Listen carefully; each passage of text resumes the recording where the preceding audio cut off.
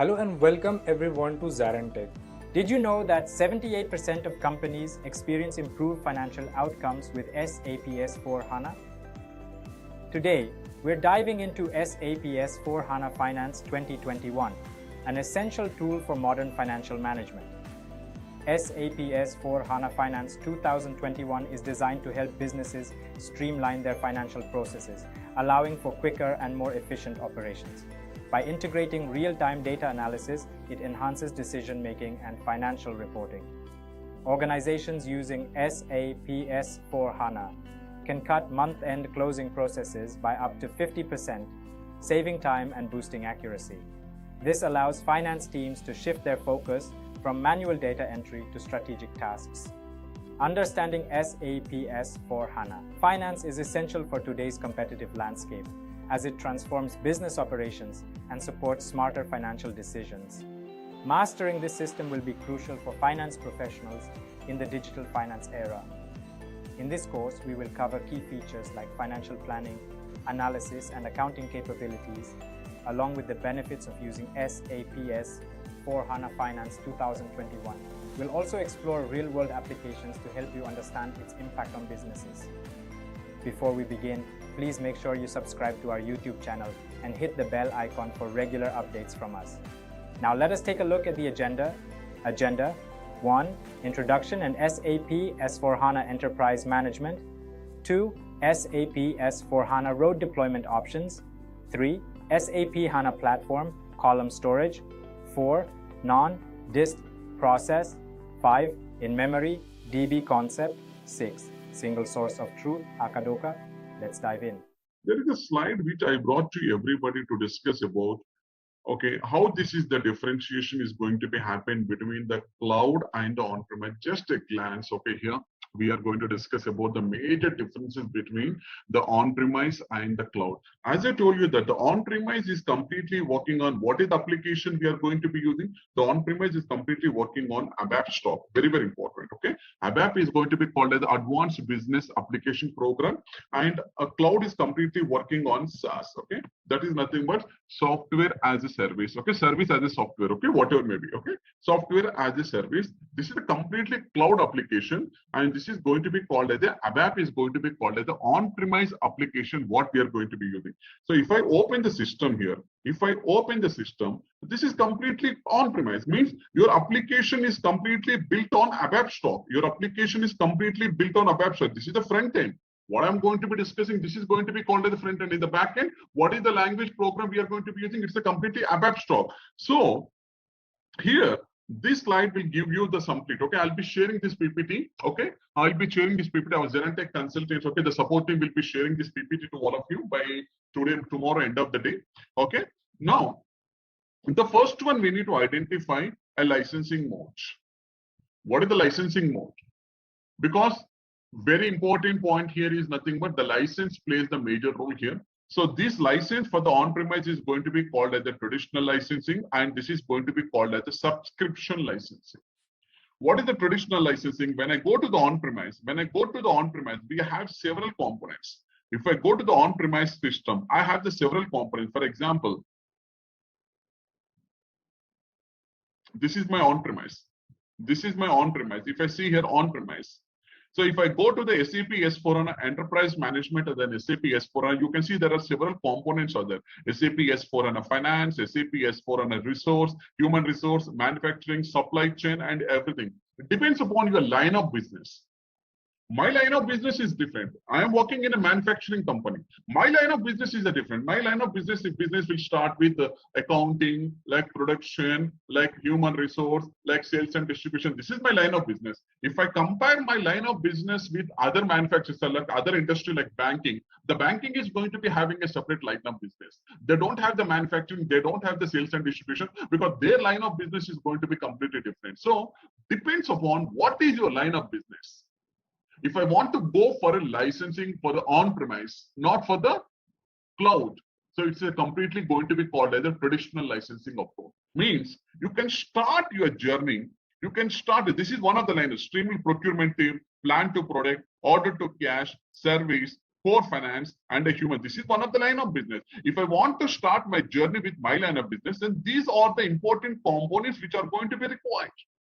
Definitely, I need a finance for the core finance. I need a human resource because my company operations are maintained with a human resource. I need a manufacturing because I'm going to do the procure to pay. Like this, 1, 2, 4, 5, 6. Okay, this is the 10 components which I want a on-premise component. So for this, you have to go for a traditional license. Traditional license is nothing but for finance, you need a separate license. For human resource, you need a separate license. For manufacturing, I need a separate license. So you are going as a traditional approach. It depends upon the nature of your line of business.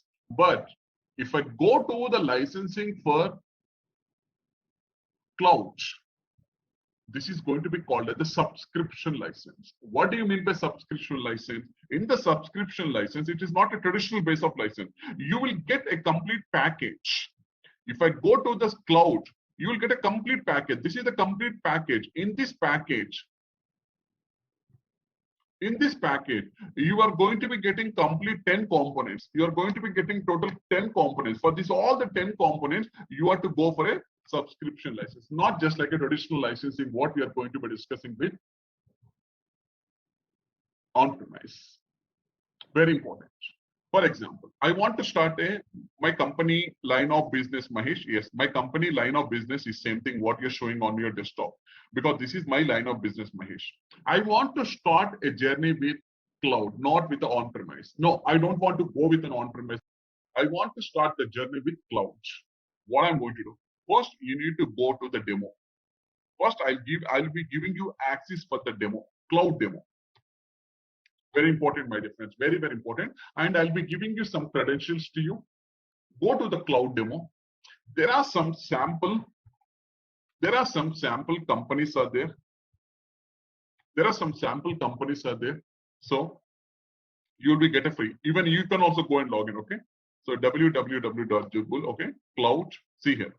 Cloud, SAP Cloud Trial. Go to the trial. So here you can see SAP HANA Cloud Trial. Go to the SAP HANA Cloud Trial. So you have to sign up for a free trial over here. This is the complete, okay, you can also do that. You will get a temporary user ID and password that will get access, okay? You can start your trial version here, and you have to provide your registration and you have to complete, and 21 days or 18 days, they will be giving you an access for the cloud. 21 days, I think, okay? 21 days, you will be having the cloud access with the username and the passwords. Very important. First, go and see the demo. Whenever you have any doubts, please reach out to us. We are going to be clarifying all the doubts. Very, very important. If it is on-premise, I will be giving you one on-premise system to you, and our consultants are going to help you out how this on-premise design is going to be happen to your company. A cloud is a complete different approach I'm going to be following, and the on-premise is completely different approach I'm going to be following. So the licensing is going to be the different for me. So cloud is completely based on the subscription licensing, where you're going to be subscribing for 4 to 5 components in one licensing, and the on-premise is going to be called as the traditional licensing. For example, I take a finance, SAP S/4HANA Finance.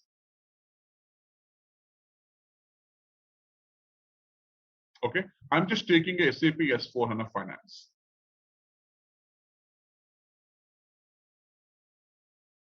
This is the complete component you want to take a license. In SAP S/4HANA Finance, again, there are 3 subcomponents are there. One is going to be called the SAP Accounting, SAP Cash Management, and SAP IBPF. All these 3 combinedly called as SAP S/4HANA Finance. SAP Accounting, SAP Cash Management, and last but not the least, we call it as the Integrated Business Planning and Consulting, IBPF. Okay. Now, I got a license for SAP S/4HANA. Again, there is a bifurcation. Do you want a license for SAP Accounting? If you go for SAP Accounting, then you cannot activate the cash management. You cannot activate the IBPF. Because you are only getting the license for SAP Accounting. In this SAP Accounting, you will have the GL. You are going to be having the GL, General Ledger, Accounts Payable, Accounts Receivable, Okay, asset accounting and control. Simple. And the material ledger. Very, very important. These are the sub-components where you are going to be receiving once you get a license for SAP accounting. But Mahesh, if I want to go for a cash accounting, like I want to have a cash accounting like cash management and liquidity forecasting, liquidity planning, I want to go for the banking with a complete interface of the banking, then you have to go for a separate licensing for the cash management. Means you are taking a license for SAP S4 finance, either you're choosing the accounting or either you're choosing the cash management or either I'm going to be choosing the IBPO. If you want all these three components, then you should have three different licenses. Very, very important, my dear friend. Very, very important licenses. Okay. So this is what exactly in finance also, again, I have the three traditional licensing approaches. It's completely built on a licensing approach where we are going to be calling it as a traditional and the subscription license. Infrastructure and the maintenance model. Customers are in control of deployment and the maintenance with their own dedicated IT stuff. Definitely 100%. The premise means your server is located at your premise and you have a full control on your server. There is no control by the SAP. There is no separate control by the SAP. Your central hub is located at your premise.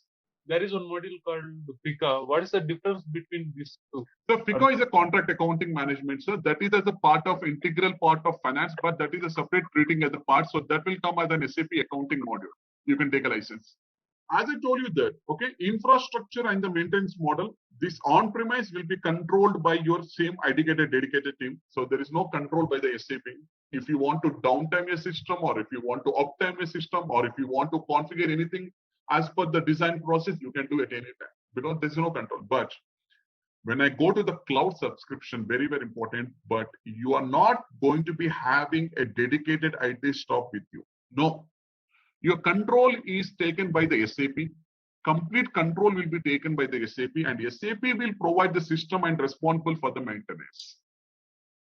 Very, very important. And this is based on the quarterly innovation cycle. You cannot do this maintenance or anything on day-to-day wise. You have to wait for the next quarterly release. As I told you in my previous classes, I told one point.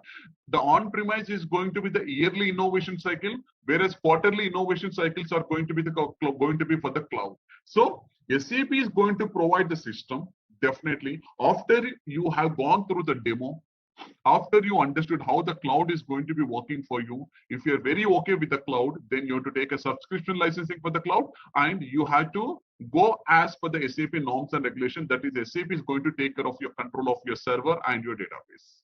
Speed of innovation. Definitely 100%. There is a lot of differences there between the cloud and there is a lot of differences there is between the on-premise. So customers have full control over the speed of innovation. Very, very important, my dear friends. And planned downtime, as I told you, changes within the system and changes of the system. Whenever I want to do the change of my landscape, whenever I want to add one more server before the production, whenever I want to downtime my system, whenever I want to upgrade my patches, whenever I want to upgrade my nodes, it's fully control on the speed of innovation.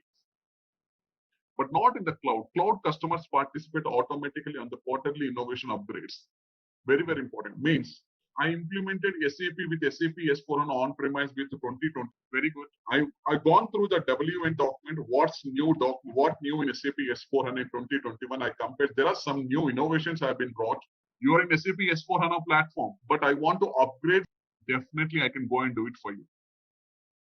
Do I need to take the license? Yes, upgrade license is required. Okay. Then you can do this upgrade at any time after you complete the period end or month end closing activities. Every month end, you're doing some closing activities. Don't do in the mid of the month. After you complete the month end closing activities, after you close the month end or period end activities, then what I will do, my basis people, they will take a weekend and they will convert your system. It's fully controlled by you. SAP will provide you the package. SAP will provide you certain notes for the upgrades and everything. You have to implement that, and your basis consultants are responsible to do this upgrade from 2020 to 2021. After that, you do the testing, proper testing. That is exactly. But when I'm working in the cloud, not. When you're working in the cloud, no, you have to wait until the quarterly innovation cycle is getting released. You have to wait until the quarterly innovation. This is not completely owned by you. This is completely owned by the SAP. Please, very, very important, my dear friends. So you have to wait until the next quarterly release is going to be coming. In that quarterly release, whatever the upgrades you want, tell that SAP is going to implement those upgrades and they will move to the quarterly cycle to another quarter cycle. That is very, very important. So you don't have any control on it. So 100% you have to wait until the next quarterly release is going to be coming. That is what exactly cloud customers participate automatically on the quarterly innovation upgrade. If I want to upgrade my version, if I want to upgrade now current quarterly, if I go to the cloud now, okay. So if you want to upgrade your quarterly innovation upgrade from 2022 Jan to 2022 means you have to wait until the May release has come. If you want to upgrade your system from May upgrade to August upgrade, no, you have to wait until the August upgrade. No, you cannot do in the mid of the May, or you cannot do in the mid of the June, you cannot do in the mid of the July. Until the SAP is going to release the quarterly upgrade, you have to wait until that, but not in the case of my on-premise. You can do it anytime. You can upgrade your system. That is based on the yearly, not quarterly.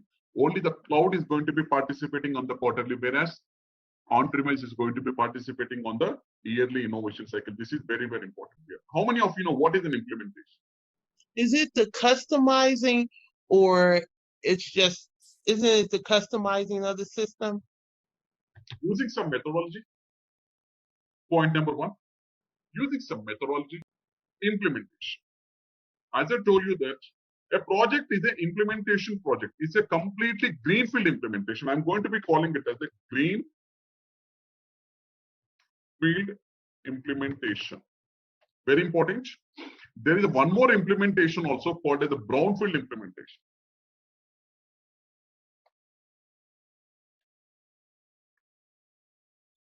Brownfield implementation. Very, very important. I'll tell you the difference between the greenfield and the brownfield. What is a greenfield? If a customer is a new customer, very, very important. Till as on date, he has not started his journey with SAP. He's a very new brand customer to me. And he wants to start the SAP. He has chosen the product in the ERP as an SAP. Now he wants to go with SAP implementation. He wants to design the day-to-day process in SAP. He's a very brand new customer. So what we are going to do?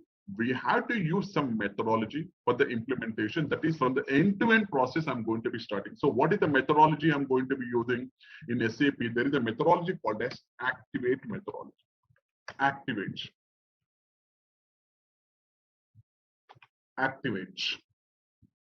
There is a methodology. I need to use the methodology called as the Activate methodology. In this Activate methodology, there are different phases out there. So if I want to start the project, first discover, prepare, explore, realize, run. Okay, so we are going to be using, these are the four to five different phases actually. So how you are going to be discovering the project? Okay, how you are going to do the billing? This is the high-end level. Prepare phase is nothing but, okay, so what is the project charter? Okay, what are your tasks and what are your activities you are going to do in this project? What is your team size and everything? What is the explore phase? Explore phase is nothing but you are going to analyze this project. If any gaps are there between the business process, I'll explain each and every point in detail. Don't worry about that, okay? So the gaps are going to be identified. You have to fill up that gap. Finally, you have to prepare a final blueprint. The blueprint has to be get accepted by the customer. They have to sign off the blueprint. Then based on the blueprint, now you have to start the realizing. You have to design the system. You have to configure the system. So once the configuration is completely, you're doing up the proper thorough testing, and finally you're going to go for the go live. This is the proper way of doing the implementation. This is the proper way of doing the implementation. If it is going to be called as the greenfield implementation, I'm starting the project from the scratch, gathering the requirements until the live. This is completely, you're designing the system. You're taking a SAP server, you're designing this SAP system as per the requirement, so that now from tomorrow onwards, the end users will posting the day-to-day transactions. Till yesterday, they are using the Oracle. Till yesterday, they are using the Oracle. Now today, they are using the SAP. Now today, they are going to be using the SAP as the system. So you have to design the system. You have to design the system. What is the what is the design process? What is the nature of the product? So if I see this particular, okay, if I see this particular run to business, that is nothing but which I shown you. Okay, what is the streamline? Procure to pay, plan to product, order to cash. Okay, and okay, that is nothing but the required service and the core finance, and which is going to be called as the human resource. If I come to the core finance example, because we are studying as the core finance.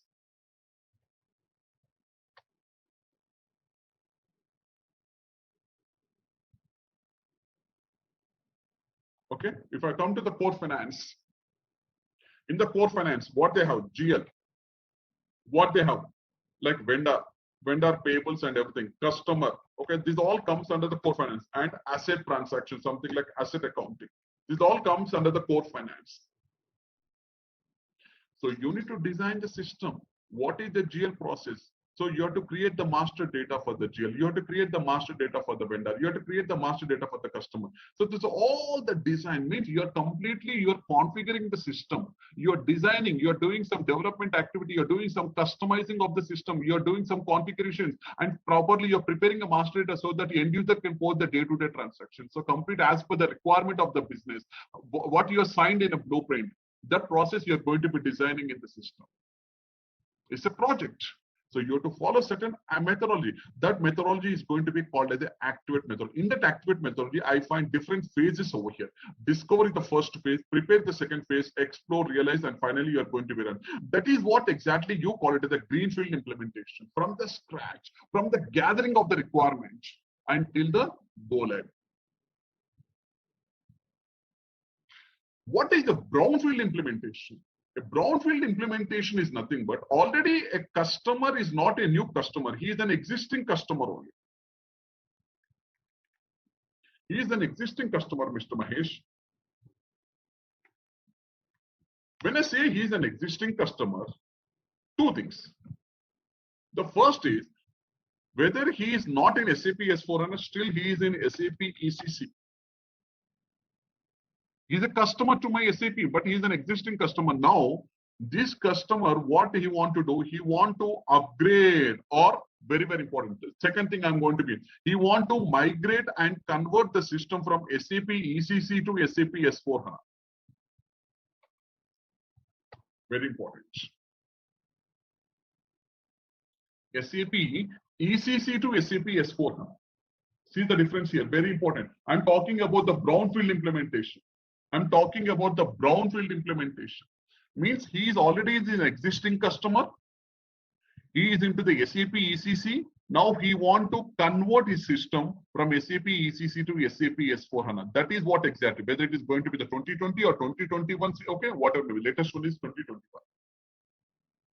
This is going to be called the conversion and the migration. That is called the brownfield implementation. Existing customer. Very, very important. I am also an existing customer. Very good. One more customer is coming now, but there is a lot of differences there here. What is the difference? In the first existing customer, when I'm talking, he's having only one instance of SAP ECC. He's having only one instance of SAP ECC, so that I'm converting the system to SAP S4HANA. Means earlier he's working on SAP ECC. Now the same server I connected to S4 106, latest one.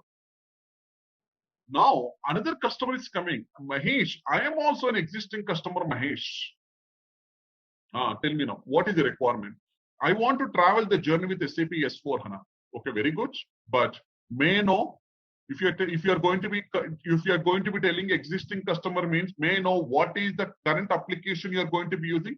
The current application, Mahesh, I am using SAP, but it is 4.7 old version.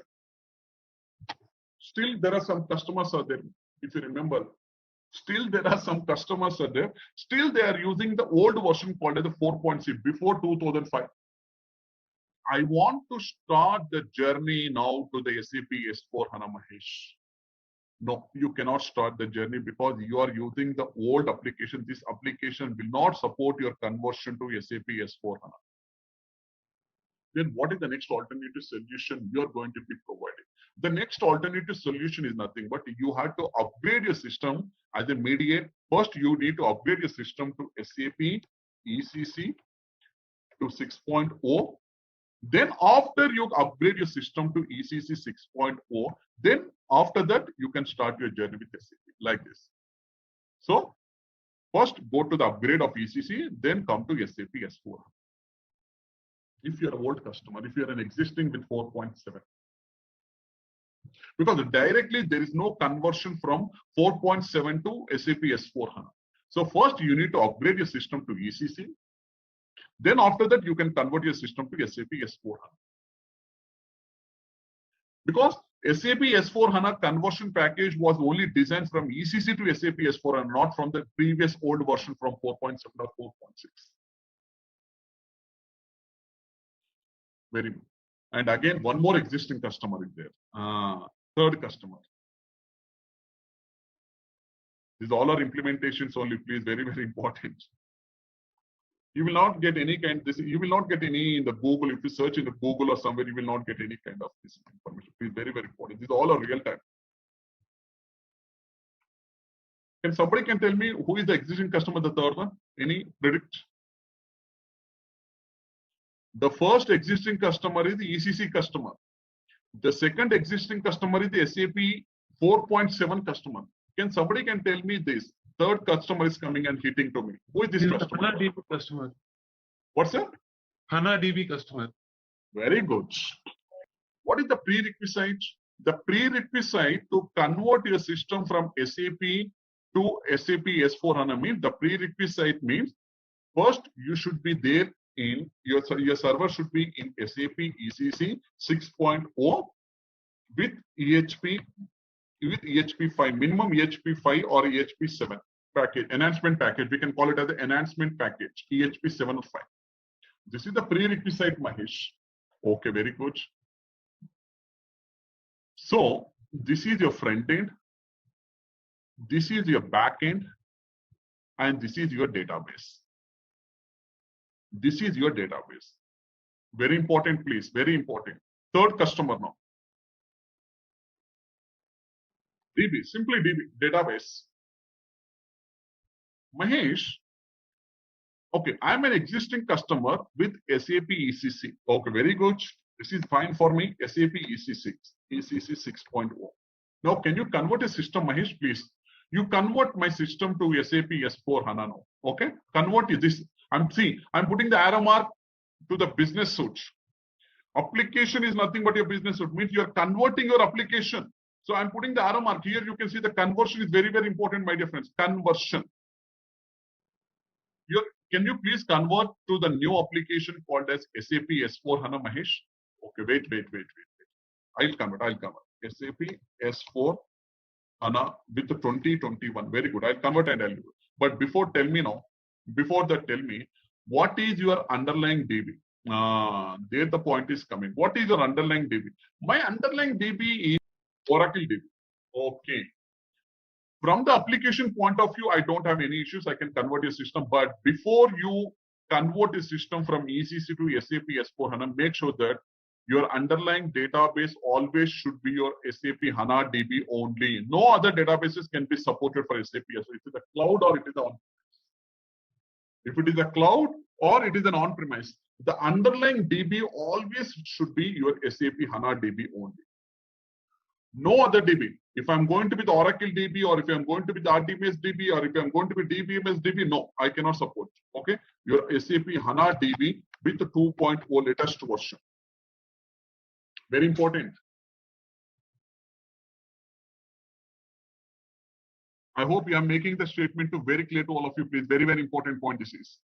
So now what I'm telling to my customers, before you do the conversion, first you need to complete this activity. Complete this activity is nothing but first you migrate the database. See, I'm using a conversion. When I use the conversion means your application is coming to the picture.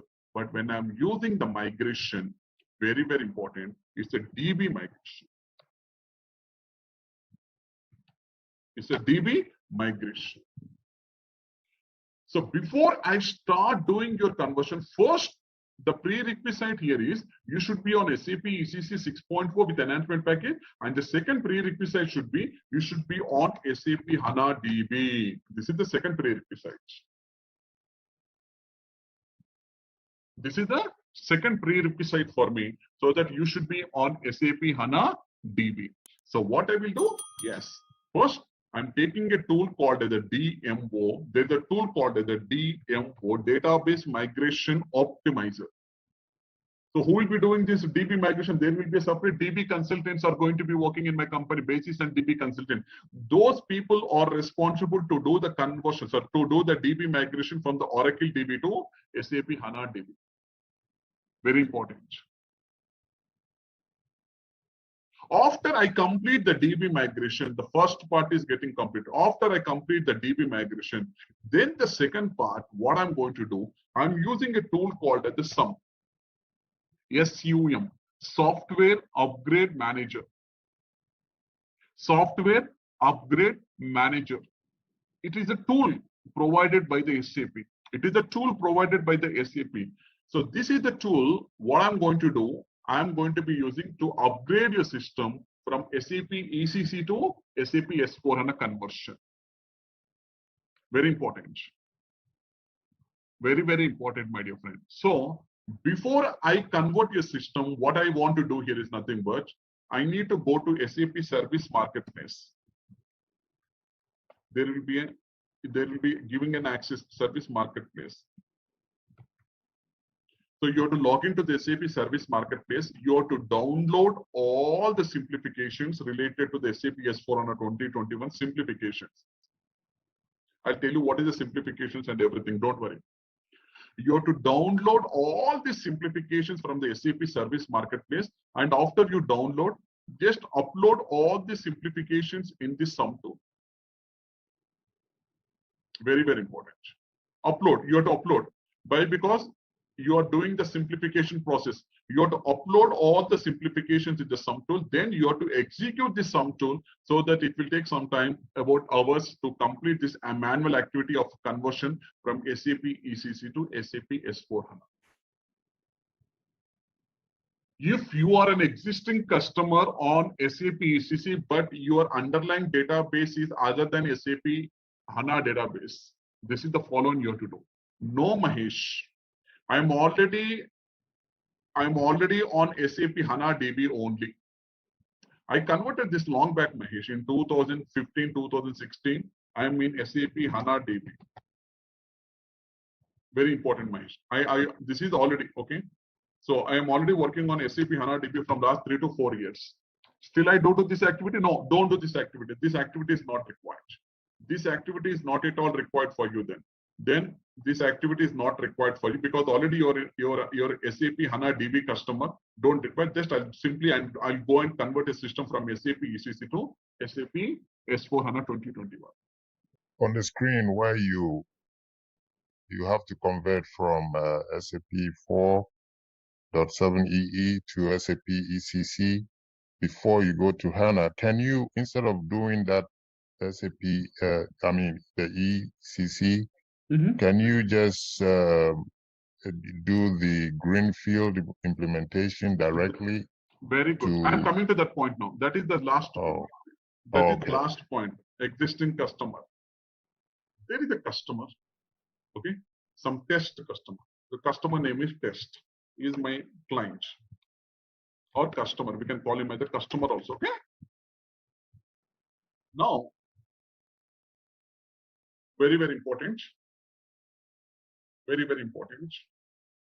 He is using the heterogeneous landscape.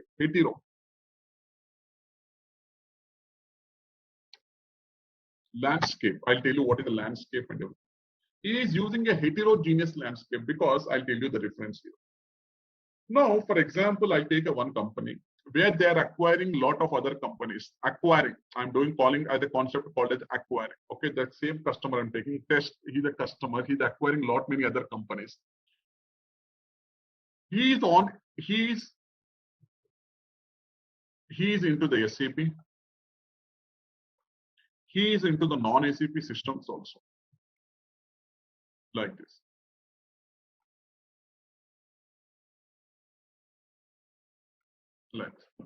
For example, I'm taking an example, please, very, very important.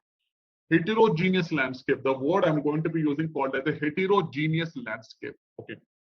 Because existing customers, still whatever the 3 customers I told, they have only one instance, whether they are into SAP ECC or they're into the SAP 4.7. But this customer, they are having a multiple systems actually. They are into the SAP, some are okay, they are into the SAP ECC.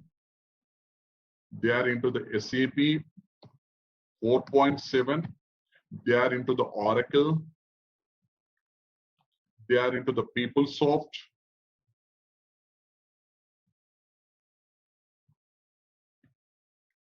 They are into the PeopleSoft. Like this, they are using different applications.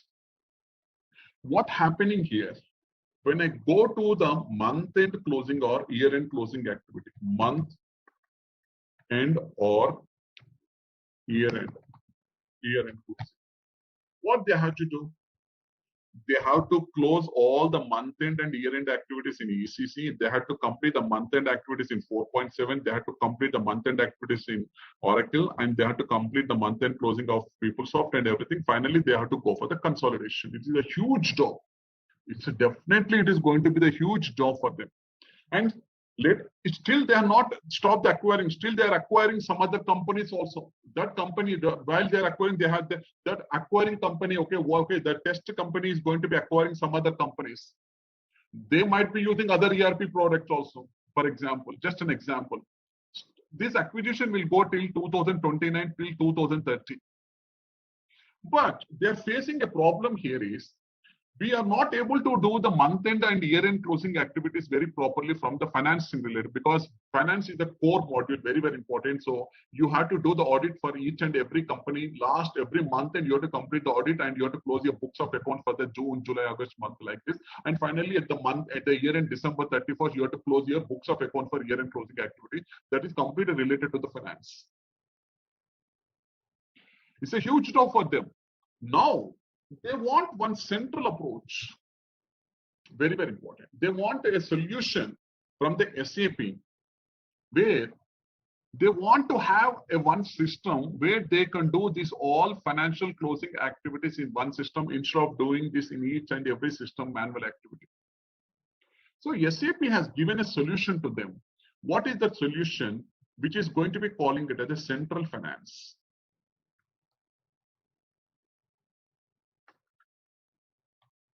Central finance, very important. Because okay, if I tell you this customer is also an existing customer, but they don't want to retire. They don't want to retire their ECC. They don't want to retire their 4.7. They don't want to retire the Oracle. They don't want to retire the PeopleSoft, because still some acquisitions are going on.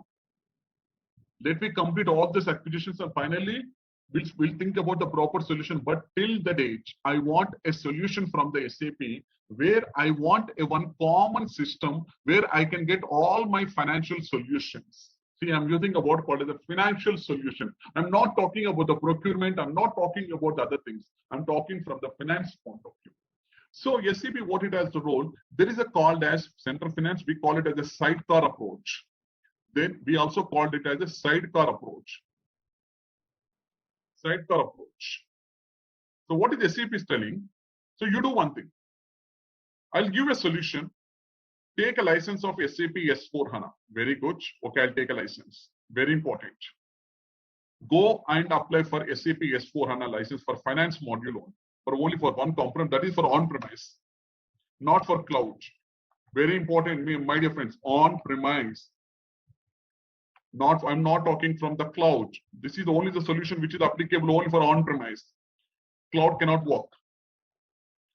So go for the SAP license for SAP S/4HANA on-premise. Very good. Okay. So you do the basic configuration.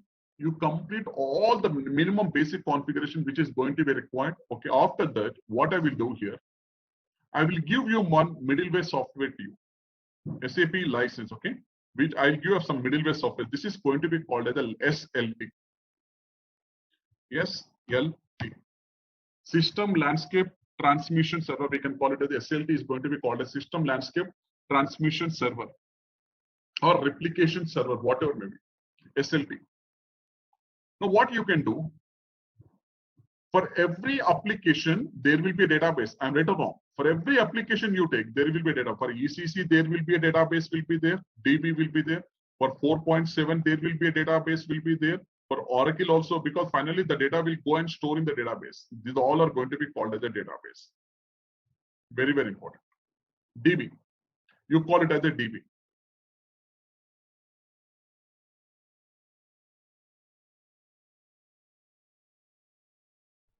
So now let me take one example, ECC. Today, you're posting a transaction in SAP ECC. What is the transaction you're posting now? For example, I'm posting one transaction called as my travel expenses account debit to cash or bank account. This is the financial entry. Very important. Very important. Okay, very good. So today, my end user, what he's doing, he's posting this transaction, Mahesh. So he's debiting one expenses account and is creating one bank account. Okay. Now what happened? Finally, that accounting entry will go and store in the database. I'm right or wrong? All my transactions will go and store where? All the transactions will go and store in the database in what form? In a table. In a table form. Very, very important. Finally, all your transactions will go and store in the database only now. So once this transaction is hitting to the database table, what I'm going to do, Mahesh, I will trigger this SLT and I'll pull the document here to the SLT automatically. I'll pull the document here. This SLT, what it will do, it will validate the document. It will validate these two line items, debit and credit line items. And through the accounting interface, Mahesh, what I will do, I will push the transaction to your SAP S/4HANA on-premise system. Very important. See here. Very, very important. And in SAP S/4HANA, what it will do all the error corrections and error processing, everything. And what it will do, and if it validate the document, it will validate, and finally what it will do, it will push the document to SAP HANA DB. So here, this is DB. Here also there should be a DB. This is separate. So what I will do, I'll push the document to SAP HANA DB. Then the document will be get created here. Same document will be get created here. The document you posted in SAP ECC, I'm triggering the document. I will validate the document, and through the accounting interface, I'll push the document to the SAP S/4HANA. SAP S/4HANA will validate, and it will create a document in SAP HANA. Means there will be a document will be created in your SAP, and the same document also created. The same transaction is also replicated to my SAP HANA, and it will create a document here. Same thing. I will do the same approach for SAP 4.7. I'll do the same approach for Oracle. I'll do the same approach for your PeopleSoft. Very important. So on a day-to-day basis, whatever the transactions you are making in these four instances, in the four different instances, my SLT will trigger. Once the document posted, my SLT will trigger automatically. It will validate and it will push and it will make sure that the document is getting posted in SAP S/4HANA. So now in a day, today is going to be the 28th. For example, today is going to be the 06/28 or 27 according to CST. Still we are in 27 only. In India, okay, in Asia, it's the 28th day today. So if I take a 28, how many transactions you have posted in all the four instances? There are 1,000 transactions are posted today. Example, just an example. 1,000 transactions. These all the 1,000 transactions I can see here in SAP S/4HANA. Because automatically the SLT is going to be triggering and I can see the transactions are getting updated in my SAP S/4HANA. All the financial transactions, I'm talking only from the finance point of view only. So tomorrow, at any month-end closing activity or year-end closing activity, don't do all this month-end and year-end closing activity in each system because all your financial transactions are replicated and posted in SAP S/4. So you can use this central system. Your SAP S/4HANA system, to closing of activities for the month-end and year-end closing activity. This is the central approach which I'm going to be providing you as a central finance for you. Very important. Very important. So Instead of doing all your financial activities as a closing activities, don't do that activity here, because already your transactions have been replicated. Now all your transactions are available in my SAP HANA DB. Now you can do your month-end and year-end closing activities in SAP S4HANA system instead of doing in this each and every instance separately. This is the central finance system which I am going to be providing you as a solution for your central audit reporting purpose. So, as you said, the example of travel and travel expenses. So, for all the systems, there, how that SLT will consolidate the data? Is it the GL level or how? Because maybe there are different GL numbers. So there will be, I'm doing the mapping, sir. Here, there will be mapping scenarios are going to be building here. Okay, very good question, sir. The mapping, I need to do the mapping, sir. So, for example, I'll tell you one example, sir. I'll tell you one example. Now, when I'm coming as a travel expenses, sir, there will be a GL account will be there, sir. GL account will be there. Okay. Yeah. This GL account should map here. There will be a mapping fields are going to be segregating. The GL account should map here with the same GL account here. Once the mapping is completed, then this SLT will trigger an accounting interface. This is called as accounting interface. So once this accounting interface will trigger, that mapping sheet will go to the SAP S4HANA, and in SAP S4HANA, it will validate the document and will post the document to the SAP database. Okay. Same, it will be from Oracle also. It will everything. In the Oracle, what I'm going to do, in the Oracle, I'm using called as the staging the data. We call it common staging. Staging the data. Why? Because Oracle application is different, no sir. Oracle application is different and the ECC application, these two are same, but these two are different. So I need to go for the staging of the data in this cell. Because if I see, sir, in SAP S4HANA, in SAP ECC, in the 4.7, the tables are going to be the same only, sir. The field structure tables are going to be the same. But if you come to the Oracle and PeopleSoft, table structure is different and my SAP S4HANA table structure is different. So I need to do the staging of the data for these two systems. Okay. Now, is it a permanent solution? No, it is not a permanent solution, my dear friend. So what I will do here, slowly what I will do here, I will do the release strategies, release. First, yes, this is going very good now. So first, I will implement this all SAP ECC solutions into the SAP S4HANA. It's a separate project. I'll go release by release, release by release. First release, I will convert your system, means I'll bring all your SAP ECC level, very, very important. I'm going to do that configuration here in SAP S4HANA. Whatever the activities you are doing in SAP ECC, the same master data and the transaction data I develop in the SAP ECC to the SAP S4HANA. And finally, what I will do, I will close the system. Because all your solutions have been brought in SAP S4HANA. Second, in the second release, the same activity I will do it for the 4.7. Third release, the same activity I'll do for the Oracle.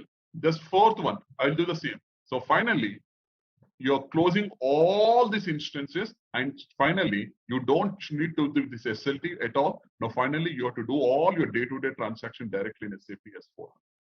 I mean, when we talk about central finance, right? The CFIN module of S4, right?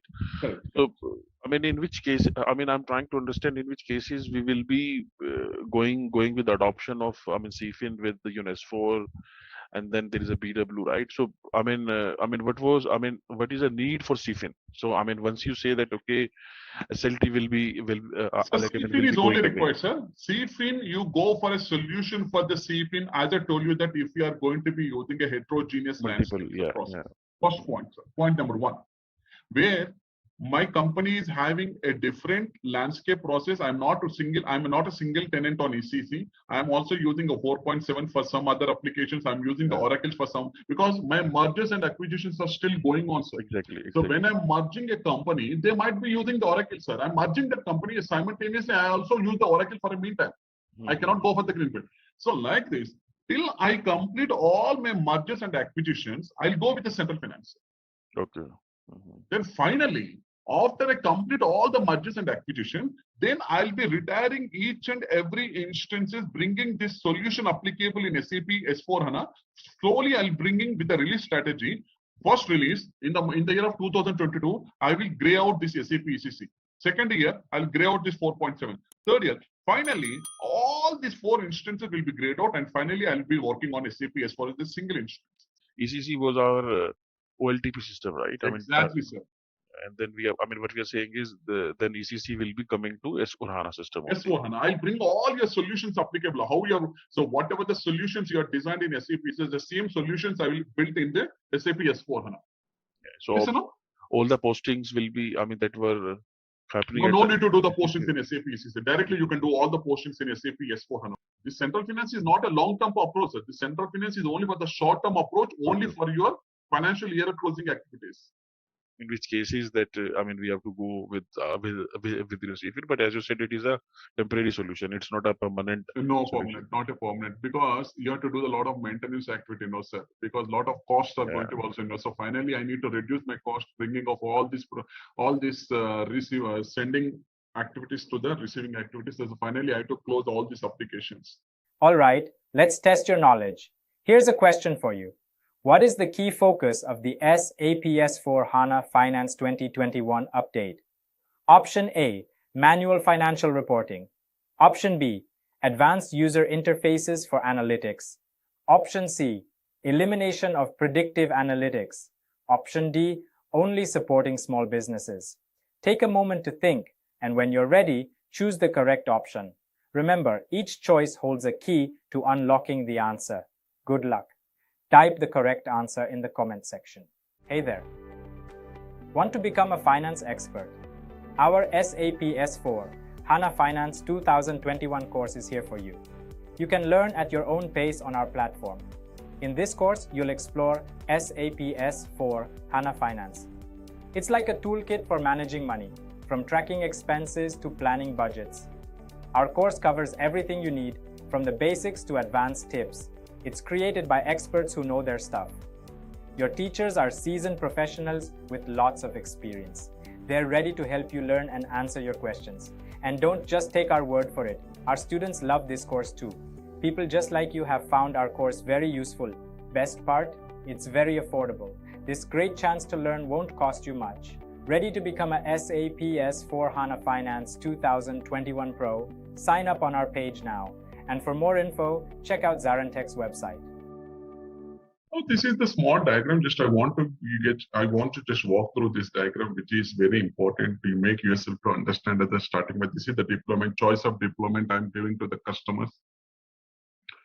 If a customer is the starting point here, where he is a new customer, okay, he haven't started any journey with SAP, so he is having an option whether he can go with on-premise, which is a new installation, or he can go with the cloud also up to running with the best practices in 2 days. Okay, 2 days the implementation will be get completed. He has to choose the sample company and he has to go for the cloud. If the customer is interested to work on both cloud and on-premise, some components of I want to work with the cloud and some components I want to start the journey with on-premise, that we are going to be calling it as a hybrid mode, completely hybrid mode. This is when I'm giving a choice to the customer if he is going to be the new customer. Now, there is a second point customer, SAP business suite on any database. As I told you that he's already an existing customer to my company. He's already an existing customer to my company. Okay, he's an ECC customer, but he's not into SAP HANA DB. He is into with any other DB. So for this customer, any DB, for this customer, you can convert your system from SAP ECC to SAP S4HANA. Before that, what I told yesterday, as a starting point, you have to migrate your database from the Oracle or RDBMS or DBMS database. You have to migrate the database. Then only I can convert your SAP ECC to SAP S4HANA. So when a starting point B customer, when I'm taking as an SAP business suite on any DB customer, what is going to be here? On-premise, when he is choosing an option to go for an on-premise, upgrade to the latest EHP. As I told you that yesterday also I told that yes, you are in EHP. Means you are an existing customer. You are in SAP ECC. Okay, you are in SAP ECC. I understood that. Okay, very important point. You are in SAP ECC 6.0. I got it. But are you in latest one? EHP 5 is a EHP 5 or EHP 7. So I need to go and check. You are in ESC 6, ECC 6 point, yes, but what is the latest enhancement package you are using? Is it a 5 or 7? If it is below, I cannot support. I cannot do the system conversion. Why? Because there are some prerequisites I need to follow. If the enhancement package is less than 5, you have to upgrade your system to the latest enhancement package. Then only I can convert your system from ECC to SAP S4HANA.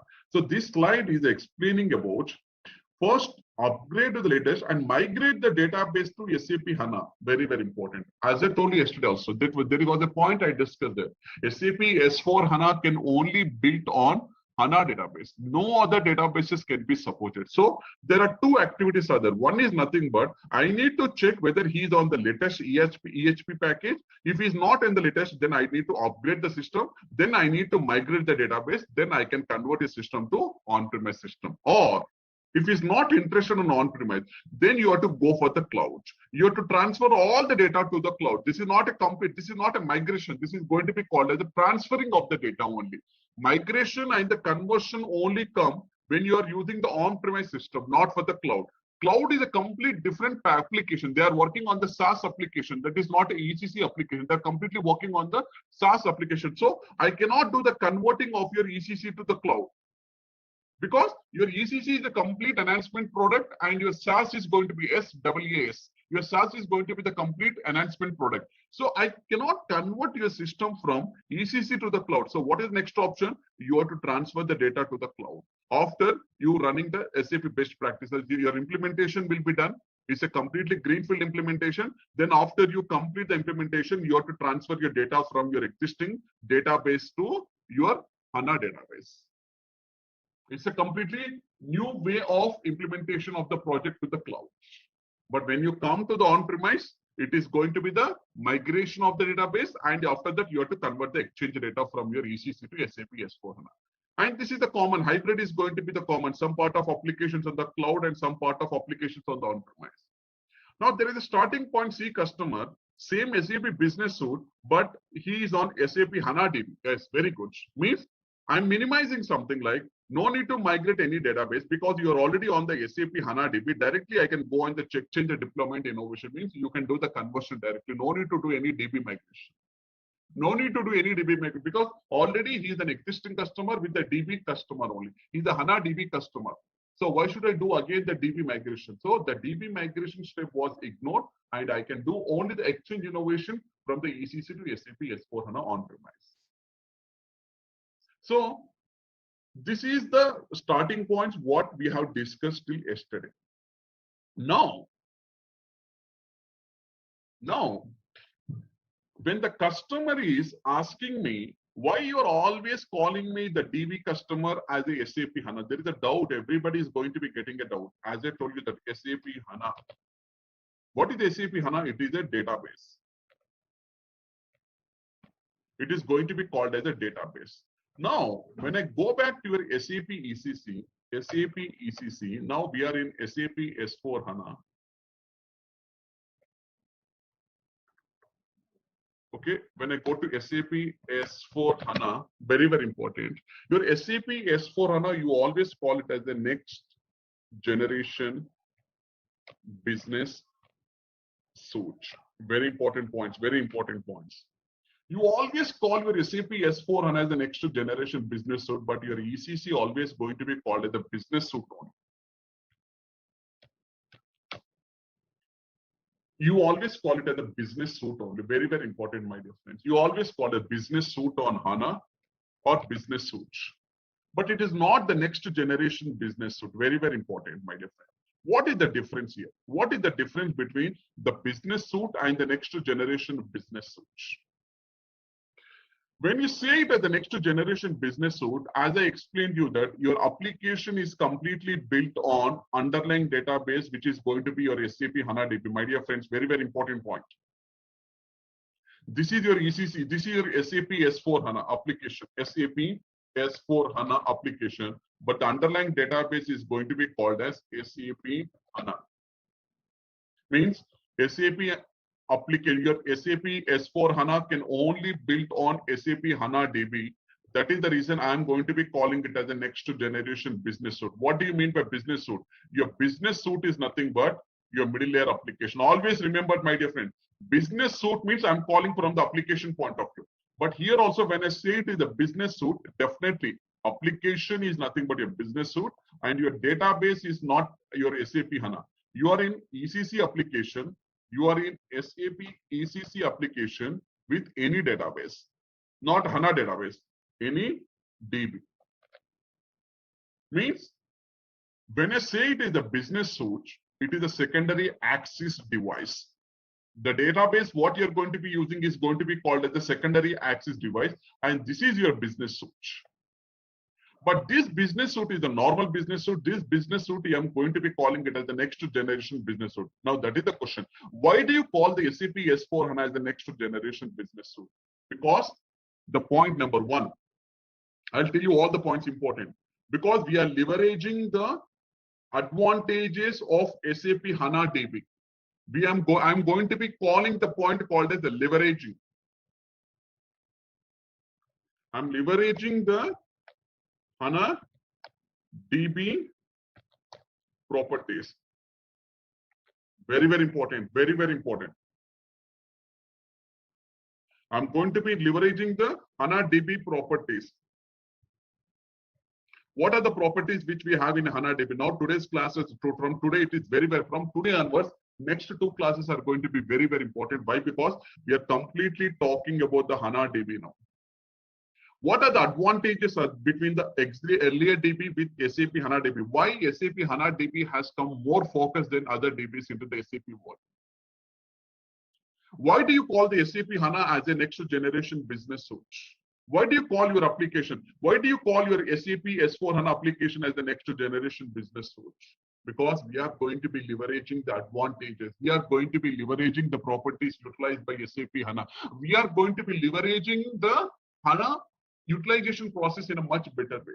How it is going to be done? Today we are going to be discussing the point number one. The point number one, application optimization. All of you, please make a note of this. Application optimization.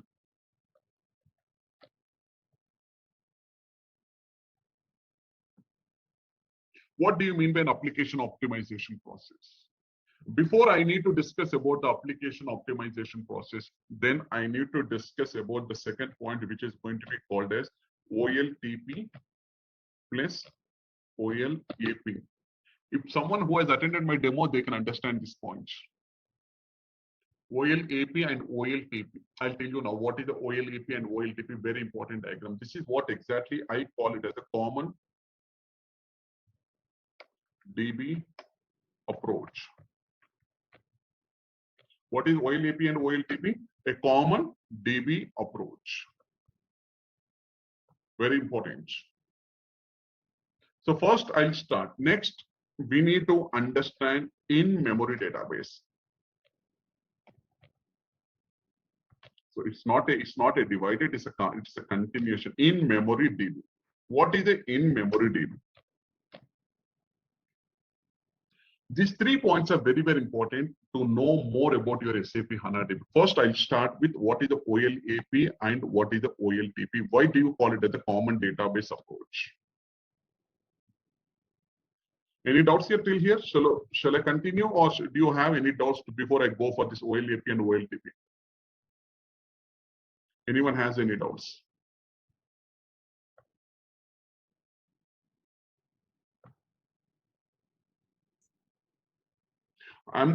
Okay. Why do you call the SAP HANA, SAP S4 HANA as the next generation? This is the question I'm going to be getting. Why do you call it as a digital core? The second question is nothing but digital core. Digital core application. Why do you call it as a digital core application? Okay, we are going to discuss in the previous class. Okay. Now first I'll go to the OLTP and I'll go to the OLAP. Okay.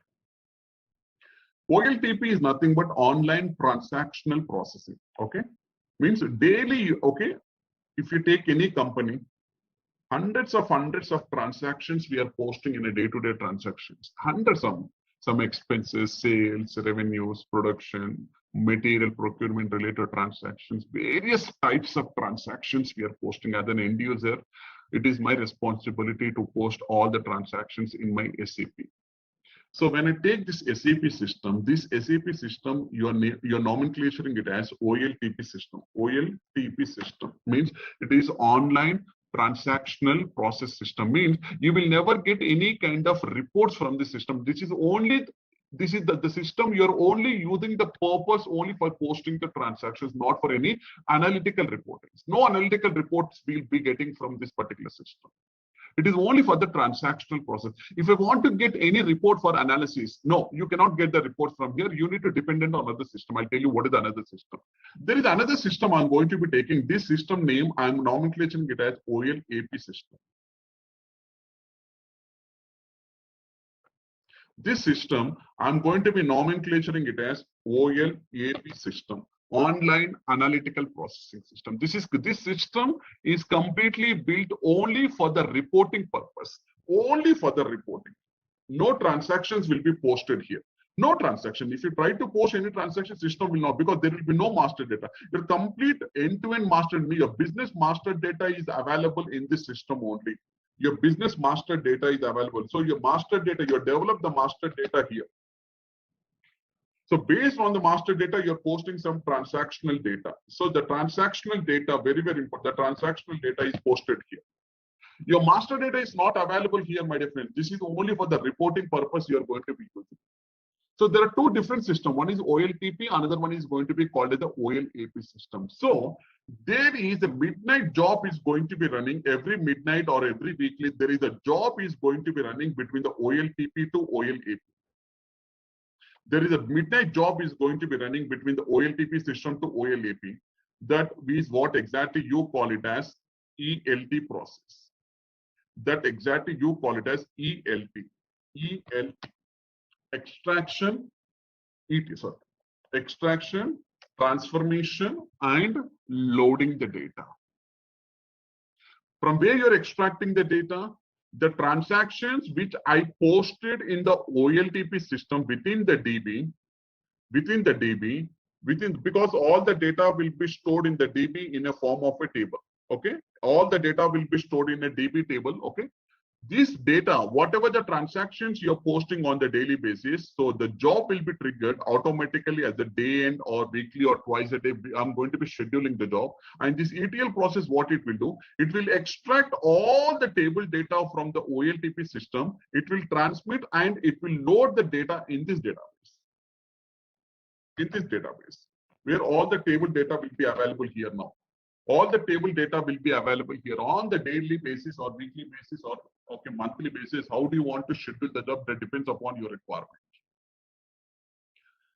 So when my management is asking me, hey Mahesh, can I get a report from the OLTP system? No, I cannot provide any report from the OLTP system. If the report is on for the analytical purpose, if the report is for analytical purpose, if you're expecting about 1 year data or 2 year data, I can't get the report from the OLTP system. Because OLTP system is only built for transaction process only. Because there will be only one type of data is available. That data is going to be called as the transactional data. Very important, my dear friends, very important. What type of data you're expecting? Only transactional data is going to be available. Now, if I want an analytical report for my decision making, then how do I get that?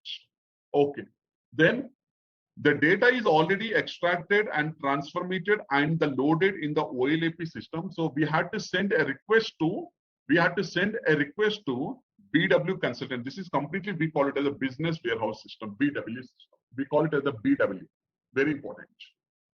So we had to send a request to the BW consultant, and you have to give the requirement to them. And then what the BW consultants are going to do, they're going to write a logic to extract the data from the underlying database tables. And then finally, what they are going to do, they will develop the report and they will get back to you. This is the report. This will take completely up to 1 day. Minimum to minimum 6 hours it will take. It is not on ad hoc basis. Very, very important. It is not spontaneous that when you ask, they will give the report. No, it is not like that. So they will get the requirement from you, what type of data you want, from which customers, from which date to which date, what is the product data. They'll collect all the gather the requirement and they will develop the report in the BW system. That report is going to be called as your analytical report. That report you will get only after the 6 hours, minimum 6 hours, not as an ad hoc basis. Please, very, very important. And that report you will get it from the OLAP system. This system you are completely built only for the analytical reporting purpose. So now, when I see this architecture earlier, this is the traditional architecture which I am going to be using before my SAP HANA database has come into the picture. This is the traditional architecture which I am going to be using. So how many types of data? So to improve the speed, SAP in 2008 or not, they have brought some accelerators. They introduced some BW accelerator. We call it as the BW accelerators. Many customers are telling me that 6 hours is a very huge time for us. Okay, we need to get the reports within a time of span. Means they brought some accelerators. This after introducing this accelerator, at least the 6 hours have been brought down to 4 hours. At least 4 hours, not less than this. 4 hours. After I introduce the accelerators, means you are going to be getting the reports of the 4 hours, which is completely, I can call it as a post-mortem report, 100%, definitely, which is no way used for me. If I want any ad hoc basis, if I want a report very spontaneous, within the fraction of minutes, I want the report. No, you will not get any report like in a fraction because the data volume is very high. You are expecting the data for 1 year. 1 year means it is more than 250 GB to 300 GB. Example, I'm just giving an example. The data I will not get it from the OLTP. You have to believe on the OLTP system. They will get it they will write a logic and they'll get to extract the data from the tables and they will give the report within the 4 hours. Means transactional data plus acceleration data plus analytical data. Means 3 types of data are introduced. 3 types of data are involved to get the report back to you. Your transactional data is going to be happened in one system. Your analytical acceleration and analytical data is going to be happened in one system. Very important, please, very, very important. Your transactional data you will be getting, because without the transactional data, I cannot develop the report in the BW. Where the transactional data is available, the transactional data is available in the OLTP. I'm going to be running the ETL. The ETL, what it will extract the data, it will transform and it will load the data into the BW and they're going to be doing the acceleration. Once I complete the acceleration, then I'm going to be giving the analytical data to you. So 3 types of data are going to be involved to get the report back to you. Means earlier, till 2011, you believe or not, till 2011, there is no common database approach.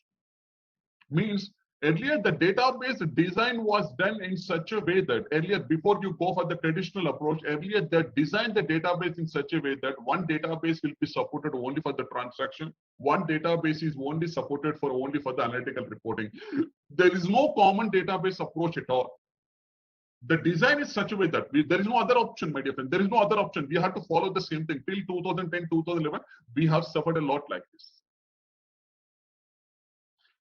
So now what has SAP is done in SAP 2011 when the SAP has brought the SAP HANA DB into the picture. So it has now it is telling to all the existing customers, I'm bringing you only one common database for you, all of you. Means these 2 databases I'm going to be combining into one database. That approach, I'm going to be calling it as a common database approach. That solution you can achieve only with SAP HANA DB, where your both OLTP plus OLAP will be combined in one database system. Very, very important. Means earlier, what is the design process you're going to be following? Earlier, the design process is nothing but 1 DB I'm using for the transaction and another DB I'm going to be using for the analytical. Now I'm combining both your online transactional processing and the online analytical reporting into one database.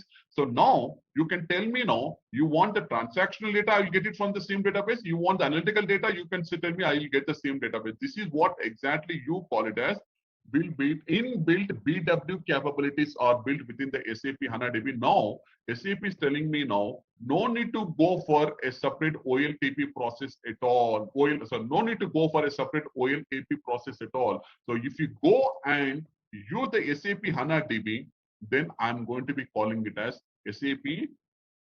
Then I'm going to be calling it as SAP Business Suite powered by SAP HANA. Now what I'm going to do? Now my SAP ECC application.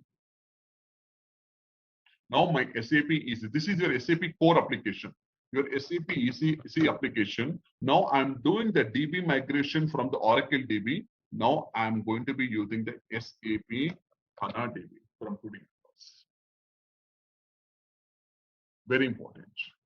Very, very important point this is. So this is the common understanding where we are going to be using as a process of OLAP and OLTP here. So there is a diagram. I just brought it for your understanding. I'm going to share all the slides with you, all of you, don't worry. So online transactional processing and online analytical processing, you're separate. Earlier you're separating the data. The transactional data is separated, your analysis data and your acceleration process is going to be separated. But now, when I go this to the SAP HANA database, one automatic copy of the data for both analysis and everything will be available from the SAP in-memory database. I'll talk to you what is the in-memory in the next classes. We are going to be talking about what is the in-memory, how it is going to be done. I'm going to discuss the database system. So there is a database I'm going to be giving you. That database is going to be called as the SAP HANA DB. So what are the advantages you're going to be getting? Earlier, you are getting 3 copies of data in different data models. Now today, what I'm going to be doing, I'm eliminate unnecessary complexity and the latency, less hardware to manage. Definitely, my dear friends, what is the less hardware to manage? From today onwards, I don't want this BW system at all. I don't want the BW system at all. Okay, you can remove the BW system from today onwards because I brought all your BW capabilities within the SAP HANA DB only. So your BW capabilities are inbuilt here. Your BW capabilities. Your BW capabilities are inbuilt within the SAP HANA DB. Then why do I require a separate hardware to manage for the BW? I don't want the BW landscape at all from today onwards. Definitely. That you are going to be getting all the BW caps. So less hardware to manage. And what is the third one? Accelerate through the innovation and the simplification. What do you mean by acceleration through innovation and the simplification? What do you mean by acceleration is nothing but a speed. Acceleration is nothing but a speed. If I go to the SAP HANA DB, I have done lot of simplifications. At what level you have done the simplification? The simplifications have been done at a table level. My dear friends, all your tables have been removed now. All your index tables and the aggregate table. There are a lot many tables are there in SAP S4 HANA. Sorry, from SAP ECC to SAP. These all the tables have been removed. Now I'm going to be giving you one single common database table where you're going to be get all the data from that table. Means all your index tables and the appendix tables have been completely removed from the SAP HANA from today onwards. Means I'm going to be minimizing, I'm going to be giving a new innovation database approach by simplifying your database. The thousands of tables you are going to be referring till yesterday. If I want a data from your transactional, if I want to get a data from the thousands of tables has to be get compiled to get the data. Now I have done the simplification. In this simplification process, all your index and appendix tables are completely removed. Your aggregate tables and the index tables are completely removed. Now you will find only one common database table. That database table, you are going to be calling it as a DB table from today onwards. Because very important point we are going to be discussing, the DB concept wise. So that is the concept I am going to be calling it as the simplification. Simplification not in the process wise. Who are you to do the simplification? Okay, because every company has its own process. Every company, you have to implement the same process in your SAP, but you cannot simplify the process, but at least you can do the simplification from the table level, from the architectural level, from the database table point of view, you can do the simplification. Means unwanted tables I'm going to be removing and I'm going to be remain with only single database tables in the HANA DB so that you will get all the data from this particular database. That is what exactly the innovation and the simplification. Most of the people will think the simplification is nothing but they have done the simplification from the process wise. No, I have not done any process by simplification. I have done the simplification from the DB point of view. So when I say it is the DB point of view, unwanted tables have been removed now in SAP S/4HANA from the SAP HANA DB point of view. Only the remaining tables are going to be called as the DB tables. Those are going to be called as DB tables. I'll explain the concept. I'm going to be explaining the concept now. So how it is going to be done? Okay, see here. Very important.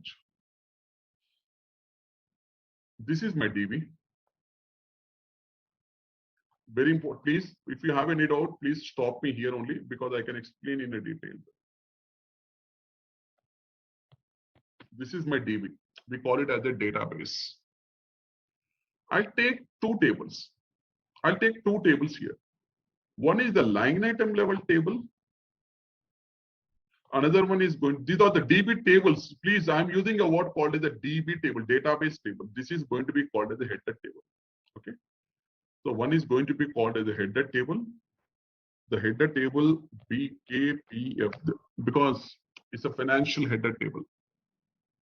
When I'm posting any transaction, like when I'm posting some travel expenses or salaries, okay, document will be get created. A document is having the header data and the line item level, which account you are debiting, which account you are going to be creating. That is the line item, debit line item and the credit line item. On the top of it, we will have the header information. When the document created, okay, who has created, for which company code it has get created, that all the information will be available in the header table.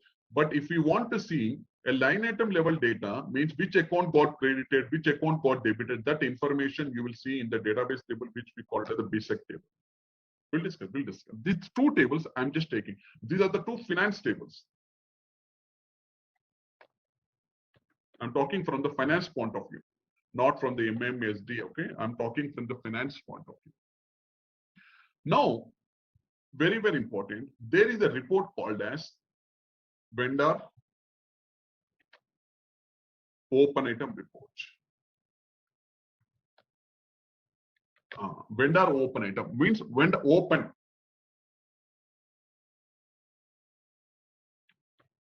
Vendor open item report. Mahesh, can you pull the vendor open item report? Can you please let me know what are all the balances? Means how much we have to pay to the vendors. That is open item. Open item is nothing but outstandings. We can call it as an outstanding. Which what is the liability? How much I need to pay to the vendor? So can you please get the report and please can you display the report to me? Yes, very good.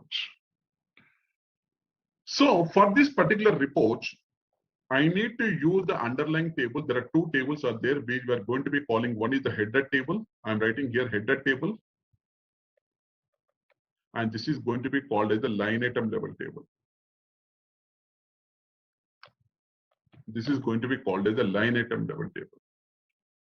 Very important point. On this header, you will find the application. This is the application. On the database, you will find the application. This is application. Very important. On the top of your database, there will be application. In the application, you will find some aggregate tables and the index tables. These are the aggregation tables.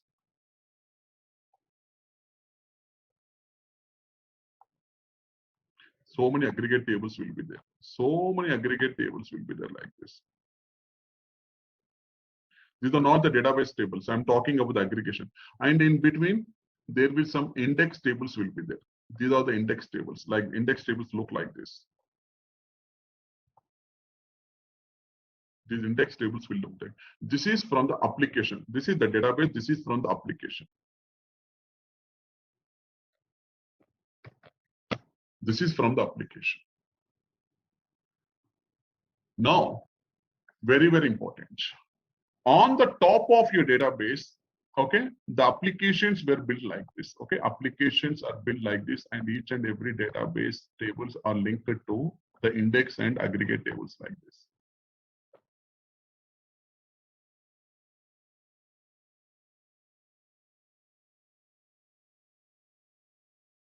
Yes. So these are going to be called as aggregate tables, AG, okay, AT, aggregate tables, and these are going to be called as index tables, IT. These are going to be called as index tables. Very important, okay? I'll explain the logic in a very detailed way. I'm going to be explaining the logic, okay? For example, I take a one open item, okay, open item, vendor open item. Vendor open item means your vendor account will become the credit, and some expenses accounts or some raw material account or some accounts will go to the credit, debit. When I say to the credit, your liability for making the payment vendor is $100 USD. $100 USD is an open item amount. Mahesh, you have to clear this amount to the vendor. The total outstanding is $100 USD. I want this report. How do you get this report? How much I need to pay to the vendor? I want these balances from the SAP. Very important. So when you posted this transaction in SAP, when you posted these transactions in SAP, very, very important. This transaction will go and store in two different tables. One is the header table. Please, very, very important. BKPF. Another one is BSAD tables. For everything, for vendors, same tables. For GL, it is the same table. And for customer, it is going to be the same table. Very, very important, my dear friends. For vendor, it is the same table. For GL, it is going to be the same table. For customer also, it is going to be the same table. Same table. BKPF is the header table, and the BSAD is going to be called as the line item level table. What about asset accounting and controlling data? Where controlling data and asset accounting data, there is a different data structure. Okay. Controlling and asset accounting. Controlling, they have the separate data structure. Controlling will be having the COBK as a header table and COEP as a line item level table for controlling. Whereas your asset accounting will have the ANEK is the header table, ANEP, ANLC, ANE, these all are going to be called as the line item level tables for asset accounting. Okay, thanks. The data structure is different. GL data structure is different.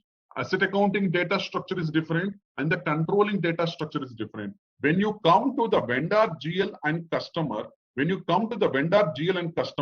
we have the same data structure. We are going to be using the BKPF and the BSAD tables. So these are only two tables for both vendor, customer, and the GL.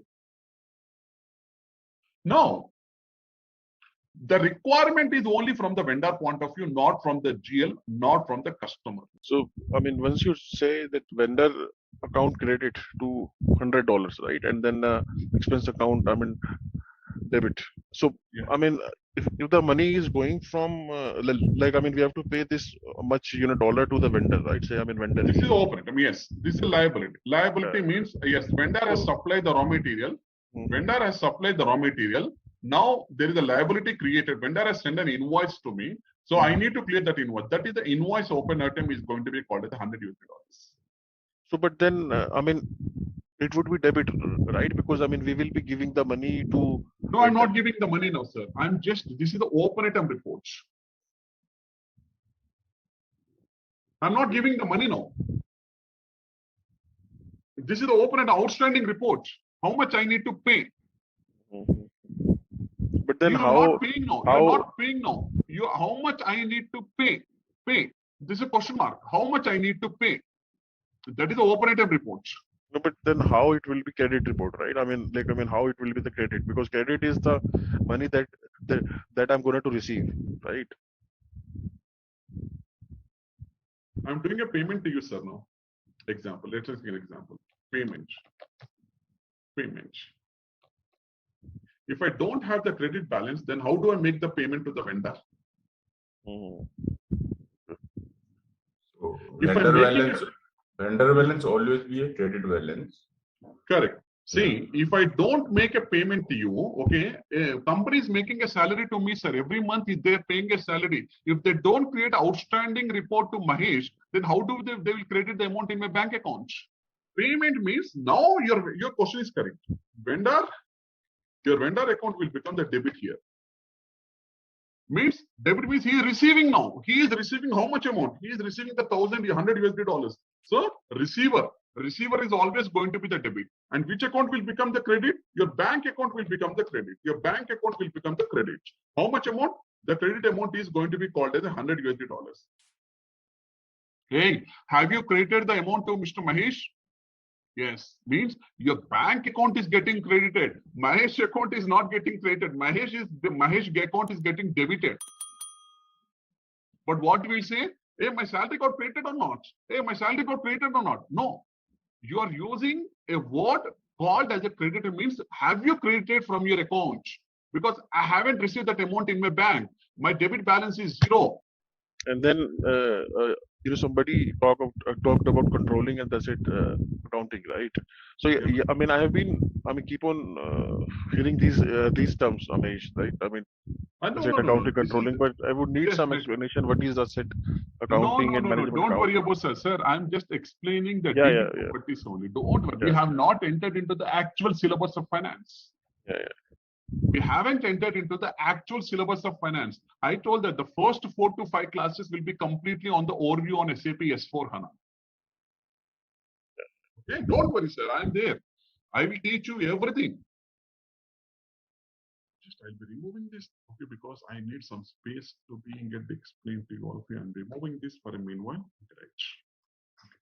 So I'll remove this vendor item also because already I written here. I already written here, so I don't want that vendor also. Okay, right.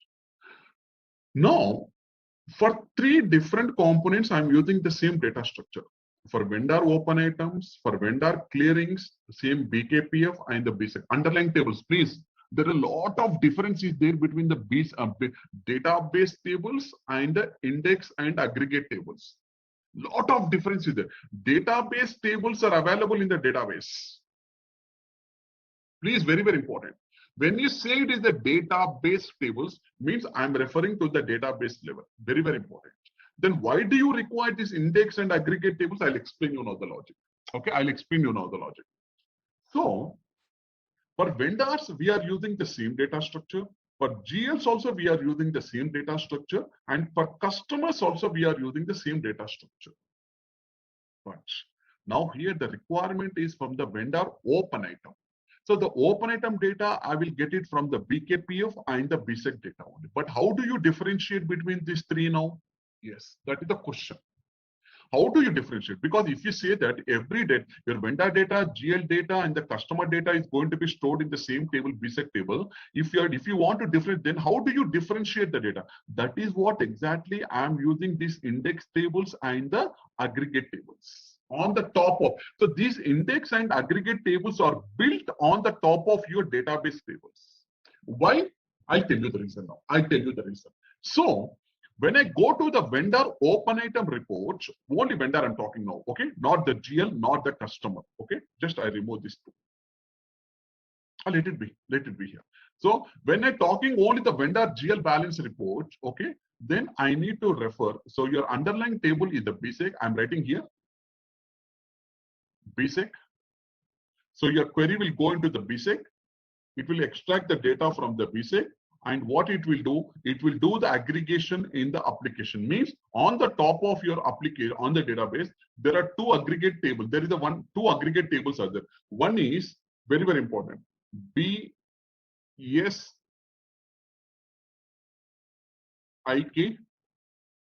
Second one is BSAK table. There are 2 tables I'm going to be. These 2 tables are not the database table. These 2 tables, one is the open item table for the vendor. K stands for vendor. K stands for vendor here. Okay. K stands for vendor. I'll write in here. K stands for vendor. And S is a standard SAP. It's a standard SAP nomenclature. S stands for GL. And D stands for customer. D stands for customer. So now on the top of your BSAD table, there are two secondary index tables have been built. One is the BSIK table, another one is BSAK tables have been built on the top of your. These two tables will consume the data from this underlying table, which is going to be called the BSAC table. BSAC table is the database table. Actual database table is the BSAC table. These two tables are going to be called as the secondary index tables. These two tables are going to be called as the secondary index table. So why do you use the BSIK table? This BSIK, if I want your open item data, you will get all the data from this BSIK table. If you want after the clearing, after I done the payment to the vendor, then I need to refer the table which is going to be called as the BSAK table. But how these two tables are going to be utilizing, I am going to next one. Reports, see here, vendor, open item reports. Then once you execute the report, the select statement will be get executed. There will be a select statement. The select statement will get executed. What the select statement will go? The select statement will go and look out for these two tables. What is these two tables? One is going to be called as BK PF. Another one is going to be called as BSIK table. See, this is the secondary index table. The select statement, what it will do, because you are executing the open item report. So anyhow, the BKPF is addressable. Then the open item balances you will get from this secondary index table. So BSIK is the select table, and what this query will do, where this database table, it will redirect to which table? It will redirect to the table called as BSEC table. Because underlying table is going to be called as your BSEC table. Very, very important. So you're executing the vendor open item. The select statement will be get generated. The select statement, what it will do, first it will go to the BKPF and the BSEC. This BSEC is a secondary index table. So it will utilizes the data from where? It will utilize the data from the BSEC table, because the data is available in the BSEC table. The data is available in the BSEC table. Very, very important. So it is built on the top of your BSEC table, which is going to be called as actual line item level table is going to be called as the BSEC. Very, very important. So after you are going to be getting the data, from the BSEC table, then the data will be moved to the application. Very, very important. Then the data will move to the application. What this application is going to do now, very, very important. This application is going to compile the data by using this secondary index table, which is going to be called as a BSEC, because you want the open item data. You want the vendor open item data. So it will only go and aggregate the data. It will go and index and do the aggregation of the data in the BSIK table. And once the aggregation was successfully completed, once it identified all the index and it will do the aggregation in the application, once the aggregation got completed, then the data will be get presented in your presentation layer. This is the presentation. This is the presentation. This is the presentation layer. You're going to be getting the data in the GUI, graphical user interface. This is the GUI. This is the presentation. So means your aggregation and the index part is going to be done in the application, not in the database. Your database is only served as the purpose of storing the data in the underlying database table. But if you want to do any kind of aggregation or the indexes based on the open item or based on the cleared item, your application is going to be playing the major role. The additional piece of, because here I can see only the 30 to 20% of the logic is going to be working, and the remaining 70% I'm using the logic in my database, in my application. Means you are giving a lot of burden to your application. What I need to do, I'm getting the complete data from the BSEC table, but out of the BSEC, I need to do some compiling of the data only related to the open item. So what my ABAPers are going to do, my technical people, ABAPers are going to do, they're going to write some additional piece of code. They're going to write. Actually, the program was developed for the open item report. In this report, what they're going to do, they're going to write some additional piece of code, and they're developing some DB objects, some extra DB objects, database objects. Actually, the system should give the complete data from the BSAD table only. Okay, you are going to be getting complete from the BSAD table, but what I'm to improve the performance of the data. To improve the performance of the data, very, very important. Why? Because if I get all the data from the BSAD, the performance will go into the high level, very, very important. It means the throughput will be very, very high. So to improve the performance, and what my DB consultants, what my ABAP consultants are going to do, in the same program, they are going to write some additional piece of code, some extra piece of code they are going to be writing, and they're introducing some other DB objects. Like the secondary object, BSIK and BSAK, these are because already we have the database tables here. They are going to write some additional DB object. The 70% of the logic they are going to be utilizing only to improve the performance only. If I get all the data from the BSAK, then how it has to be get compiled, and how it has to go to the index tables, how the aggregation has to be done. For that, we are writing some additional piece of code to optimize the performance on the application. Why you have to write the application? Why you have to write some additional lines in the same programming? Because my application is the server. If something goes wrong with my application, the application will completely collapse. So to optimize my application, to bring down my performance of my execution of the report, to optimize my performance of my application, it's a mandatory that you have to write some additional piece of code to introduce a new DB objects to improve the performance. For that reason, I'm using these secondary index tables and the aggregate table. See, these secondary index tables, IT tables, are going to be called as index tables. These are mainly useful to improve the performance. These are mainly improved return base for the performance. And these aggregate tables are mainly used to aggregate the data.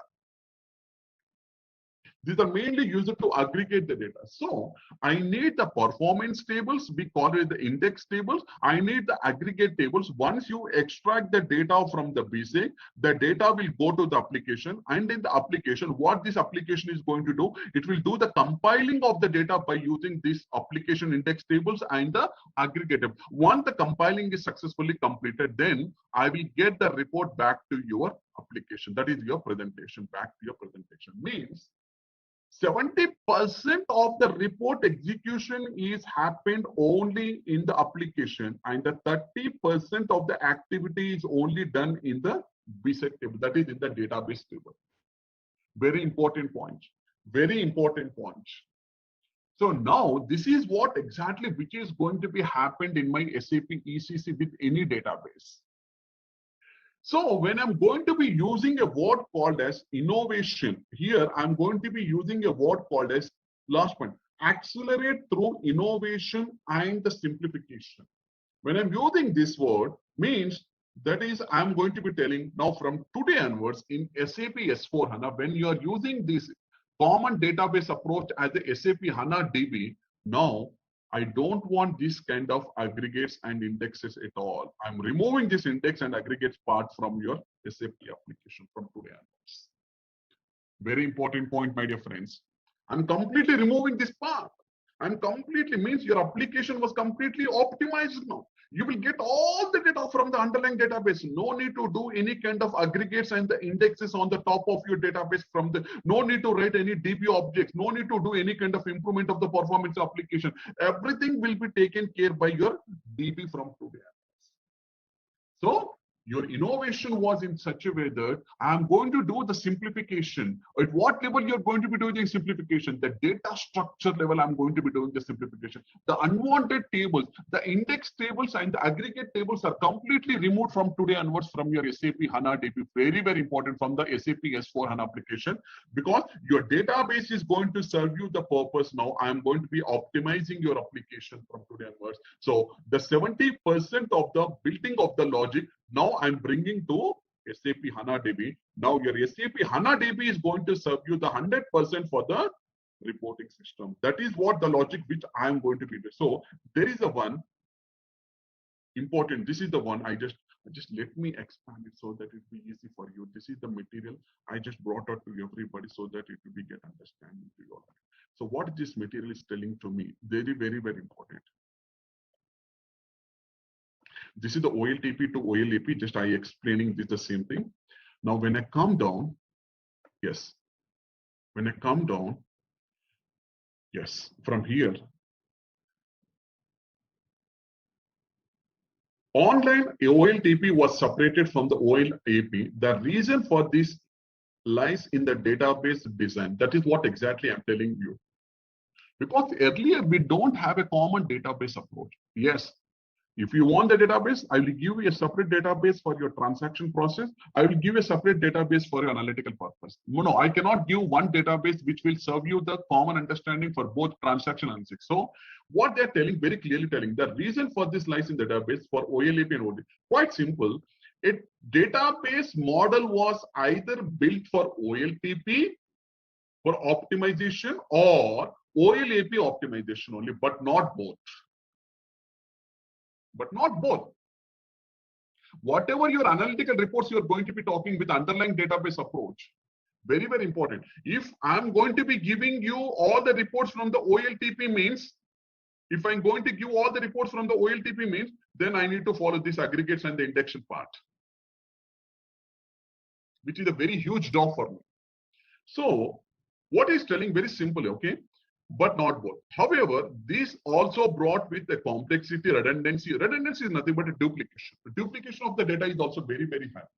And of course, the latency is very, very low. It was usually today's business figure to build up. Now, what is SAP is telling? Now I'm going to be giving you the SAP HANA DB, which can handle both OLAP and OLTP together, performing in a one single database. Very, very important point. So we do not need to move the transactional data to the separate system. What I'm going to do till yesterday, I'm moving all this transactional data from the OLEP, from the ETL process. I'm extracting the data, transferring and loading the data to the BW. Now today, what I'm telling to my system, no need to do this separation. This means your transaction and analytical application runs off the same tables, and therefore the data is available in the real time at every level of detail. Why? How? This is what exactly I'm explaining. This is what exactly now I explain. I removed the complexity from today onwards, my dear friend. The complexity, the innovation part, what I've done is nothing but I have removed your complexity completely from your database. Means these aggregates and the index tables which you have built earlier to aggregate the data, to generate the data, I am removing these aggregates and the index tables from today onwards. Means whatever the additional code you're needed to improve the performance, I don't require. Whatever the additional DB objects is nothing but your aggregate tables and the index tables. Whatever the aggregate object needed to improve performance, I don't want from today onwards because I'm completely depending on my database table. So what is telling that very important point here is traditional applications were built. Three, very, very important. I'm talking application, not the database. I'm talking application. Your traditional application were built on the hierarchical data model. Yes, this is what exactly the hierarchical data model. This is what exactly the hierarchy. On aggregate, again, there is some aggregates. On aggregates, again, there are some indexes. This is the aggregation part, which I'm going to be building on the aggregate. Hierarchical details data were summarized into the higher level of data. Very, very important. You will get all the details of your summarized data on the top of your hierarchy. What is the top of your hierarchy? Which is going to be aggregating on the top here. You will get all the data here after doing the aggregation. This will take a lot of time to aggregate the data and aggregate to help the farmer. On the top of the aggregates, we built more aggregates and special versions of the database table to support the special applications. 70% of the logic I'm writing only for the improve the performance of my application. You believe or not, in yesterday's world I'm talking, not in the today's world. 70% extra code I'm writing in the application only to bring the application optimization process only.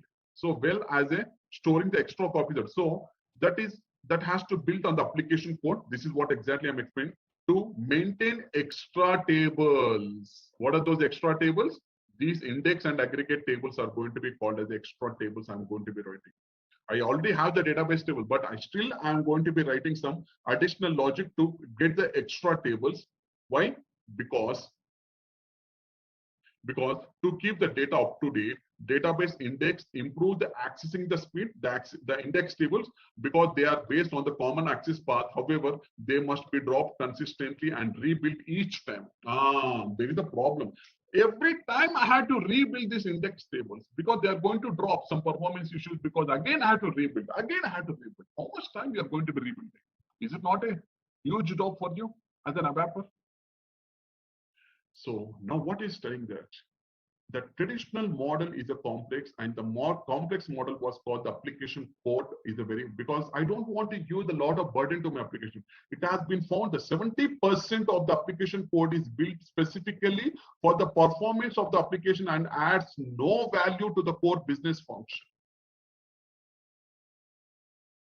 Now, what I've done in my SAP HANA now, in SAP HANA, we can aggregate on the fly mode. Why? Because I have removed all these unwanted tables and unnecessary complexity. Now with the SAP complex model, they are simplified and not agile process. So what I've done here, I have removed all these unnecessary complexities and everything. And what I'm going to be telling that now in my SAP, now you will be having only the database table. Your aggregates and indexes will be happen on the fly mode, not in the application within the same database. I'm going to rebuild that application, also rebuild your database in such a way that you are going to be getting all the data based on the aggregation on the fly mode. So in addition to losing the aggregates and index data table, we can remove the huge amount of the application code. 70% application code I'm removing now to detail to the aggregate and the indexes, because the aggregates and indexes are going to be happen on the fly mode.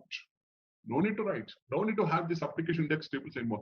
That is what exactly the simplification, what I have done as a part of innovation, my dear friend. From today onwards, no need to do any kind of aggregation. No, your ABAPer time has been spent a lot of time earlier to maintain the aggregation index. But today I'm minimizing your time and I'm getting the actual data from the underlying database tables.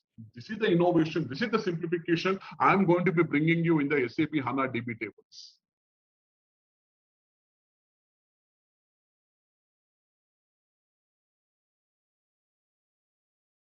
Something little bit technical, but you have to make yourself to understand why, because there will be no questions in the certification. Nobody will ask about any question, but this is only for your knowledge purpose. I'm explaining all these things. Because if I'm learning SAP S4HANA Finance means, first of all, I need to learn what is SAP S4HANA, what is the database. Hey there. Want to become a finance expert? Our SAP S4 HANA Finance 2021 course is here for you. You can learn at your own pace on our platform. In this course, you'll explore SAP S4 HANA Finance. It's like a toolkit for managing money, from tracking expenses to planning budgets. Our course covers everything you need, from the basics to advanced tips. It's created by experts who know their stuff. Your teachers are seasoned professionals with lots of experience. They're ready to help you learn and answer your questions. And don't just take our word for it. Our students love this course too. People just like you have found our course very useful. Best part, it's very affordable. This great chance to learn won't cost you much. Ready to become a SAP S4 HANA Finance 2021 Pro? Sign up on our page now. And for more info, check out ZaranTech's website. What happening here? We are talking about the application optimization process. As I told you yesterday, now the complete digital innovation process with a new generation business suite means, when we call it as a new generation business suite means, we are utilizing the capabilities of SAP HANA database. Means whenever there is a lot of questions might be asking, okay, everybody, why do you call the SAP S4 HANA as a new next generation business suite? Okay, I call it as the SAP, my SAP S4 HANA is going to be called as the next generation business suite. Earlier business suite SAP ECC, we are not going to be calling it as the next generation, but today SAP S4 HANA. Why? Because now we are building this SAP S4 HANA application on the top of an underlying database, which is going to be called as a powerful in-memory database. Actually, we call it as a powerful in-memory database, where we are utilizing the capabilities. Very important here, I'm using a word called as, we are utilizing the capabilities of SAP HANA database. So that is the reason we call it as the next generation business. So what capabilities do we have here? What are all the capabilities do we have here? One is very, very important here. Now, when I go to the database here, there is the one slide I just brought to everybody. This is an important slide. I'll be explaining all these things here. When I go to the SAP HANA as a platform, which is a database platform, which can be built for on-premise, which can be built for the cloud, and it is going to be built for the hybrid mode also. So my HANA database is not only serving the purpose of the database activity, but it is apart from that, we can see there is a lot of important things are happening in the HANA database. Means it is going to be doing the application services, it is going to be doing the processing services, and it is also going to be doing some integration services with the ETL replication and everything, that is extraction, transformation, and loading that is doing, and the Hadoop integration, which is the Hadoop is primarily we call it as a database, and remote data sync, everything. Not only, and there is a planning you can do, there will be some analytical reporting system you can get executed, because now we can say that the BW capabilities are inbuilt capabilities within SAP. So the processing services, you will get the predictive reporting, you will get a graphical and the spatial reporting, and you can search about the database tables, and you can see the application services, nothing but how the web services are going to be. Because, for example, if I see the Fiori, for example, Fiori is a front-end application. Fiori is a front-end application, is completely accessing through the web only. Means if you have a URL, you can directly go to the Google Chrome or something like Internet Explorer. If you activate, if you access that HTTP web access, okay, the Fiori is completely is going to be called as a front end. The Fiori is also going to be accessing from the database. So not only the Fiori, any web applications you are going to be working, those web applications directly, it will be get executing the data directly from the SAP HANA DB. For example, see here. For example, I'll be shaking one example. This is my GUI front end. This is my GUI, graphical user interface. This is whatever I'm showing on your desktop. This is the GUI interface. The GUI interface is consuming the data from the SAP HANA database or not. You will get all the data from the SAP HANA database. This is GUI, means from the GUI. This is not the web server. This is not the web application. This is the front end I'm going to be using, graphical user interface. But apart from that, I have one more front end, which is going to be called as the Fiori. This Fiori is completely accessing through the web application. Something like, if you have a web address, tell me that I can access the Fiori. So, for example, I want to use the front end as a GUI, Fiori. So I can go to the Fiori. So this is the front end. Okay, this is the web application. So this is my Fiori web. Okay. If I go to the Google Chrome or something like, okay, I can directly access without any logging, without any accessing to the front end. If I have this address with me, HTTP something address with me, you can just put a address and press enter, and it is asking the username and the password to get logged into the Fiori. What is my user ID and password? Okay, I'll be accessing the Fiori. Okay.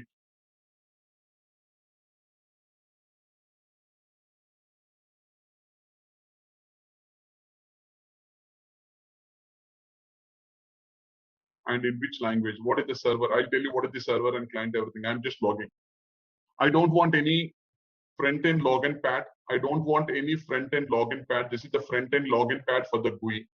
I don't want any front-end login pad to access to my front-end for the Fiori. But for the GUI, definitely I need a front-end login pad. If I don't have the front-end login pad, I cannot access to the graphical user interface to do some transactions or to create some master data and the master record to post some transactions like salaries or expenses, anything. Definitely 100% I need to log in through the front end as a GUI, graphical user interface. But apart from that, SAP is going to be provide you one more front end, which is going to be called as the Fiori. For this Fiori, I don't want any front end access. For this Fiori, I don't want any front end access. If you have the URL, with you, you can access this Fiori URL from anywhere, like from your tab or from your laptop or your personal, from your personal iPhone. Or if you have a mobile smartphones, also you can access that Fiori link from your mobiles or anywhere. Okay, so if you have this URL address, so once you get the URL address, this is the front end application which I'm going to be using to access all my transactions without any using the GUI. I can also do it from here. For example, I'm a manager.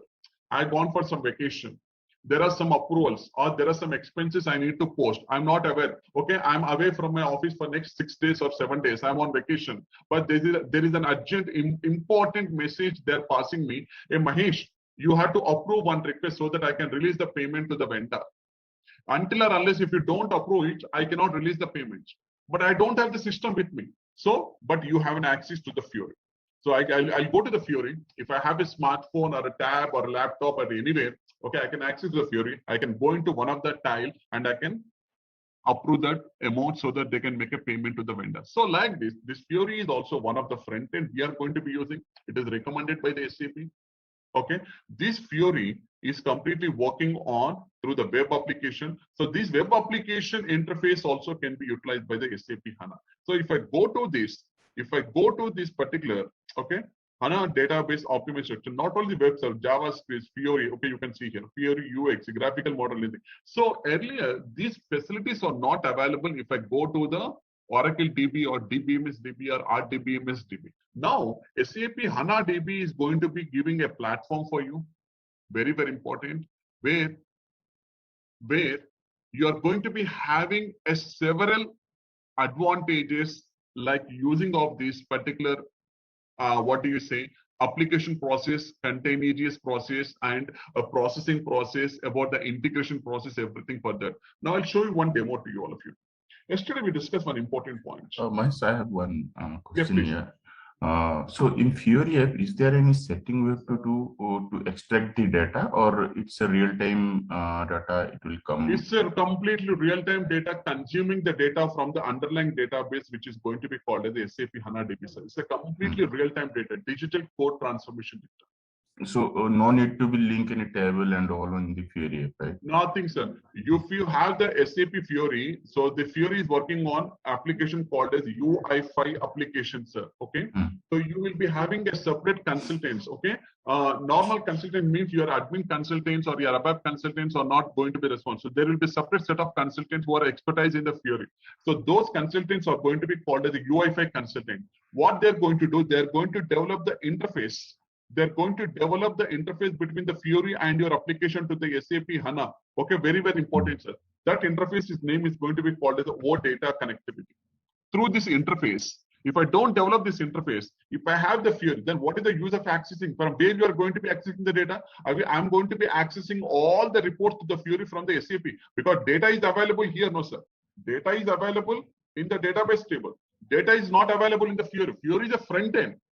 Fiori is always going to be the front end. So if I want to access any data, for example, if I want to see the customer balance report, for example, I want to see this report, customer balance report. Okay, you are accessing one of the Fiori, for example. Okay, now for example, okay. So for example, I want to see the general ledger overview. I am accessing this general ledger overview. This is the tile. Now it is accessing. Now I'll be giving all the parameters, which account you want, from which company code, which ledger you want. Okay. If I'm clicking on the go, it is getting some information to me. If it is getting some, it is fetching some information to me here. From where this information is going to be coming? This information, this accounting entry, this is the GL account, this is the value, what is the old value? From where this amount is going to be new value? And what is the old value? Okay, you can see the total new value is the 2022 new value. Okay, you can see the new value is 9100. From where these values are going to be coming, you can see for this particular accounting entry, 100. For this particular accounting entry, it is 00. How the system is fetching this data, from where it is getting fetching the data? The data is going to be fetched from the SAP HANA database tables only. So for that, I need to have some interface to be developed. That interface name is going to be called as the OData interface. This will be done by your UI5 consultants. Yeah, thank you, Mahesh. Thank you. Because why I asked this means in my organization, the Fiori app, if I click on that, suppose the aging report of vendor account, okay. So data are not coming perfectly. That's what I asked. Is there any like definitely, sir. For example, if you see here, for example, if I go to FB03 something like the same document number, journal entry 1000005 112340005. Okay, which date? Which year? It is 2020. Where is 2020? It is not available or what?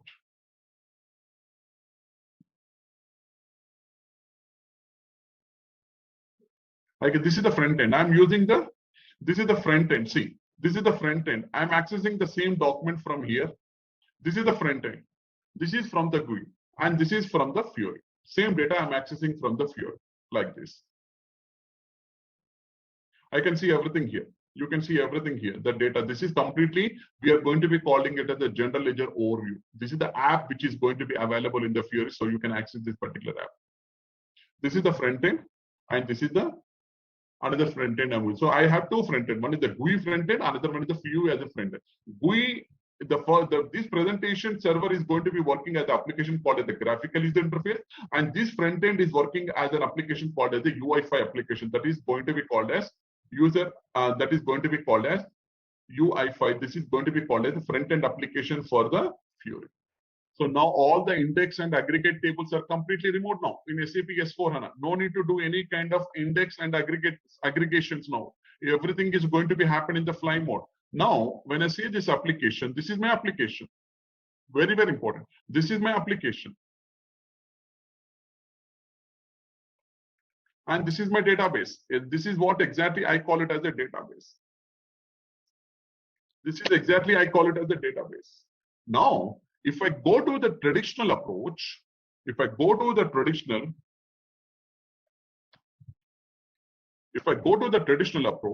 and this is current approach, this is HANA approach. There is an evidence. Yesterday, I opened one document. I've shown you that, okay, 70% of your application is working on extracting the data and compiling the data. We are developing some additional DB objects on the top of your database tables. My ABAPers, they're writing some extra piece of code up to the existing program to optimize my application, because I'm developing some database objects, some extra objects I'm going to be developing because I want to optimize the data. If I don't optimize the data, if I don't improve my performance of my application, then definitely my application will go something wrong. And what I'm going to do, I'm putting some runtime here. Very, very important. Runtime. Very important. Yesterday's class. Some additional DB objects are going to be developed. Who is going to write this additional DB? My developers. They are writing some extra piece of code. About the 70% of the code which I'm going to be writing, it is unnecessary code only. I know that this is the unnecessary program you are writing. Why? Because why should I write that program? Because if I don't go for some additional DB objects, if I don't develop this index and aggregation on the top of your database table, definitely the load will come to my application and my application will go down. I mean to say that the server will completely collapse. So further, to improve the performance of my application, I'm writing some extra piece of code to develop some additional DB objects. Those DB objects, I'm going to be calling them as aggregate tables and the index tables. Okay. So what is happening earlier means your application is going to be playing the major role, means, okay, the major portion of the data extraction and the compilation is going to be happen from the application point of view. So if I come here, this is the triangle diagram. This is very important diagram I'm taking here. Means if you see here, if I divide this, you can see here, only the 30% of the activity is going to be performed by the database table. Means you will be getting accessing to the database table only for the 30%, only for the table level. That is, what is that? Only for the header table, that is BKPF table and the BSAD table. You will get the data from there. But once you get the data, what this query is going to do? It is going to be sending this data to where? It is going to be sending the data to your application. Now, application has to optimize the data or not. Application, what it is going to do now? It is going to do the compiling. Mean the 70% of the activity is going to be done by your application. This is where exactly the logic. Now, when I move your architecture from the any database to HANA approach, very, very important. When I move from any database to HANA approach, now I'm showing an inverted triangle. Okay, so the data looks like this. Means Now the inverted means your all the index and the aggregate tables have been completely removed. Now all your data mapping will be done on the fly mode. Now you can see here, my application has been minimized with some little runtime error, and the remaining portion I've been dedicated the 70% of the activity will be done by my basis, not 70%.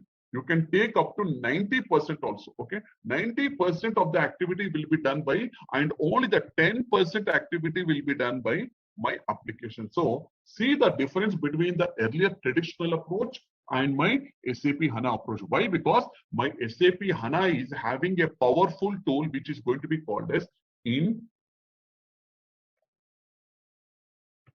in-memory DB. I'll tell you what is the in-memory DB. A powerful tool which I'm going to be using, which is going to be called as the in-memory DB. So if I come to this particular slide, okay, the first important thing, the columnar storage, the columnar with OLTP plus OLAP. First one, columnar. What do you mean by columnar? The data which we are going to be storing in the database will be stored in a form of a tables. All we know that the BKPF is one of the table and the BSAD is one of the table. Earlier, what is happening? All the data which I'm storing in the database will be stored in a data type called as the row-based. Row-based. If I go to the row-based storage, I cannot compress my data. One thing, the disadvantage of the row-based is nothing but I cannot compress the data.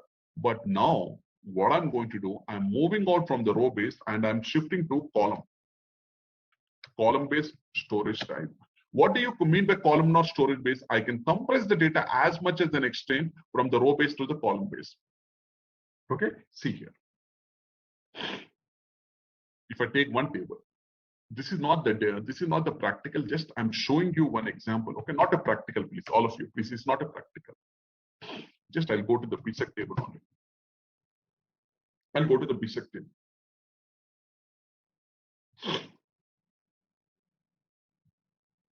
This is the table. This all the tables in SAP S/4HANA, we call them as the transparent tables. This is the table. Very important to see. If I go to the technical settings of this table, technical settings. If I go to the DB specific properties, means the database specific properties. You see here, there are three types of storage: the columnar storage, a row-based storage, and undefined. Earlier, all my data is going to be stored when I'm saving any data in this BSAD table that will be stored in a row-based. Now, what I did, this is the load unit which I'm going to be preferring. This is the load unit I'm going to be preferring called as the columnar preferred, not the page referred, not the page enforced, and I'll tell you all this thing. I'm using the preferred called as the column preferred. I'll tell you what is the column preferred now. So it is a completely, I'm going to be using a storage type called as the column storage. What is the difference you will be getting between the row based and the column based? That is the major question. What is the difference I'm going to be getting between the row based and the column based? Why the SAP has made the storage type from the row based to the column based? What are the advantages I'm going to be getting? So here, if I see this particular slide, I'm going to be getting an advantage where I'm going to be using as a columnar for both OLTP plus OLAP. So I'll take one definition now. Okay. So let the diagram is like look at this. Okay. So let it be. I'll open a new session and I'll go to here. I'll take one small example. Okay. For example, sales overview. Okay. Sales overview. Okay, I'm taking one sales overview. My management is asking me, Mahesh, hey, Mahesh, can you please give me the sales overview report? Okay, very good. I'll give the report to you.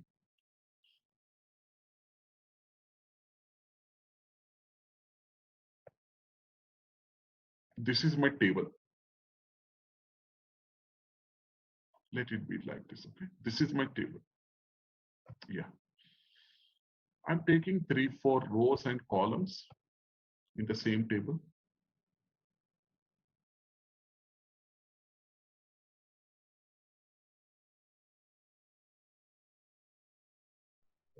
So what is the first one? Okay, so list I'm writing here. Okay, customer number, C number. customer number, product, what product is going to be taking, quantity, how much quantity, okay, see, customer, area or region,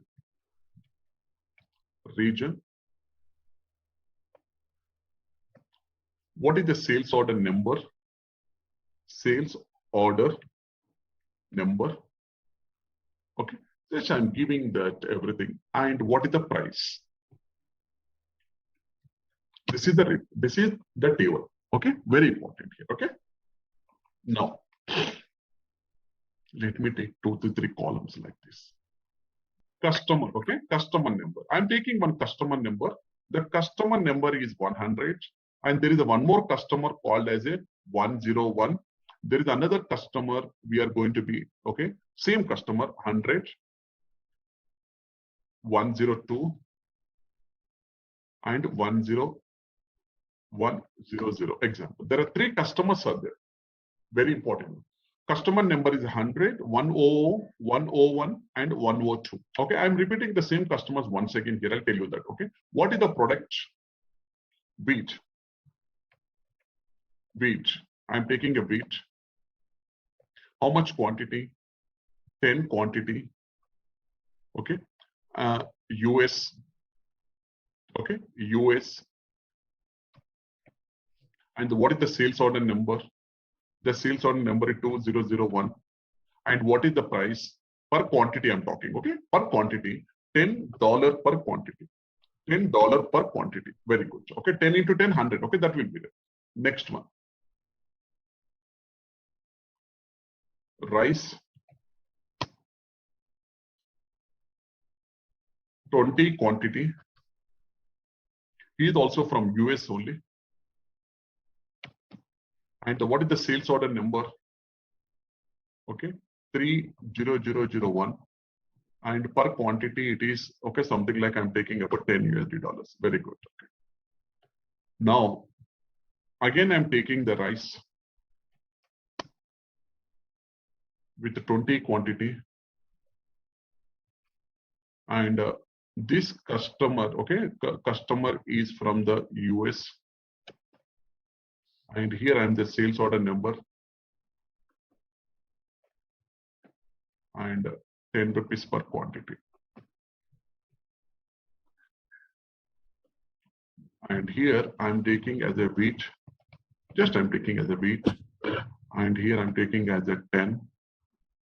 And he is from okay, Canada, not from US. Okay, 50001. And let it be taking as a, okay, $10.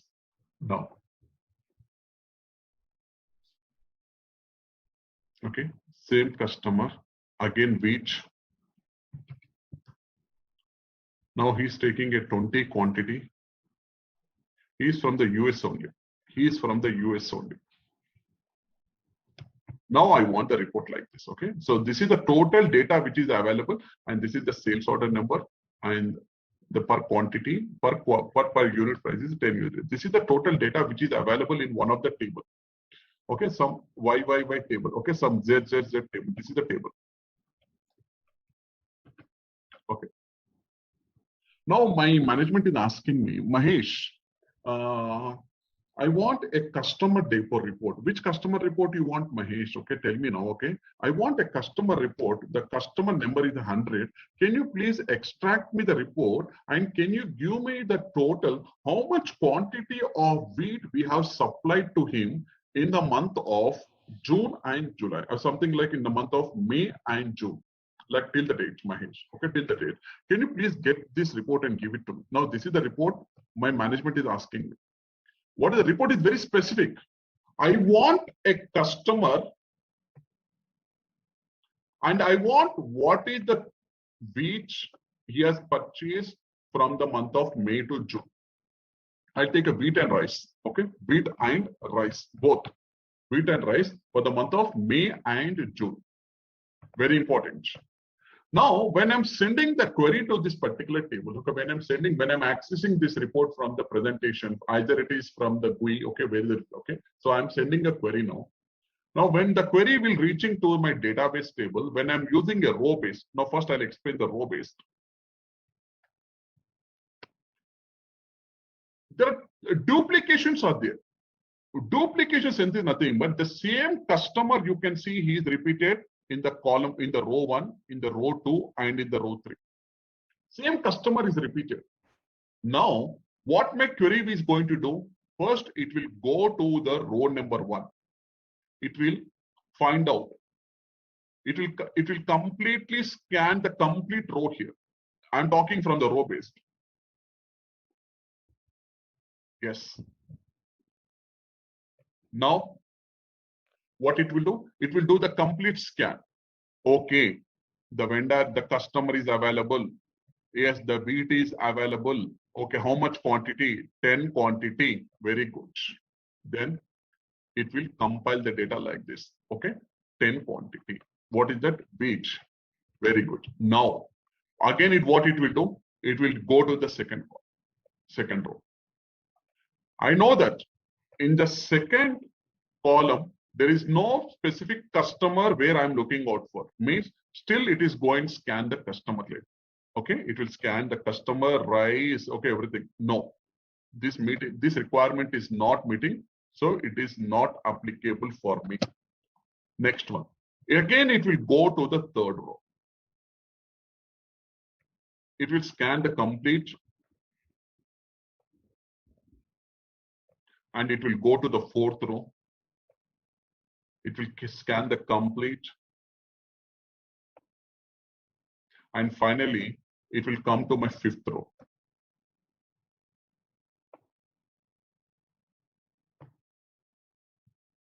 Finally, it will come to the fifth row. So it is going to be scanning here. Yes, finally I got it. So how much quantity of the rice? 10 quantity of the rice, so 20 quantity of the rice. That is the rice. I find it.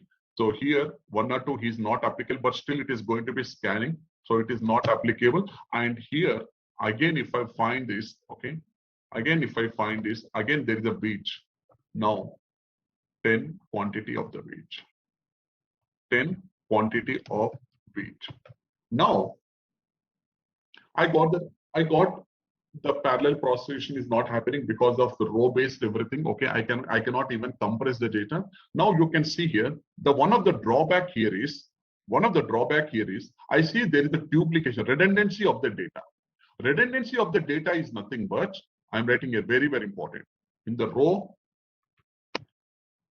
1 and row 3 and row 5. Very important. Row 1, I see the same customer. Row 3, I'm seeing the same customer.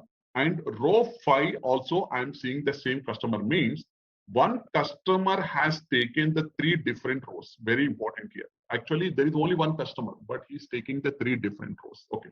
Next one. When I take the product, wheat in the row 1 and wheat in the row 5. In the row 5. Again, there is a duplication, is there or not? Yes, a duplication is there. This is the customer and this is the product. Next one. Next one. Now, what I'm going to do? Quantity. In the quantity also, I see there is a duplication. There are 2 quantities are there. Again, I see there is a duplication. No, not duplication. So quantity wise, there is no. I go for the region wise. Now, when I go for the region wise, the same customer is there in the US region. So 1, 2, and 5. Like this example, just an example. Now, in the first row, I can see there is a duplication is there. And the second row, I see there is a duplication is there. And in the third row, I can see the duplication. Actually, if I compile the data, it is okay. If I take only one customer with one product with one quantity, it is only for me, it is not more than 10 KB data or 10 MB data. Let us take an example like this, 10 MB data. But if I see there is a duplications are going to be happening, if I see the same data, it is up to 50 MB data it is occupying in my database because there's a lot of duplications. Actually, the required database capacity is only 10 MB because only one customer with only one quantity, with one product, with only one region, the 10 MB. But it is occupying how much of data? It is occupying 50 MB of the data because of the duplication. Now,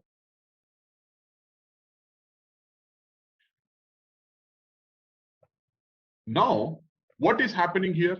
So to get this data, my system is going to be scanning all the rows like this. Okay. Actually, I don't want to scan. Actually, there is no requirement of 101 and there is no requirement of 102. But even though the system is going to scan all the rows which are not going to be applicable for me,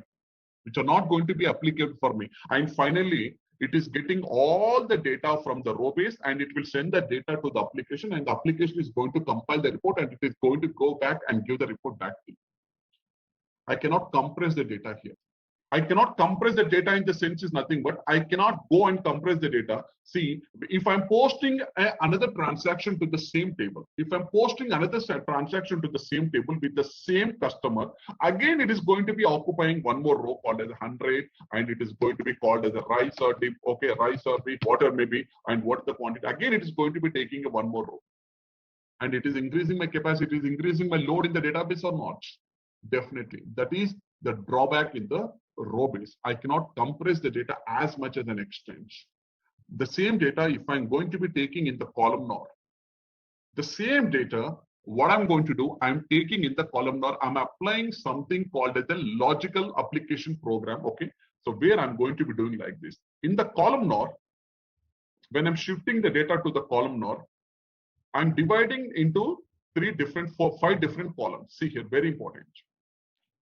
Okay, one column is going to be called as the customer number. One column is going to be called as a product. One column is going to be called as a quantity. One column is going to be called as the region. One column is going to be called as the sales order. And last but not the least, it is going to be called as the price. I just want only 5 columns now. I just want only 5 columns, not more than this. If I'm including one more column, that will be an additional for me. Now, same thing. Same thing. How many customers are there? 1, 2, 3. Only 3 customers. 100.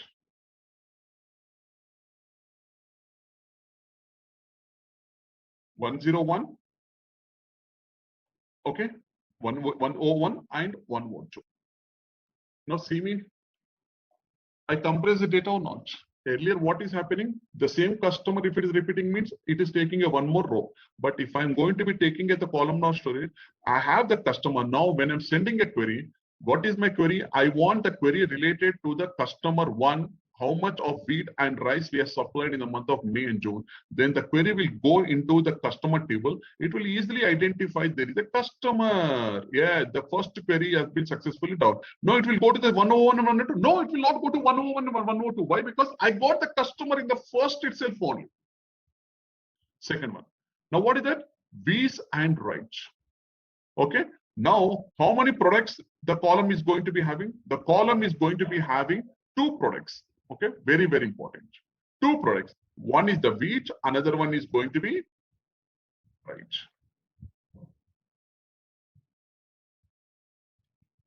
Wheat and rice. Now the query will go to the second one, second column. What is that? You want both wheat and rice for the month of May and June. Definitely 100%. Whether the wheat is available? Yes, wheat is available.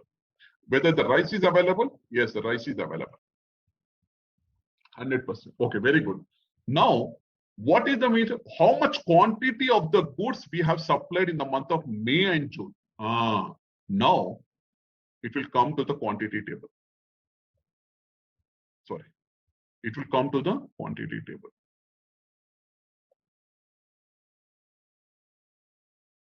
In the quantity table, you can see 10 and 20 only. Very important. Now it has got the wheat, how much wheat you have supplied and how much quantity of the goods you have been supplied for the wheat and supply. Okay, so very, very important here. Okay, sorry, I just put only one. Okay, so 10 quantity, 10, it will add it now. Okay, 10 quantity of the 10 quantity of the wheat, and it will go to another 20. Total, it is going to be the 30. 30 quantity, it will go and write an algorithm for the wheat. For the wheat. Now, what is the rice? Rice is only 20 quantity. If I see overall, rice is going to be called as a 20 quantity. So 20 quantity, this is only for the rice. Now you got the rice and the wheat quantity. The total is going to be called as a 50 quantity. Now, is it going to be looking out for the region and it is going to be looking out for the sales order number and price? Because I want only the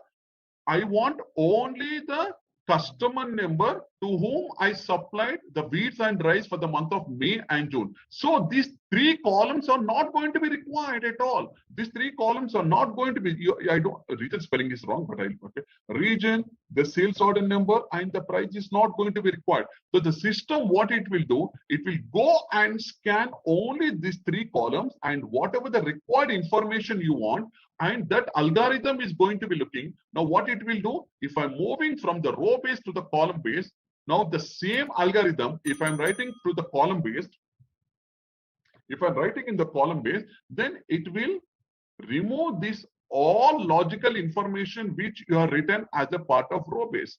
Now what is the new algorithm it will write? The new algorithm, what it is going to be writing here, nothing but customer number 100. Customer number 100 in the first column. Only one column is there for the complete customer number. And the second one, what it will write? Products. It will write 2 products, wheat and rice, and it will select, and there will be third column, and that is for the quantity. So now you can see the algorithm how it has written for the column based. Now, if the same customer, if I'm selling one more quantity of the rice with the 30 quantity or 40 quantity, now what is it going to do? Already the customer number is already available in the column 1. If there is a new customer, it will add the new customer here. It will add the new customer here. For example, 103. But already the customer is already available. One more customer is already available. If you are supplying the same material to the same customer with the rice, why should I create one more column? Already customer is available and the product is also available. If you are selling a different product, like for example, if you are going to be selling a different product, apart from the rice or apart from the wheat, you are going to be selling a different product like jute, okay? If I'm going to be selling a different product like a jute, then for that particular jute, I am going to be creating a separate product in the same product column, not in the different, same product column. But here you're supplying the same rice quantity, that already the product is available, but the product which you are going to be supplying is going to be called as the 30. That for the 30, I'll be getting a separate column with a separate row, with a separate column, with a separate quantity. But no need to add a separate. Again, there is no need to add a separate column for each and every quantity wise, separate column for the customer wise, separate column for the product wise. So everything is going to be, so I'm not compressing the data now. The same 10 MB, if I'm going to be moving from the row base to the column base, the same 50 MB of the data, I'm compressing up to 10 MB of the data. So means 40 MB of the data, I'm reducing the data if I move from the column base to the row base. Is it true or not? All of you. There is an algorithm. So this algorithm, you can see here, there is a one PPT slide which I've been brought to you. Okay, so this I'm going to be sharing this algorithm here. Just I explained you. So this is the same thing I explained you now. Okay, but this is a different example. Country, person, and the quantity, and the columnar if you're going to be shifting, and how it is going to be working, and how this particular algorithm is going to be working from the dictionary. Okay, if you see here, country. So if I see the, Belgium, only 1. But if I see the Denmark 1 and 2. So 2. Where is the Denmark is available? Denmark is available in 1, 2, 3, 4, 5 and 6. You can see here, Denmark is going to be available in 5 and 6. 5. So Denmark is available. You can see the Denmark with how many? 2. Denmark in 5 and 6. So the same Denmark is repeated in the 6th one. So there are the same country is repeated 2 times in the column 5. in the row-based file. So like this is the new algorithm which I have written in my SAP based on the OLTP plus OLAP structurized method to understand that this is going to be compressing the data as a process of compression of the data. Now, how much data volume of the storage device now you're going to be minimizing if you move from the row-based to the column-based.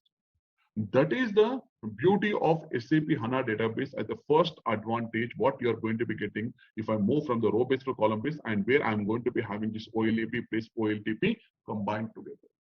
That is what exactly here you can see I'm going to be calling it as advanced compression of the data. I can compress the data. You can see there is a tool which has been given. Okay, so like you are going to be compressing the data as much as an extent in the SAP HANA database.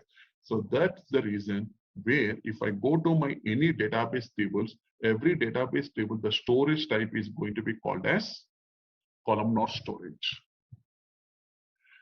So Mahesh, you are telling always, you have been telling that lot of tables have been removed in SAP HANA database. Earlier, I used to work on with many tables. Now these tables are no more available in SAP HANA. Definitely 100%. You're absolutely right. These tables are no more available in SAP HANA. Can I get the list of all those tables, Mahesh? Can I get the list of all the tables which have been removed as a part of SAP S/4HANA in 2020 or 2021? Anyone?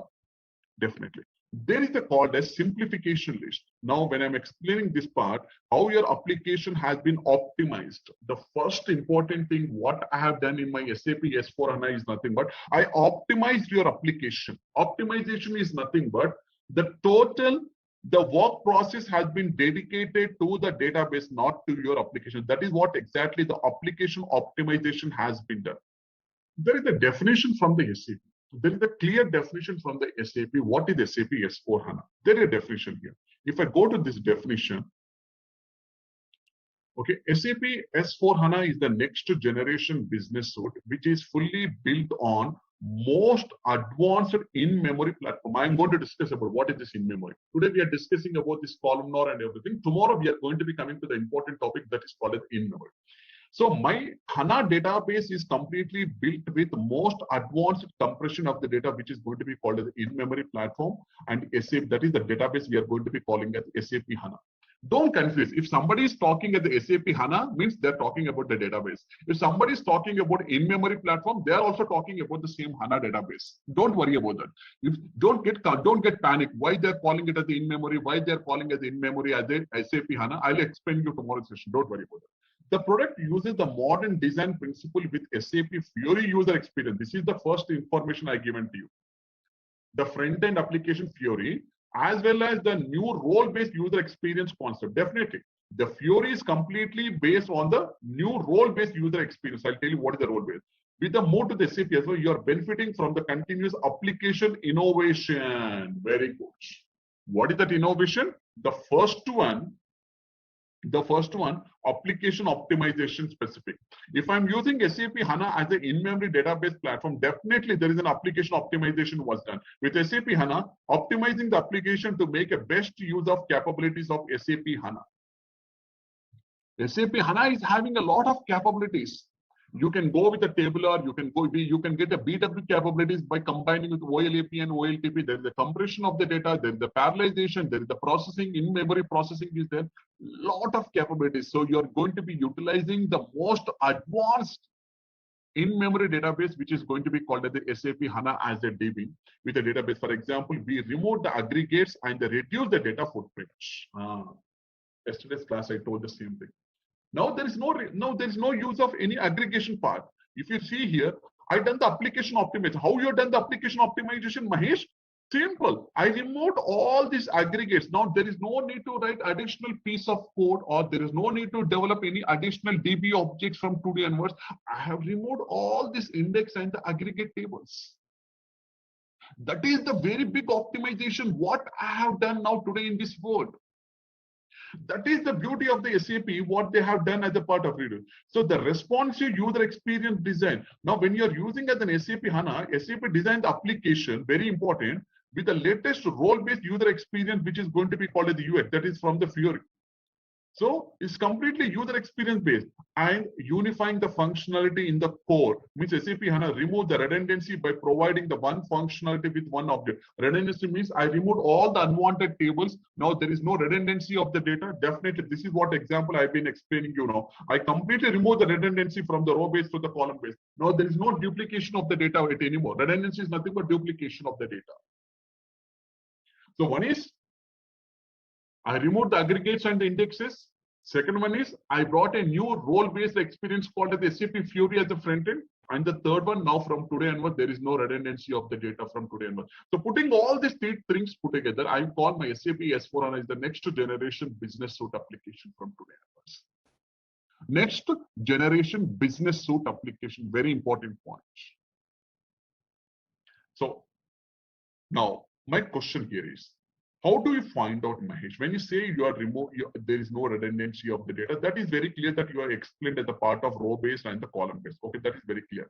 And the Fury also you told that, okay, that is in a front end Fury application. But you're telling something called as we remove the aggregates and reduce the data footprint. Can you show me the list of the tables which are not available in SAP S4HANA, Mahesh? Definitely, I'll show that. So there is a called as a simplification list. SAP every year they're going to be releasing the simplification list. Okay, this is called a simplification list for SAP. I'm just showing a 2020. I'll get 2021 tomorrow, don't worry. In a year, so SAP S4HANA 2021 got released in September 2021 actually. So first version has came out with FSP00. Service pack 00. First will come with service pack 00. And after next quarter, exactly after next quarter in the month of January, they came out with FSP01. Next service pack. After the next quarter in the month of May, they will come out with FSP02. Next service pack. So in every release, in every on-premise release, there will be two future service packs will be there. One initial service pack will be there. Now, next year, they are coming out, this month of October or November, they're coming out with 2022, next year. So they will come out with initial service pack 00, first one. So now already when you go to the 2021 release, SAP came out with SP00, first one, initial service pack with the changes, and again after the next quarter it has come out with few more changes in the same release. They are released with future service pack 01. In the month of May they came out with future service pack 02. Now if I want to know in my system whether we are working on with future service pack 01 or 02 or it is the initial service pack, how do I know that? If I go to the system more, if I go to the status,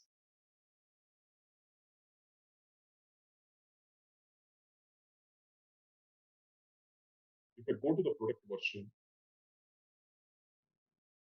if I go to the install product version, on-premise 2021, it is initial shipment stock. Very good. Initial shipment stock. It is not FSP01 or it is initial shipment stock. It means it is we are working on the system which is going to be called as SP00. If you want to, the next January, the system, the SAP, what they are going to do, they are going to be releasing a new version, the new service pack, which is called the FSP01. But the version will be the same. The version will be the same. But they are coming out with the new changes between the FSP00 to FSP01. So if the customer want to upgrade, they can use the same version, but they will upgrade from SP00 to FSP01. And the next quarter, they will releasing FSP02. The difference between these two is going to be called as FSP02. Some more innovations are going to be bringing. Some more simplifications have been brought out in the FSP02. But all these three versions will come out of the same. That is 201. Oh, sorry. All these service packs will come out of the same version. That is 2021. So if I'm showing this simplification list to you means it is for the future service pack 1 and 2. It includes both 1 and 2. This is the cross topics. This is master data. Here the financial accounting.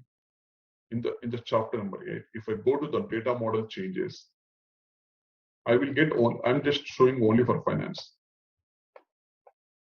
These all the tables have been removed.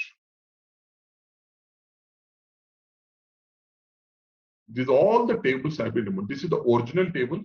These all are going to be called as the original tables. So now you can see here, these are the tables which have been removed from the SAP ECC to SAP S4. You can see these all the tables have been removed.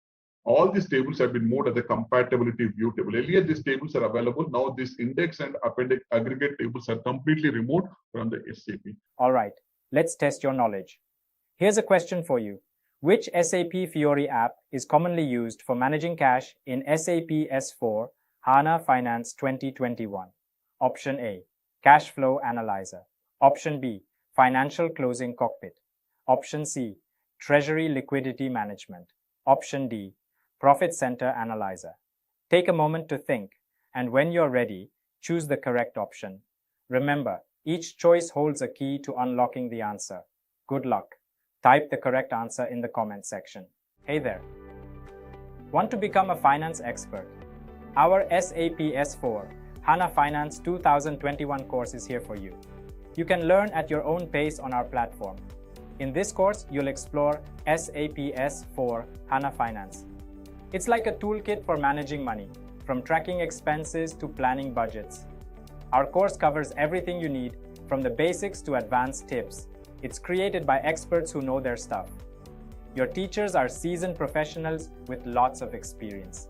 They're ready to help you learn and answer your questions. And don't just take our word for it. Our students love this course too. People just like you have found our course very useful. Best part? It's very affordable. This great chance to learn won't cost you much. Ready to become a SAP S4 HANA Finance 2021 Pro? Sign up on our page now. And for more info, check out ZaranTech's website. The session, what we have discussed is about the columnar storage. Mean to say that how the data storage type has been designed in SAP HANA. And also we discussed about the redundancy of the data, how the SAP HANA digital core process, I mean to say that why we call the SAP S4 HANA the next generation business suite. There are three things we need to understand. One is going to be called as application optimization process. When we say it as an application optimization process, what is it? Okay, we have removed all the aggregate and the index tables, which are not going to be necessary for us.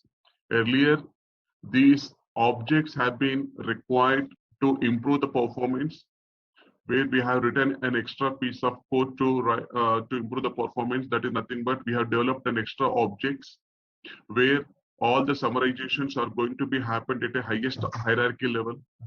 Now that summarization is not going to be required. Not that hierarchy is not going to be required. We have removed all the index and aggregate tables. You can see on my desktop.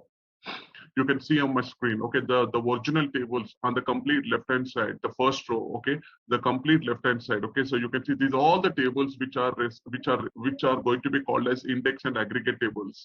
Earlier, they are much been used for summarizing of the data, but today we have removed all the tables, and these tables we are going to be calling them as the compatibility view tables.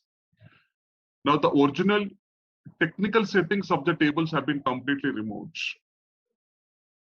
The structure and the technical settings of the table have been complete. Now these tables are going to be called as the undefined tables. Now we call them as the undefined tables. Neither it is going to be stored, the storage type is neither it is row based or neither it is going to be column based. It is the undefined tables now from today onwards, because all the technical settings of these tables have been removed.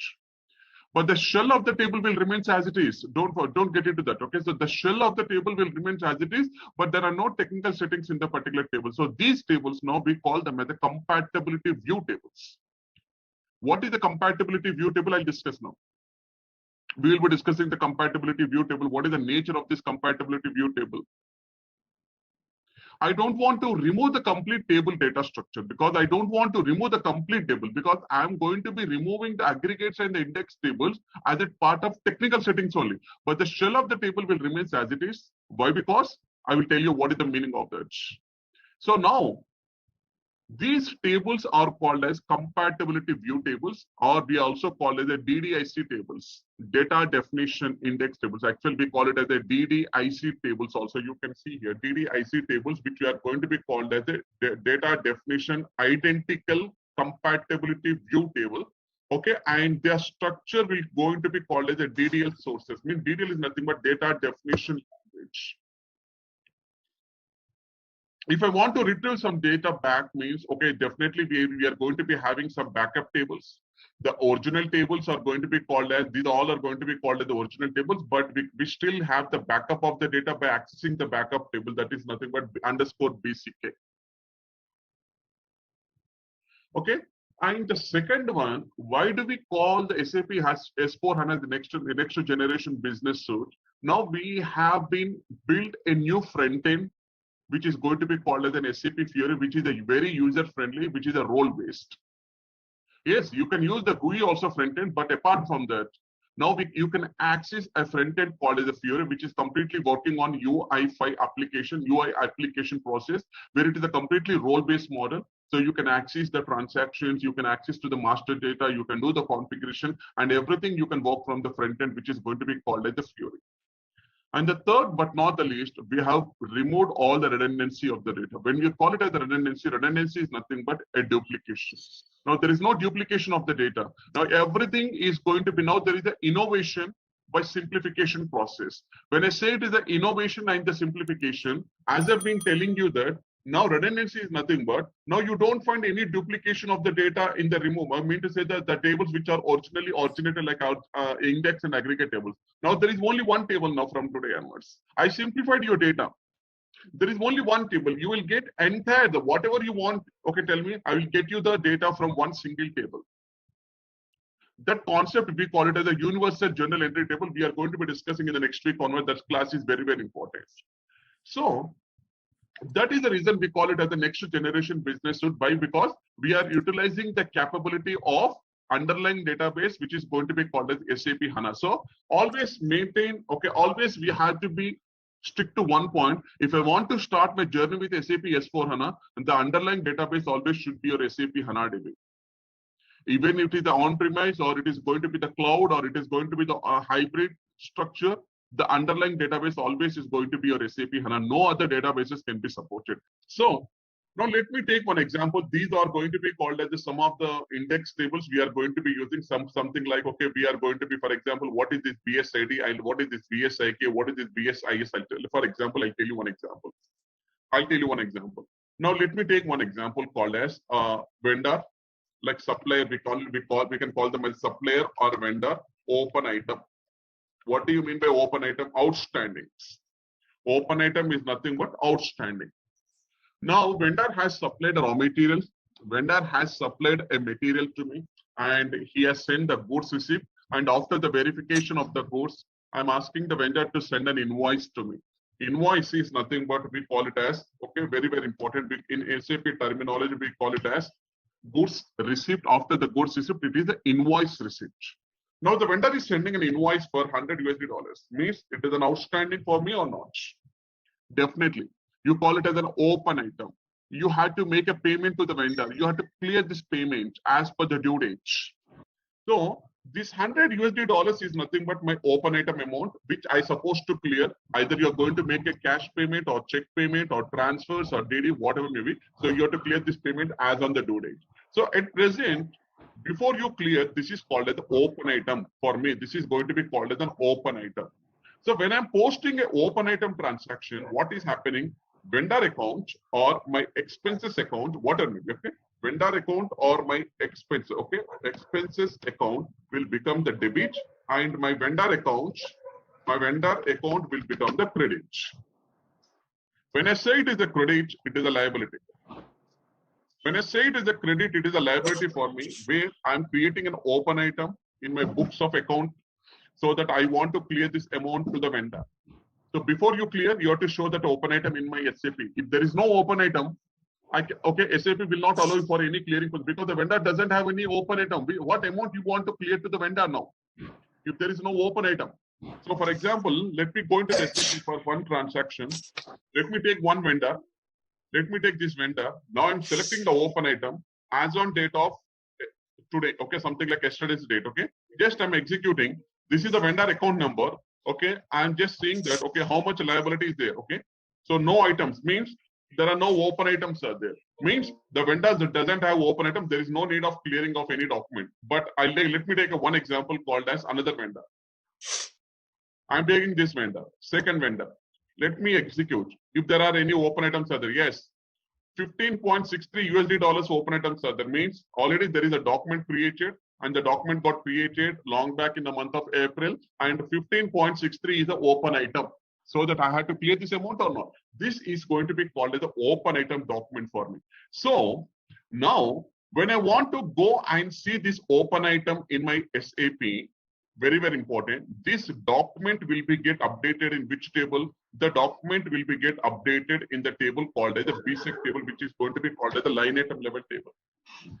BSAD is always going to be called as the underlying database table. Always remember that. I'll be the terminology which I am going to be using is a very, very important. BSAD is always called as the line item level table in the database.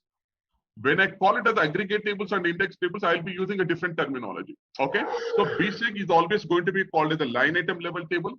So the transaction which you have been posted in SAP, this vendor line item account will be stored in which table? It will be get updated in the BSAD table. Now, very importantly. So BSAD is not only the, so can I have some mute of the call? Somebody, okay, if you don't mind, please. I just have a background noise from some. Aditya, please. Thank you, Aditya. Yeah. So now, if I want any open item reports, like for example, I want to see an open item report for one of the vendor. So BSAD is not only the line item level table for the vendor.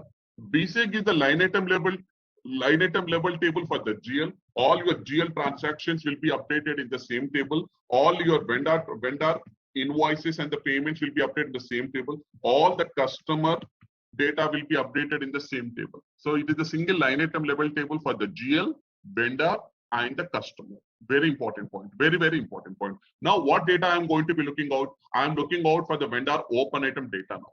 I'm looking out for vendor open item data. Now, when I'm sending a query to my database, what happened? The query, what it will do? What the query will do, it will go into the database tables, and what it will do, it will take out the data from the BSAD and it will start doing the aggregation on the top layer, which is going to be called as an application. So what are the two aggregates and the index tables which we are going to be referring? One is going to be called as, because this is the open item. So one of the table we call it as, okay, BSIK table. Another one is going to be called as BSIS table. These two are going to be called as the index tables. Actually, we call them as index tables. So BSIK is nothing but vendor. IS is nothing but S is nothing but it is going to be called as the GL. Because it is the open item data for the vendor. It is the open item data for the vendor. So the data is going to be stored in the BSAD, but on the top of the BSAD, the data will be get updated in which open item table? That is going to be called as the BSAD. So BSAD will lie, very, very important. So this is the diagram I'm going to be taking now, okay? This is my database table. So the database table is always going to be called as the BSAD. On the top of the BSAD, we have this BSIK table. BSIK table, very, very important. This is going to be called as open item table. Very, very important. Open item table, which is going to be called as the index open item table. So it will consume the data from where? It will consume the data from the underlying database table, which is going to be called as the BSAD, because BSAD is a common line item level table for the GL, vendor, and the customer. So the query will go into the BSAD, the query will go into the BSIK table, and it will retrieve the data. The BSIK table will be stapled on the top of your BSAD table. So it will consume the data from where? It will consume the data from the BSAD table, where it is going to be called as the open item level table. Now, after I got the data, now what you're going to be doing here, and then the data will be sent back to your presentation. The data will be sent back to your presentation. So in the middle, we are going to be using some index tables. That index tables are built only to optimize the data at an application level, actually, which is not going to be required for me. Actually, which is not at all going to be required for me, but optimizing of the data, which is going to be required for me. Very, very important. But yesterday's point, I'm just interrelating the yesterday's point to the today's point. Now, what SAP has done now in the today's environment, I don't want this BSAD table at all now from today onwards. Now I don't want this BC table. That means BSIK table at any cost. Now what the SAP has done, they have removed the technical settings of the BSIK table and they have made this table as a view table now. They have made this table as a view table. Very, very important, my dear friends. They have made this table as a view table now. View table is nothing but I have removed all the technical settings. The shell of the table will remain as it is, but I removed all the technical settings. When I say it is the technical setting, the storage type. There is no storage type from today onwards. But the BSAD table is the live table, my dear friends. We have the technical setting and the storage type is always going to be called as the columnar storage. It is always going to be stored in a columnar storage. But when you come to the BSIK table, where it is going to be called as index table. Now today we don't have this table at all, but the view table still exists. That view table name we call it as the compatibility view table. Compatibility view table. I'll tell you what is the meaning of this compatibility view table. Today we are going to discuss about the non-destructiveness process from today. Compatibility view table, and this compatibility view table, you can only read the data. Very underline, please. All of you, please underline this. Means from today, in the today's environment, when I say it is the compatibility view table, only the query will only read the data from this compatibility view table, and it will be stapled on the top of your database table. So only read access means there is no modifying. You cannot modify the table. You cannot write the table. You cannot write the table and you cannot delete the data in the table. Very, very important. Means you cannot modify, you cannot write, and you cannot delete. Only you can read the data from this underlying database table through the compatibility view table. Very, very important now today. Earlier, what is happening in SAP ECC environment? You have the modifying, okay, the data is going to be reading the data from the BSAD table and you can delete the data and you can read the data. But today, because I removed all the technical settings of this table, now there is no storage type, only the data is going to be available, but you can only read the data. That data reading is going to be happened from the BSAD table. Very, very important, because it is completely going to be called as the compatibility view table. So that's the reason if you see here, this BSID is the original table. So compatibility DDIC table. So this is going to be called as the view table. Very, very important. Means BSID underscore BSAD underscore DDL, data definition language, and the backup table is going to be called as this table. Now, when I go into the SAP, if you go into the SAP, if I go to the table, so you have to access the transaction code here. This is going to be called the command. If you give the command called as S11, if you do the command called as S11, if you press enter, and here, if I'm giving the same database table, what is the database table? We call it as the BSAD table. See, my dear friends, view table. If I'm selecting the view means you are going to be viewing the table. I'll explain you the database table. So I'm giving the original table now. Because I'm giving the original table. What is the original table? BSAD. Now this table is no more available. I show the evidence here now. You can see. So I selected the database.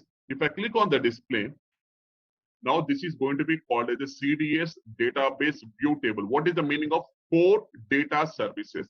There will be 2 view tables will be there. There will be 2 view tables will be there. One is, if you take your application,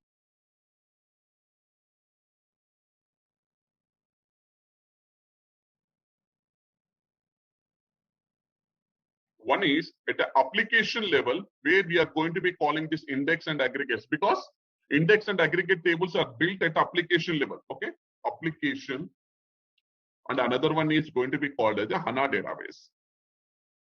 SAP HANA database. So these tables, whatever the tables which are no more available, which are going to be called as the compatibility view tables, those tables are going to be called as CDS view tables. Means core data services at the application level. Very important. At the application level, at a programming level, we are going to be calling it the CDS view tables.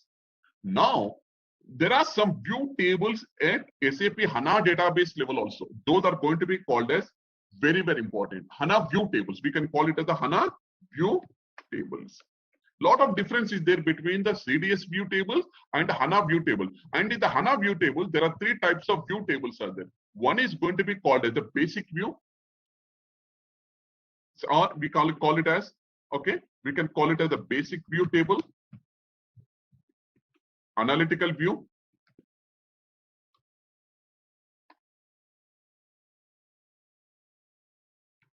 last but not, we call it as attribute view tables, or this basic view we can also call it as analytical calculation view also. Calculation view, analytical view, and attribute view. There are three database tables, the view tables are there. From the database point of view, I'm talking. Calculation view tables, analytical view tables, and the attribute view tables. But when you come to the application level, there is only one view type of table. That view type of table is going to be called as the CDS view table. We call it as the core data service. What is the purpose? I'll explain, What is the purpose? I'll explain. So now here you can see, I'm looking out the table at the application level, not from the database point of view. That is the reason you are going to be calling it as CDS database view table, means core data services. And that definition, the data definition is going to be called as BSAD underscore DDL. If you see an evidence here, you can see here. BSAD underscore DDL, which is going to be called the data source for the identical name DDIC view table. So it is not a complete. So if I go to the technical settings, for example, if I go to any kind of technical setting, if I go to the check, this is checked. Yes. What it is giving? Generated, see here, there is a warning message. That is the information message. You can see a triangle information message. One second. No consistency found. Okay. 1 second. See, generated DDL SQL views are only supported in limited way by S11. I'll tell you what is this. Generated DDL SQL structured query language views are only supported. Mean to say that if I go to the technical setting, if I go to the more, anything you can see about anything which I'm going to be discussing, very, very important. If I go to and if I see that there is a technical setting, if I go to the technical setting, it's very clearly telling me that, hey, Mahesh, BSAD does not have any technical settings. Means the table is no more available, means the structure and the data storage type of the table is no more available, but you can read the data. You can read the data from the underlying view table, but the original table has been completely removed. Very important, my dear friends. Very, very important point I'm going to be discussing. So do you want to define the settings? Okay, if I say define the settings, yes means, now you can see if I go to the specific properties, there is no storage type. Neither it is not a columnar storage, neither it is not be and row based. It is an undefined table. It is an undefined table. Earlier in SAP ECC, it is a defined table. There are some technical settings that are available in this table. Very important point.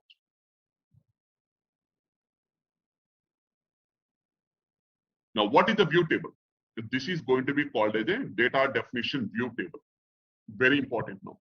So now, when I'm now in SAP S4 HANA, I'm talking about. Earlier in SAP ECC, directly it will read the data from the BSIK table. Earlier in SAP ECC, directly it will read the data from the BSIK, and this BSIK will consume the data from the underlying table, which is going to be called as the BSEC table. But today we don't have this BSEC table. So when I'm sending the same query in SAP ECC to SAP S4 HANA, when I say this, directly it will read the data from the BSEC table? No. BSEC table is a line item level table. BSEC is not an open item table. BSEC is the line item level table for the GL vendor and the customer.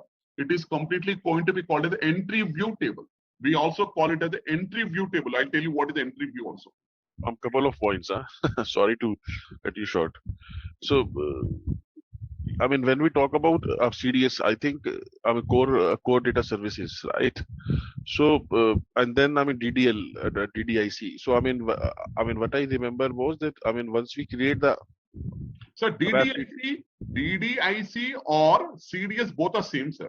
Yeah. So DDIC or CDS both are good. See, DDIC is nothing but data definition. Very, very important. That is going to be just only for the identical columnar storage table actually. But now this DDIC, what we say it as going to be called as CDS. So both are going to be the same only. There is no difference in this. Yeah, because I mean, once we create that ABAP CDS views, right? Like therein, we used to see DDIC. I mean, the name of the view. Exactly. And the name of the that is what I'm explaining, sir. Yeah, very good, sir. That is what I'm coming to the point now. And the next point that I was not able to understand was that the underlying table or the main table is the BSEC, right? So now what you are saying is that within the S/4HANA there is no BSEC, but there is a view. No, view BSEC table. is there. BSEC will be there.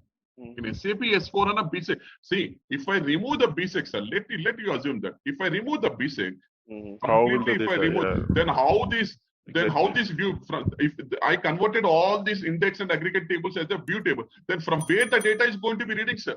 The data should have to read from the BSEC only now. If you remove the BSEC, then there is no use of using the compatibility view also now. Yeah, but within your S/4HANA screen, we were not able to see the definition for BSEC, right? Exactly, it says, you are absolutely right. So then, is it like that? We would not be able to see or access the BSEC table, but in the system, no, it is there. BSEC table access will be there, sir. BSEC table you can modify, you can write, you can delete, and you can read the data from the BSEC. The BSEC table is the live table. So, for example, I'll show one example. See, I'll go to the. I just let it open like this. Okay. Now I will open up one more table. It's 11. Let me go to the BSEC. No, I'm a little confused. Yeah. Okay. Let me go to the BSEC. Okay. Now I'm selecting as a view. Okay, BSEC table. Now let me first go to the BSAD. This is the view table. Okay, I know that this is the view table. If I'm selecting the view table, okay, V underscore BSAD or something like. Okay, this is the view table. Okay, I'm going to the view table. See, I selected the view set. Now I'm not selecting the database table. I'm selecting the view. I want to see the view table of the BSAD. Just I'm clicking on the display. So the view table I'll show now. Now this is, I'm selecting the database table for the BSEC. Now if I go to the display, this is not a DDL SQL view table. This is a directly called as a transparent table in SAP. See the difference. This table we are going to be calling as a CDS database view table. Now this table, BSEC table is active table. You can see it is the active table. And also you can see the technical settings. If I click on the technical settings, much more it is available. When I'm saving the data, it will be stored in a columnar storage. Yeah. So it is the main table, right? The underlying. It is the main table now. It is the main table. Now, when I go to the BSID, the data definition table is going to be called as a BS. If I double click on this DDL, data definition language, now this is the query which has been written in the backend. So what this BSID view table will do, now the view table, see, is the concept is very important. View table.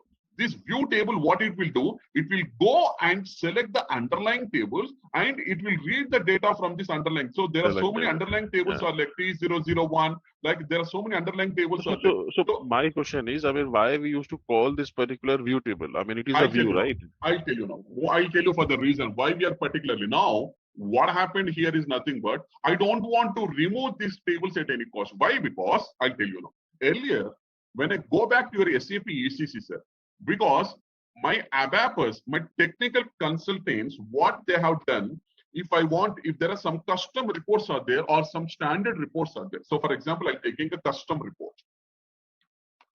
So I have given some requirement, I have given some technical requirement to my ABAPer. I want a vendor aging report or customer aging report. Vendor aging report. For example, I take a vendor aging report or vendor balance report. So I'm asking my ABAPer to write a logical code to develop this particular report. Now, what my developers are going to do? Definitely, sir, in SAP ECC, I'm talking, not in SAP S4HANA. It's a completely purely in SAP ECC. What my developers are going to write? They are going to write the select statement. They are going to write the select statement based on the tables which are available. See the concept, sir. Means which are available is nothing but when I say it is the vendor aging report, sir, it will include the open item tables and it will include the underlying table and also it will include the database table. So they are going to write the select statement based on BSIK. I mean, they will have a lot of joins, right? Yeah. Lot of joins will be there. Yeah, BSIK, if it is a clear item means BSAK, and if it is a GL means BSIS, if it is a BSAS like this, and also they will include the BSEC table and some other tables like company code level tables P001 and some other tables also.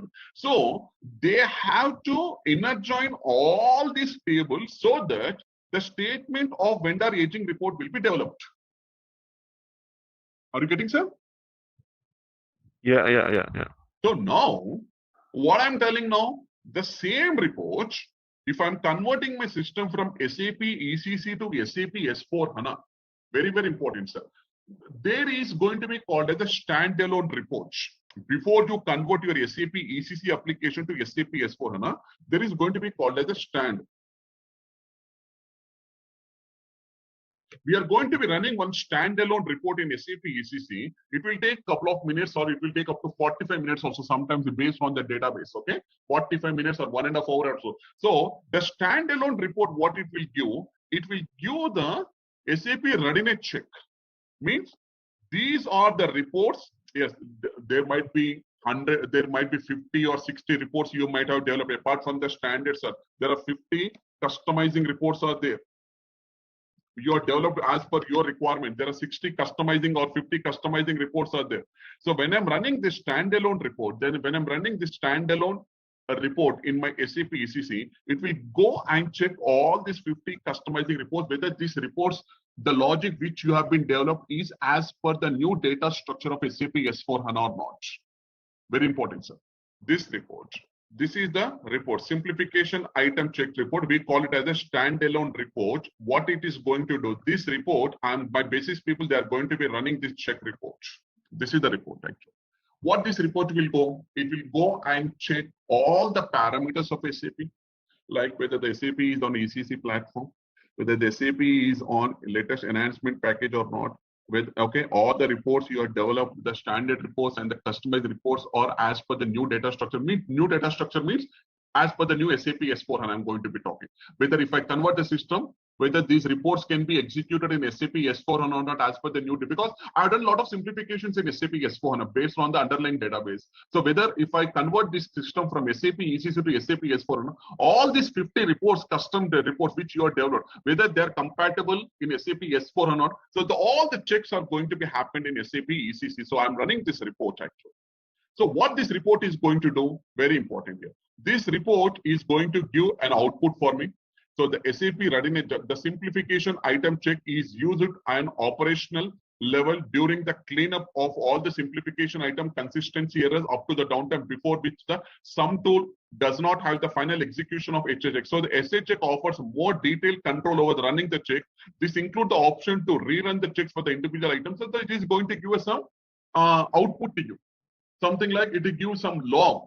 Finally, you will be getting a log. In that log, there will be error, there will be a warning, there will be a successful. If there are any errors are there, you have to go and rectify those errors. If there are any warnings are there, what type of warning?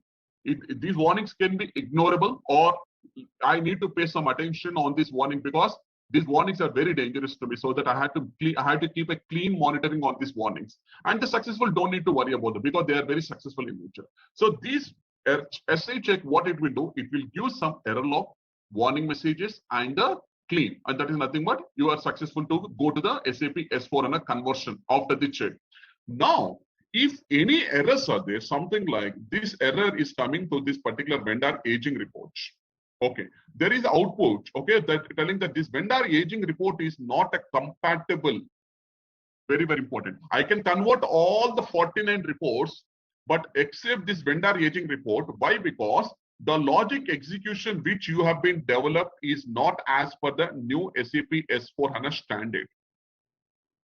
Then what my developers are going to do? There are two options I'll be giving to you. One is you can completely delete the logical technical execution of the report in SAP ECC. You remove the report completely from the SAP ECC and you have to rewrite this program after the conversion to the SAP S/4HANA. Or what this log will tell, if I open the log, it will give some valuable suggestions to you. What that?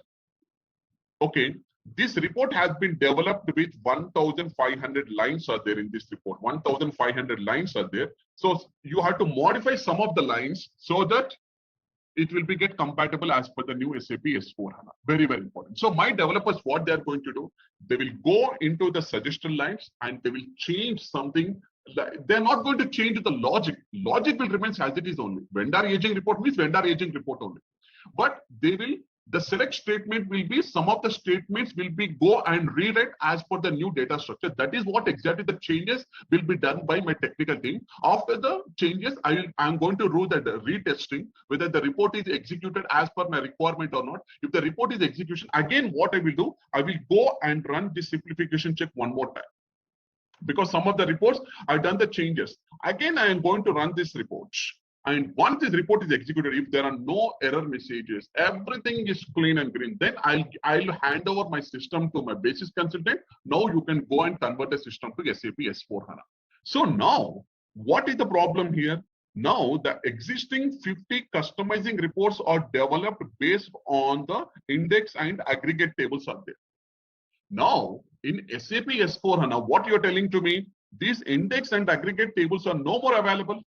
These all the tables have been removed from the SAP S/4HANA, but still you're telling me that these 50 custom reports can be executed in SAP S/4HANA. How it is possible? For that reason, I'm not going to be removing the complete table from the SAP. The table technical settings have been removed, means you cannot, from today onwards, you cannot modify, you cannot write any data in this table, and you cannot delete the data. But you can read. I'm going to be giving an option called as the read axis. Very important. So the read axis will fetch the data from the BSIK table, and I'm going to be executing this report in my SAP S/4HANA. If I remove the read axis also, then this all the 50 customizing reports we cannot be executed in SAP S/4HANA, because that is the reason I'll be giving the reading axis to you. So one thing, BSIK that you said was the aggregate table within the ECC, right? And now, within the S4, we have these BSIK, but these are the view tables. We don't have the access to read and write, right? But what I'm not able to understand is that I got it. I got it. Your question. I got it. Your question. No, but if we have the view table, right? DDL table and all those view tables, as we said, then why do we need to have the BSIK, right? In the first place, because we are not reading the data, we are not retrieving the data from BSIK, right? I'll tell you. Okay. Did you got my point, or I got it. I got it, sir. Now see, sir. This is in my SAP S/4HANA. This is very good question, please, all of you. Very good question. This is I'm doing in SAP S/4HANA after the system conversion or anything. SAP S/4HANA. Which report? Something like I'm executing the vendor report, vendor balance report. Vendor balance report I'm executing now. So once the report got executed, automatically the select statement is going to be coming or not. Okay, so select statement will be get executed in the backend. This I'm going to be calling it as the select statement. Means if you see here, if I go to this table, if I click on this DDL SQL view table, the select statement mean as select, the select statement will be get executed. Once the select statement got executed, what it will do? It will go based on the logic execution. What my abacus are written. It will go and check the tables. What tables it is going to check? It will be checking the tables BSIK table, BSAK table, and it will also check some underlying tables also, very, very important. But these two tables are no more available in SAP S/4HANA. Very, very important. Means these two tables have been moved as a compatibility view table. These two tables have been moved as a compatibility view table. Now, what this select statement will do, okay, these two tables are no more available. What the select statement will do, it will automatically, no need to write any logical, or this was inbuilt in SAP S1, redirect. It will redirect automatically. So it will go and redirect the select statement, and what it will do, where it is going to be redirecting, it will be redirecting to the compatibility view structures.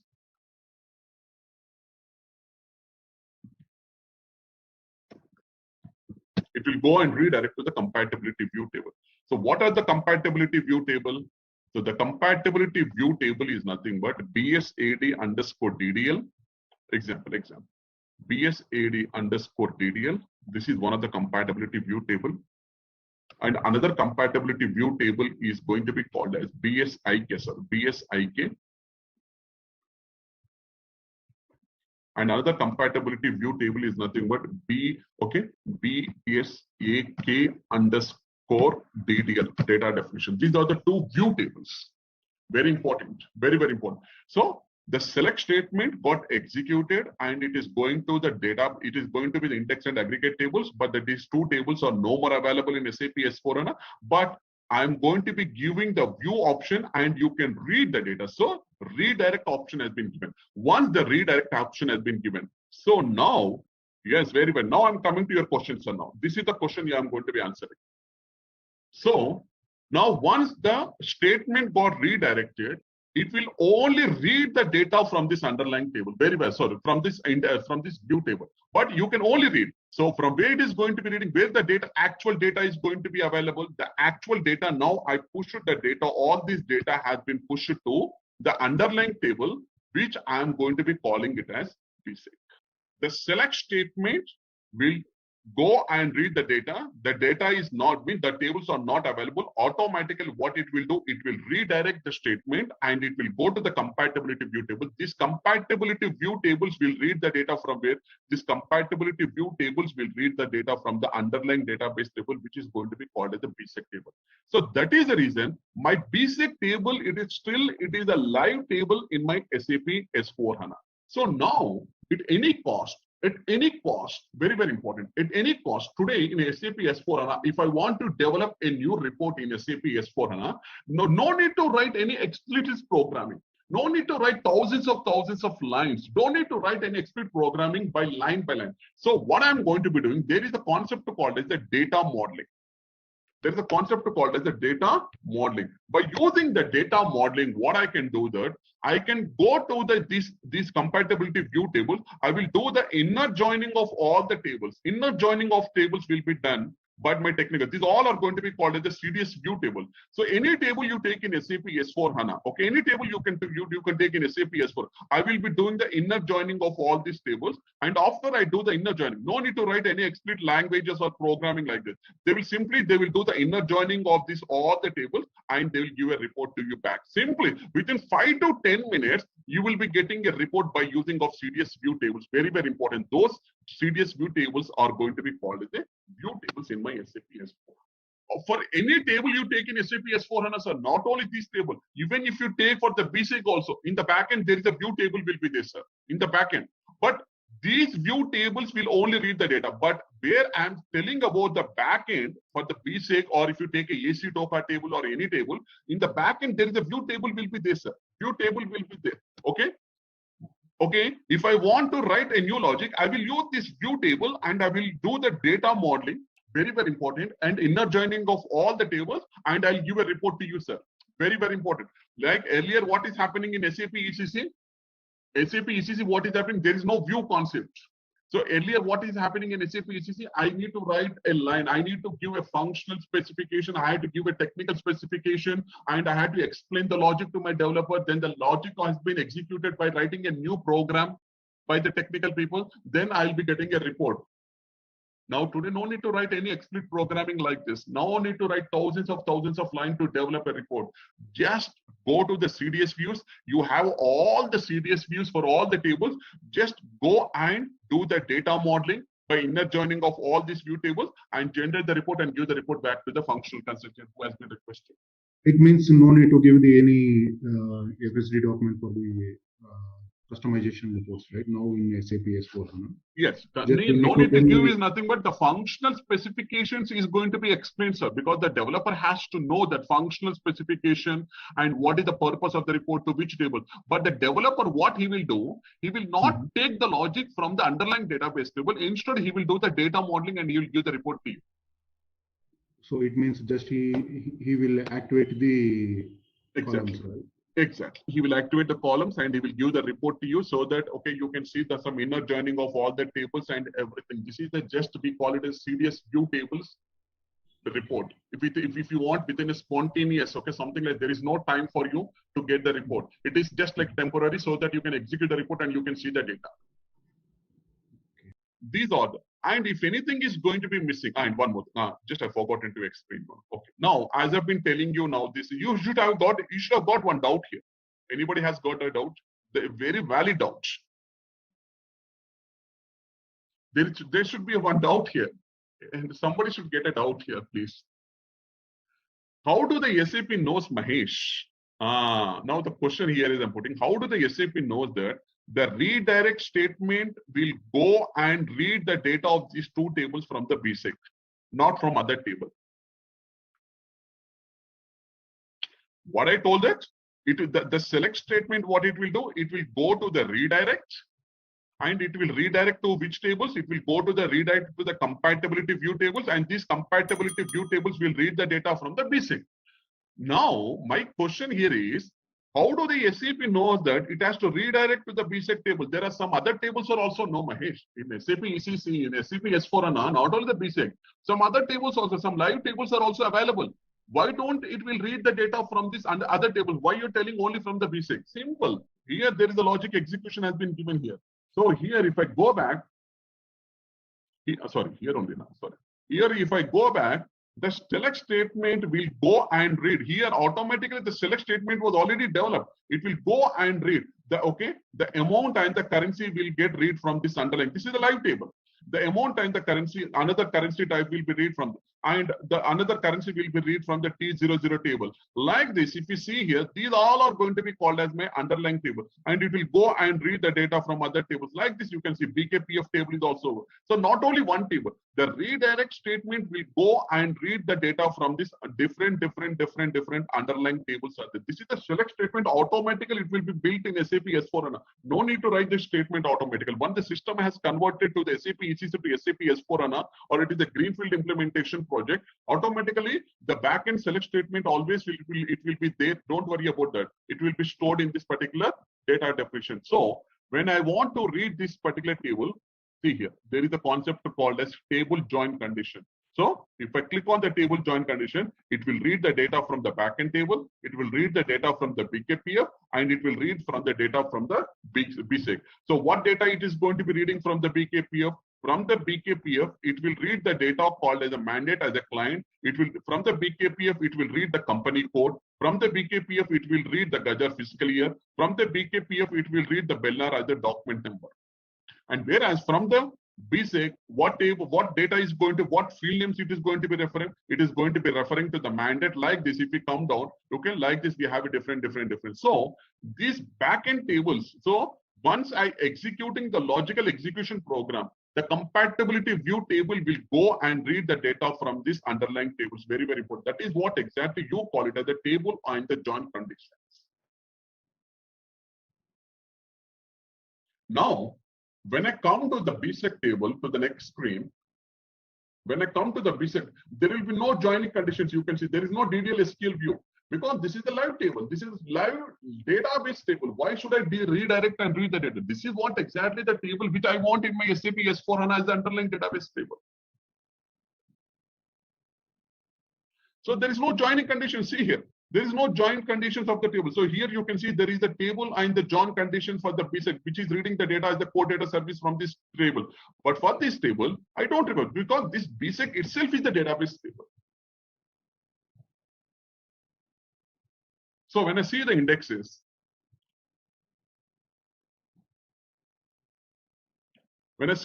these are the indexes which have been developed for the BSAD table, which are very active for this. From the 2021, they are going to be active. Now, Mahesh, okay, one thing, can you please confirm me?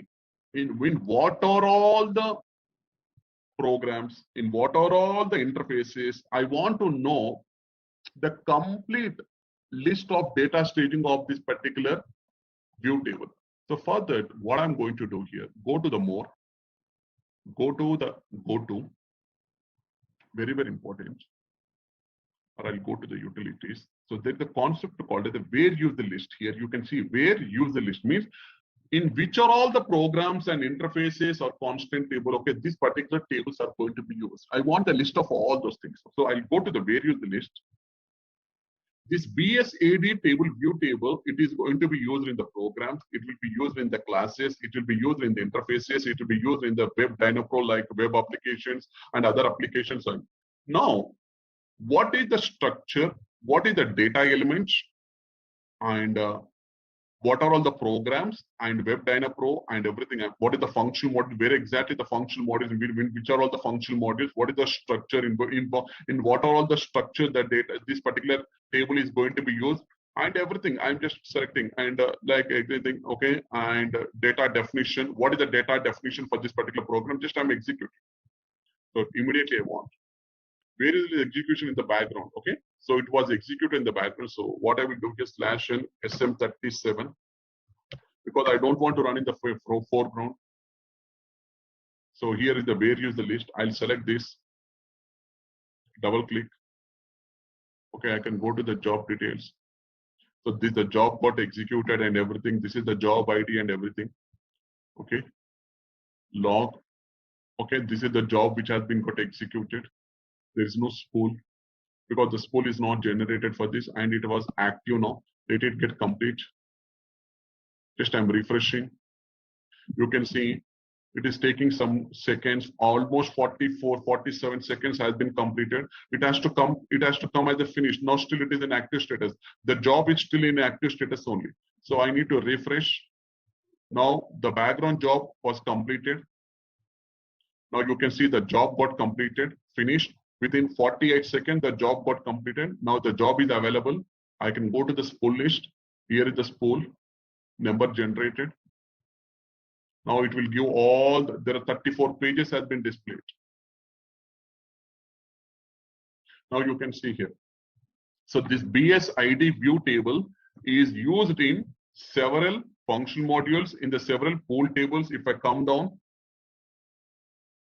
several times in what are all the programs, in what programs you are using this BSID table, how this compatibility. So like this, you will get all the information. Okay, now if I just come down, these are all the programs which where if I remove this BSAD completely, these all the programs will be get affected.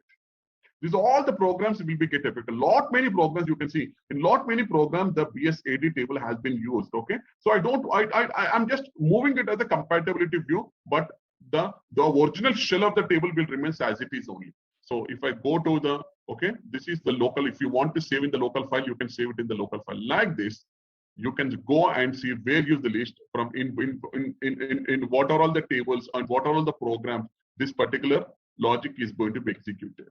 There exactly. This is what exactly the beauty of SAP, where it has remained the BSAD table as a view table. Here, if you see the point number, here it is very important that, okay, so there is a point is there. It's very clearly telling. The compatibility view do not have the same name as the original name. Yes, BSID_DDIC. The original name is BSAD, but the technical name of the compatibility is BSAD_DDIC. Instead of the database interface, read it. This is what exactly I told today.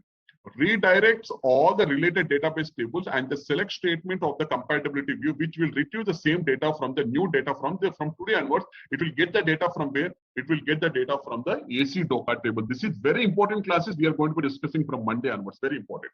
The connection between the table and the compatibility view, very important, is not created during the installation of something, because automatically it is going to be developed. Again, right axis, insert, update, delete, and modify was adopted in SAP standard, has no adopted in the custom code. Standard level it is available, but not in the custom code. So very important. That is what. So if I come down, here you can see that beside the database table, the old related DDIC database view table were replaced. Either the relevant code or a new identical name has been given. Okay, that we are solved. The new name has been given. So if I just come down, there is a one point I just want to discuss with you, all of you. These all the tables are no more available. You can see many tables are there. I think in the starting it will be there. There is the one point I just want to see that, and I want to show to all of you.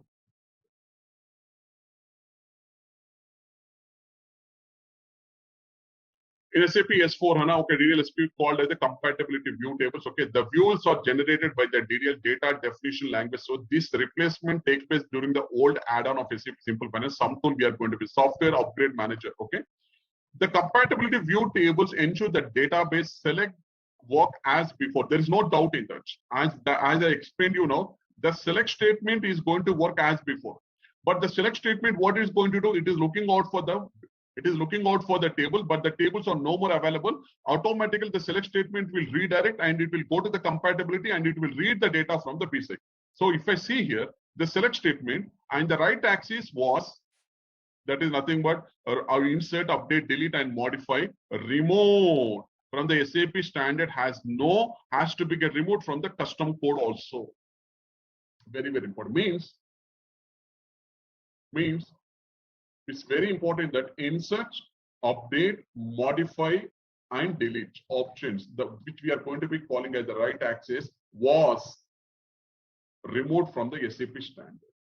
Only you can read the data from this underlying database tables from the DDL SQL view. Very, very important point.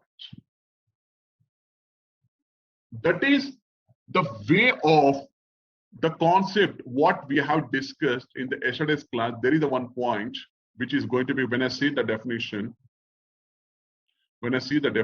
here, we have removed the aggregates and reduced the data footprint, which is very, very important. And SAP removed the redundancy by providing the one functionality with one objective from today. So one functionality with one objective means I will give all the data from one single table. That table is going to be called as a universal journal entry table. We call it as AC DOCA table. Very, very important. That concept is very, very important. Technically, I'm giving a lot of knowledge to you, but you cannot, because this is very important for your knowledge purpose. There will be no certification questions will come from this. But this is only for your knowledge I'm going to be giving. This is from my source of interest only. All right, let's test your knowledge. Here's a question for you. In SAP S for HANA Finance 2021, which of the following is used to handle asset accounting? Option A, controlling CO module. Option B, asset management, AM module. Option C, material management, MM module. Option D, asset accounting, AA module. Take a moment to think, and when you're ready, choose the correct option. Remember, each choice holds a key to unlocking the answer. Good luck. Type the correct answer in the comments section. Hey there. Want to become a finance expert? Our SAP S4 HANA Finance 2021 course is here for you. You can learn at your own pace on our platform. In this course, you'll explore SAP S4 HANA Finance. It's like a toolkit for managing money, from tracking expenses to planning budgets. Our course covers everything you need, from the basics to advanced tips. It's created by experts who know their stuff. Your teachers are seasoned professionals with lots of experience. They're ready to help you learn and answer your questions. And don't just take our word for it. Our students love this course too. People just like you have found our course very useful. Best part, it's very affordable. This great chance to learn won't cost you much. Ready to become a SAP S/4HANA Finance 2021 Pro? Sign up on our page now. And for more info, check out ZaranTech's website. Every time we can see that SAP HANA is always going to be. What this SAP HANA is this SAP HANA is, we are talking from the application point of view or from the database point of view? Anyone? When I say to the SAP HANA, I mean to say that it is going to be an application or it is going to be a database. Database. Database.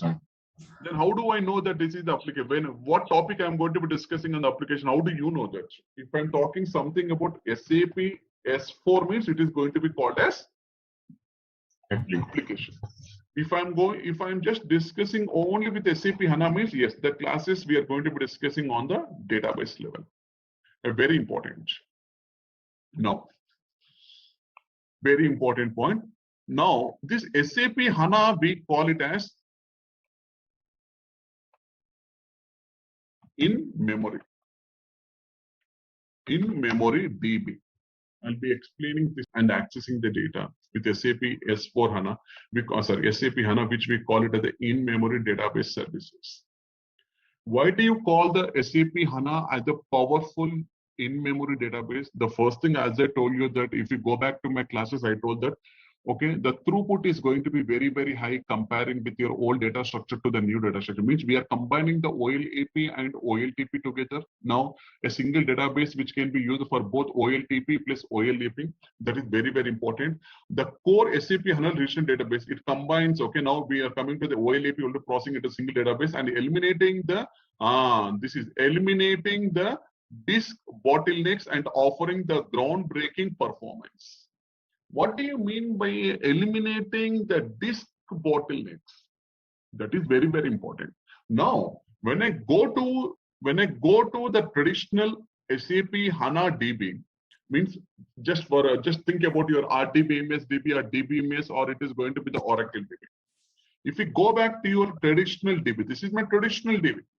The traditional DB is completely working on disk processing mechanism. The traditional DB is completely working on the disk processing mechanism. There is no parallelization and there is no partitioning. I think I took one class on the parallelization and the partitioning, if you remember that in the first class, okay?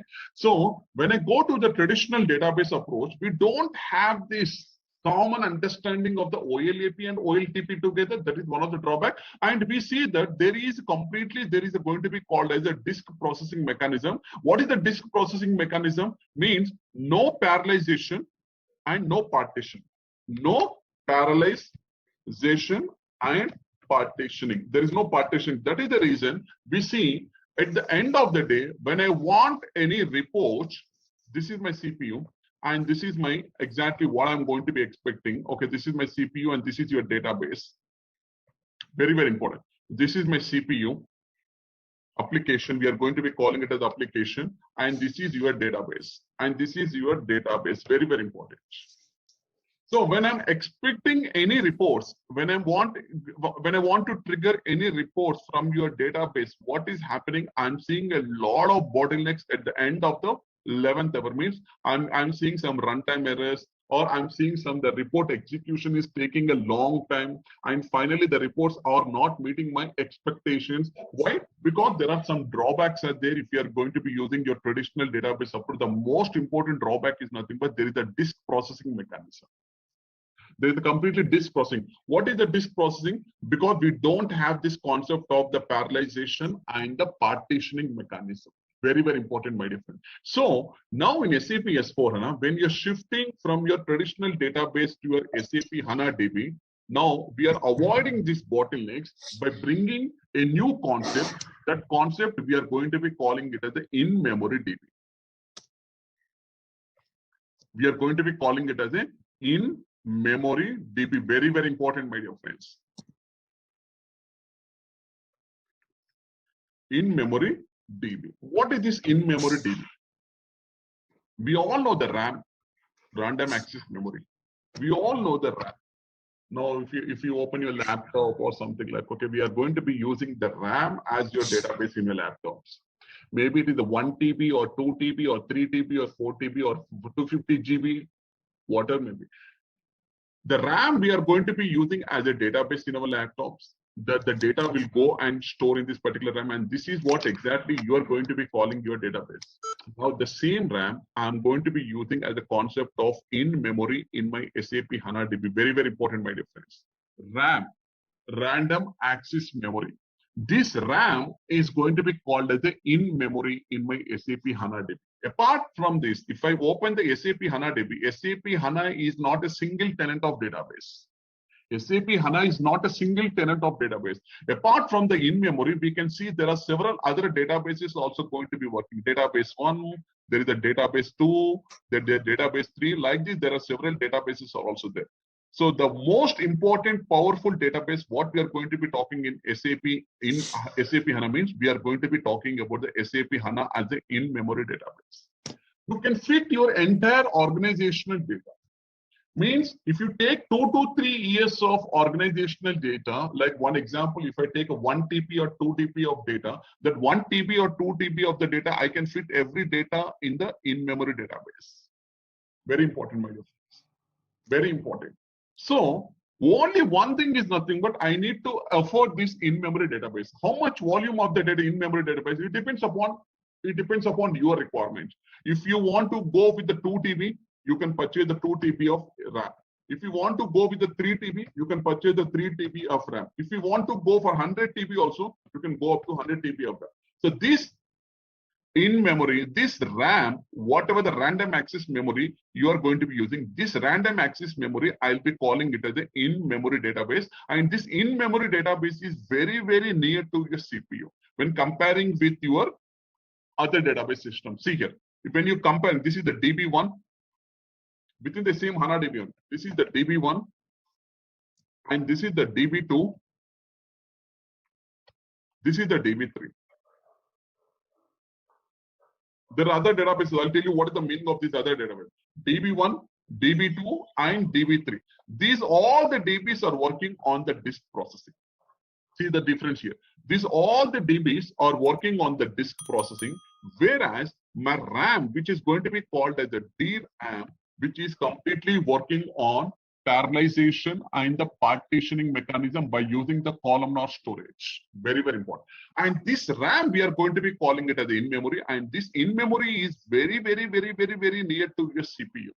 What does it mean that? So whenever you are asking any reports from the database, the query will directly go to the in-memory. The query will not go to the DB1. The query will not go to the DB2. The query will not go to the DB3. The query will directly go to the DB, which is going to be called my in-memory. And today we have this parallelization and the partitioning mechanism, and we have this columnar storage and everything. So the accessing of the data between the CPU and the in-memory is very, very, very, very faster when comparing with your traditional database approach. So the slide number 1, I'll explain, So eliminating the bottlenecks from today onwards. So today onwards, what I'm going to do by using of this in-memory as a database, whether it is a 2 TB or 3 TB or 4 TB of database, now from today onwards, there is no concept of disk processing mechanism.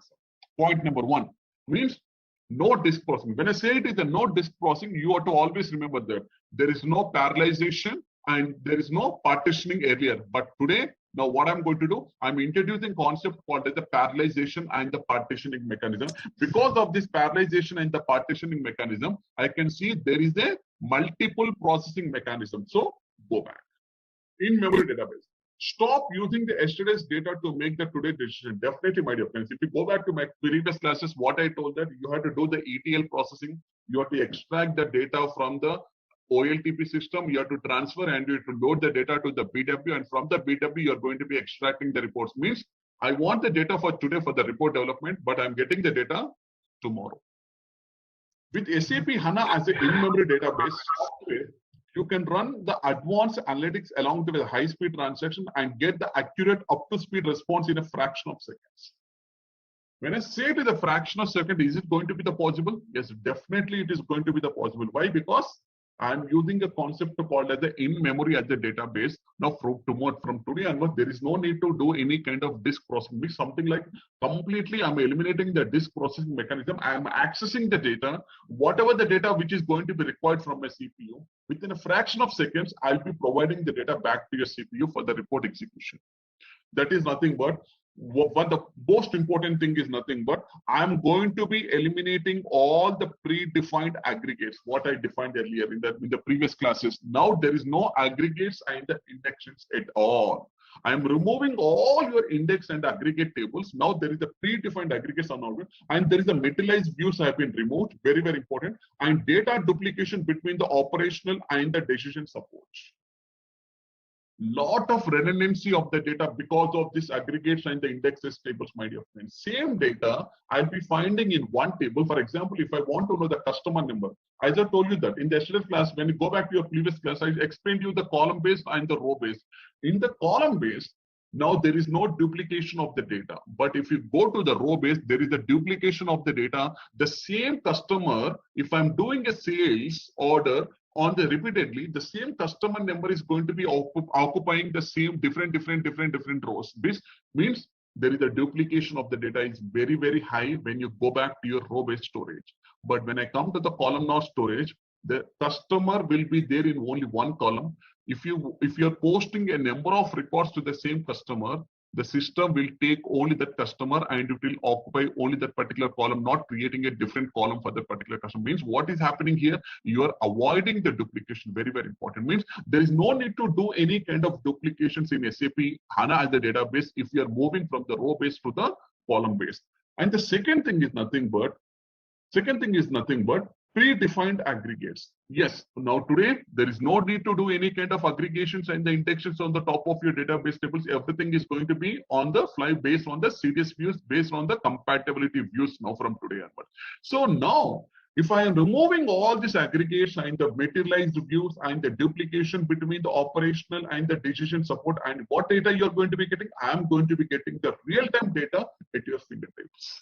I am going to be getting the real-time data. Means from this SAP HANA memory, in memory, I will be getting all the real-time data by accessing the data. Now, how much data you can fit into this in memory? It depends upon what is the TB capacity, means what is your in-memory capacity. For example, if I go to the 100 TB of the data, approximately, at least if you take something called as a Apple company or something like Amazon or a Flipkart, or in the way they're posting some hundreds of thousands of transactions in a day. So for example, if you take 2 years of data can be stored in memory. If you're taking 100 TB of data, 100 TB as in memory. 2 years, least 2 years of data you can store in the in memory. What happened to the previous years of data? The previous of data, what I'm going to do, I'm archiving to the in-memory database to the disk processing memory, because I'll move all the data to the DB1, DB2, and DB3, because these are going to be called as the historical data.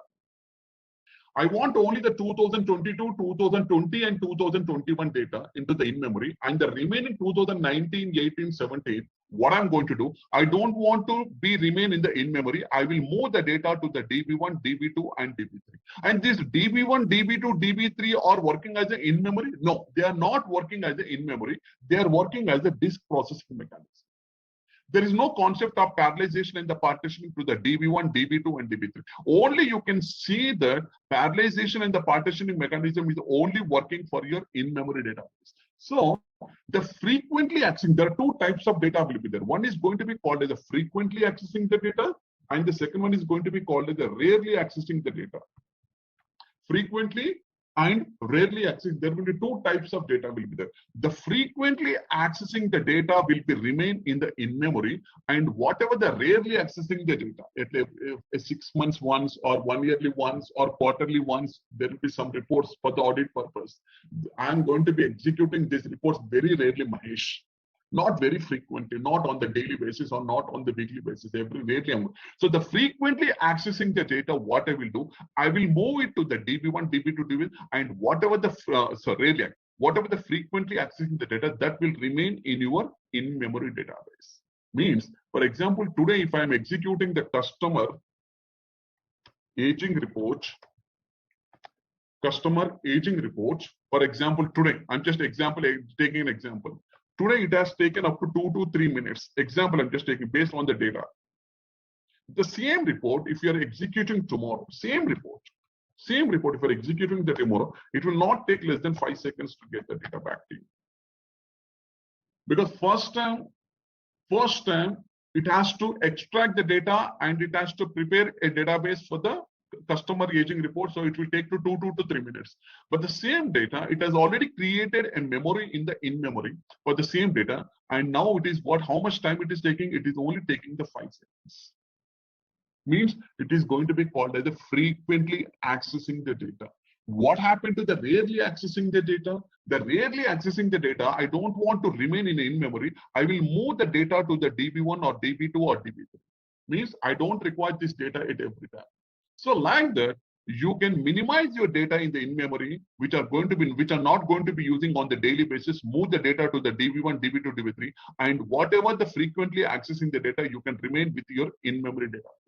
So this in-memory database is very, very near to your CPU, and the travel distance between the CPU and the in-memory is going to be decreased, and there will be no bottlenecks from today onwards to accessing the data from any time. So the first point here is nothing but very, very important.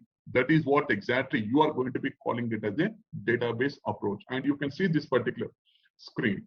Now here you can see how many alerts are there. Okay, minimum priority alerts are going to be 1. Means if something, the data volume is very, very high, system will give some alerts like as a warning messages. How many alerts are there? How much memory has been used, Mr. Mahesh? You can see here, use in memory. As on today, the user memory is only up to 18 point something like 6 GB of the day. What is the CPU usage? What do you mean by CPU usage? What do you mean by CPU usage? CPU usage is nothing but your application.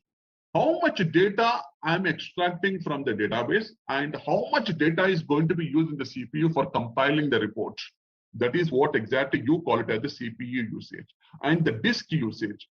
The in-memory is a different and the disk usage is going to be different. In the disk usage, if you open the SAP HANA, as I told you that SAP HANA is not a single database. SAP HANA is having a multiple databases. In this, one of the databases is going to be called as use in memory, and the second databases we are going to be called as a disk usage. Now the disk usage, what is the disk usage percentage we are going to be using as of now, and what is the in memory? If the CPU usage is going to be very, very, very, very, very high, the basis people, they are going to be monitoring you. Every time the basis people will go and monitor you. So you can get the report in ST22. There is a report called as /n ST22. If I go to the ST22, this is going to be called as a runtime errors. For example, if I'm taking something called as from July 1st to till the date. If I want to see any runtimes, yesterday there were no runtime errors. Yesterday there were 0 runtime errors in the application. Today I can see there are 3 runtime errors are there in the application. Very, very important. Means your CPU usage is very, very high. Means you're coming to the CPU usage. You're going to be getting the data from the in-memory, but the CPU usage is going to, maybe there will be 1 million or 2 million records you're going to be executing from the in-memory, and the usage of the CPU is going to be very, very high. That is the reason I can see now the data has been went into the runtime. So there are 3 runtime in the application. This is not the database. Runtime means always you have to see CPU usage means always you have to think from the application. When I say it is the database means that is a different concept. So when I say the CPU utilization means the CPU utilization from the application point of view server. This is the application server. So there are 3 important things you can see. There are 3 runtime errors have been recognized now. It has went to the message that these are going to be called as the runtime errors. Why? Because the usage of CPU is very, very high, because 2 million records or 3 million records you are going to be executing. Very important. So this is the complete monitoring, how I'm going, monitoring statement for all the databases. How many restarts are there? Number of dumps. Okay, number of runtime errors we are going to be calling as. There are no runtime errors. General information. Okay, all. So this all is going to be monitored by the database administration people. Very, very important, my dear friends. So this is what we are going to be calling it as it. So now, what is the advantage if I'm going to be using the in-memory? The first advantage is nothing but I am going to be getting the real-time data from today onwards. What do you mean by real-time data? The real-time data is nothing but now there is no predefined aggregates. No, there is no metallized views are going to be developed. Now I'm going to be removing all the duplication. Why? Because today I'm going to be using a concept called as parallelization and the partitioning mechanism, combining both OLTP and OLAP together and removing the row-based to the column-based. What are the advantages you're going to be getting by using this SAP HANA as a data modeling? What do you mean by data modeling? As I told you that today, from today onwards, all your index and aggregate tables have been eliminated and they have been converted as the compatibility view tables. Based on the view tables, you can do the data modeling. No need to write any explicit programming like thousands of lines, giving the logic to the developer, and the developer, they're going to be using a program, and then finally they'll develop a report to you. Now, from today onwards, no need to write any explicit programming to develop a report. Just consult with your database administration people, give the logic to them, and they will do the data modeling of all the tables. Like there are 3 different types of data modelings are there. One is going to be called as the calculation view, attribute view. Another one is going to be called as the analytical view. By using of these SAP HANA tables, what this administration, there are 2 things are there. Data modeling is completely working with the SAP HANA DB. The second one is going to be called as the CDS views will be there. Very, very important. Very, very important. As I think in the last class also I told that application, this is the database. In application, when I see all the tables have been removed, means you are going to be using the CDS view, core data services. In SAP, these are going to be called as the HANA views. Very, very important. HANA views means you are using the data modeling from the HANA database. If it is a CDS views means you are using the application where the developers are going to be. Here, ABAPers, your technical people, your ABAPers are going to be using to the data modeling by compiling of all the tables. But here, your database administrators are going to be working, not ABAPers. Your database administrators are going to be working. So I'm requesting my database administrators to use these any calculation views or attribute views or analytical views, depends upon what type of report. They will do the data modeling of all the tables. They will not write any explicit programming here. So they will do the data modeling of all the tables which are going to be required for this report, and they'll develop a standard report and they will give it to you. Very, very important. And these reports are going to be working on OA, Office Analytics, and these reports are going to be working on the Lumina. Okay, so this is a separate tool we are going to be using for the analytical reporting. Like this, there are several reporting systems are there where you can integrate your SAP with the reporting system. So SAP HANA makes it easy to build the complex business logic using the graphical model tool, decision-making tools, core data services, and the rebuild function. You can embed your logic into the store procedures and run it inside the database to avoid the unnecessary data movement. So you can write an embedded logic within the SAP HANA database and keep it with you. So whenever you want to execute the report, you can execute the report. No need to do any kind of application optimization for this. And this you can only use if you are using SAP HANA as a DB. You can only use if you are going to be using SAP HANA as a DB. Very, very important here. And the third advantage, multi-tenant database. As I told you that SAP HANA is not a single database. It is a multi-tenant database. Means several databases are going to be incorporated. Means they are going to be available within the SAP HANA DB. Means if you see this diagram here, the system DB is running. There are other DB0, DB1 and DB2. Means parallelly you can see here, there are 4 DBs are there within the SAP HANA DB, and how many DBs are running and how many DBs are in the starting mode, and what is the user memory you are going to be using, what is the CPU usage, and what is the disk usage. Who will be monitoring all these things? These monitorings will be done by a system administrator. They are going to be called as the database administrator. So with SAP HANA multi-tenant database containers, you can manage several databases as a one, and all the tenant database share the same logic and the processor. Very good. However, they are they're securely isolated from one another, and each has its own user catalog and the data and the files. Again, dedicated resource to each tenant to optimize the database performance. Why we are going to be using the different databases? To optimize the data. To optimize the data and to give the better performance of the report. That is the reason I'm going to be using the multi-tenant database system. In the Oracle or DB, there is only one database system. Only one. You can't have more than one database system in one SAP. Play very, very important as a part of it. Now, this is the multi-tenant databases where I can segregate the data from one database to another database, which depends upon my requirements. Multi-tier storage. What do you mean by multi? Just now I explained to you the frequently accessing the data and the rarely accessing the data. The frequently accessing the data will be stored in your in-memory. Please always remember that. Whatever the frequently accessing the data, every day I'm executing the same report, Mahesh. Every day, a couple of times I'm executing the same report. So what I'm going to do, I'll keep all your frequently accessing the data in the in-memory, and whatever the rarely accessing the data, what I can do, I will move it to your another DB. Because there are several DBs are there. System DB is there, DB0 and DB02. The rarely accessing the data, I'll move it to the DB1 or DB, and the frequently accessing the data will remain in your DB1. So what is telling? With an SAP HANA dynamic tiering, your frequently access the data will remain in the in-memory, while your rarely accessing the data is moved to the disk. This lets you the cost effectively manage the large volume of the data without being limited by your memory size. Why do I increase my memory size? Why do I increase my memory size, my dear friends, if I'm not going to be using the data very, very, very, very frequently? Let the data move to the DB1 and DB2 and DB3. Let the data move to the DB, because I don't want this data should be remain in my in-memory. Why should I increase my volume of the data in the in-memory? Very important point. So that is the reason I'm using the partition type of data by having the multiple databases, and the rarely accessing the data and the frequently accessing the data will be available based on your database. So that is the reason your application can access all the data independently of where it is stored, and you can modify the database storage performance at any time to meet your user expectation. Definitely, my dear friends, 100%.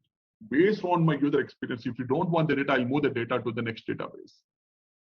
But the CPU accessing always will be done. The CPU access always will be done with your in-memory. Earlier, what is happening? Earlier in SAP ECC to Oracle DB, the CPU access will be done by your DBs like this, which is very, very far away from your CPU. Now I'm bringing you one of the DB, which I am putting very DB. The DB I'm going to be bringing very near to CPU. Now you can use this DRAM as an in-memory database for accessing the data from today.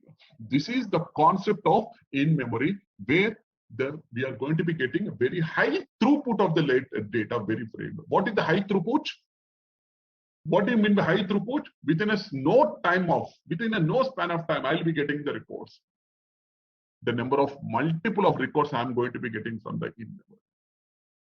There will be two types of data will be there. One is going to be called as a warm data. One is going to be called as a warm data. Another one is going to be called as a cold data. Remember that, all of you. There will be two types of data will be there. One is going to be called as a warm data. Another one is going to be called as a cold data.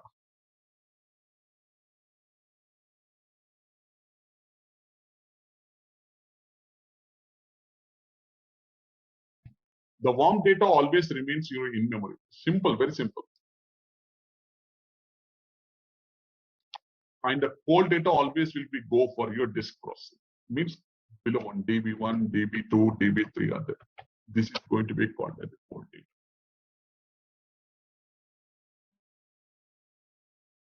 Any doubts from anybody? How system identifies which data is like warm data? That will be set up by the database administrator, sir. That's what exactly I'm telling you. We don't want to go into the logical way. Just I'm explaining the concept. That will be set up by the database administrators. Okay, which database has to be get used for the DB processing, which database should not be get access to the DB. That will be set up by your database administrators. There is one more point I just want to bring it to you, all of you. If I take in the Oracle DB, if I take the data in the Oracle DB, there is 250 GB there. Example, just an example, I'm taking about 250 GB.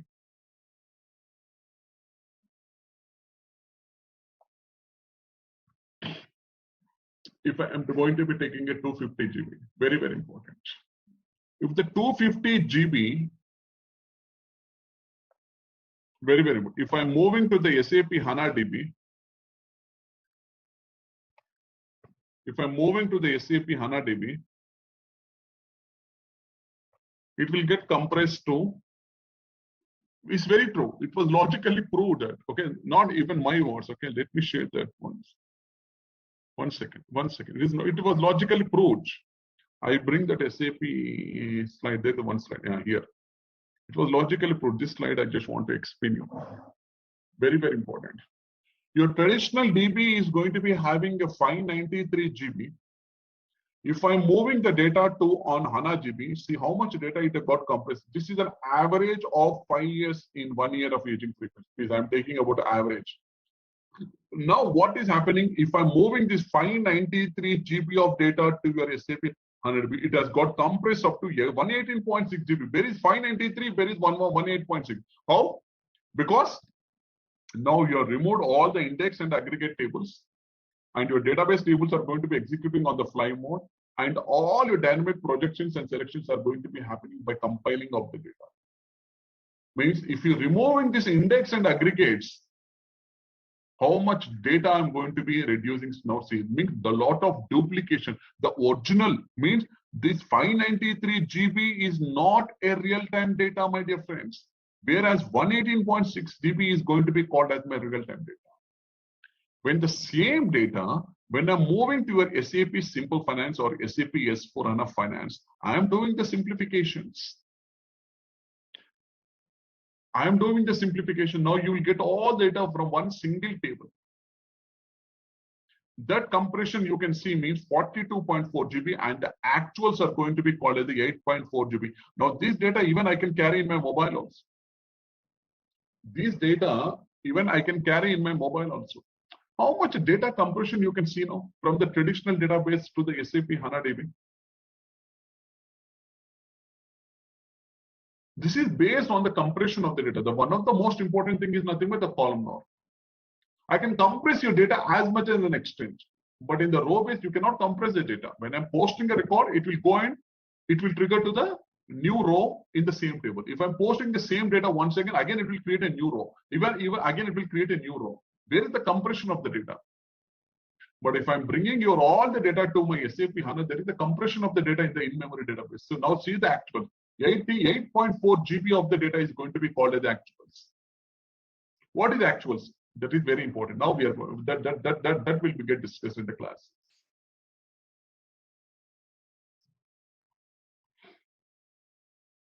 All the tables have been removed. You can see this is the tomorrow's class, very, very important class. We are going to be coming the architectural diagram. Tomorrow we are going to be coming at the architectural diagram.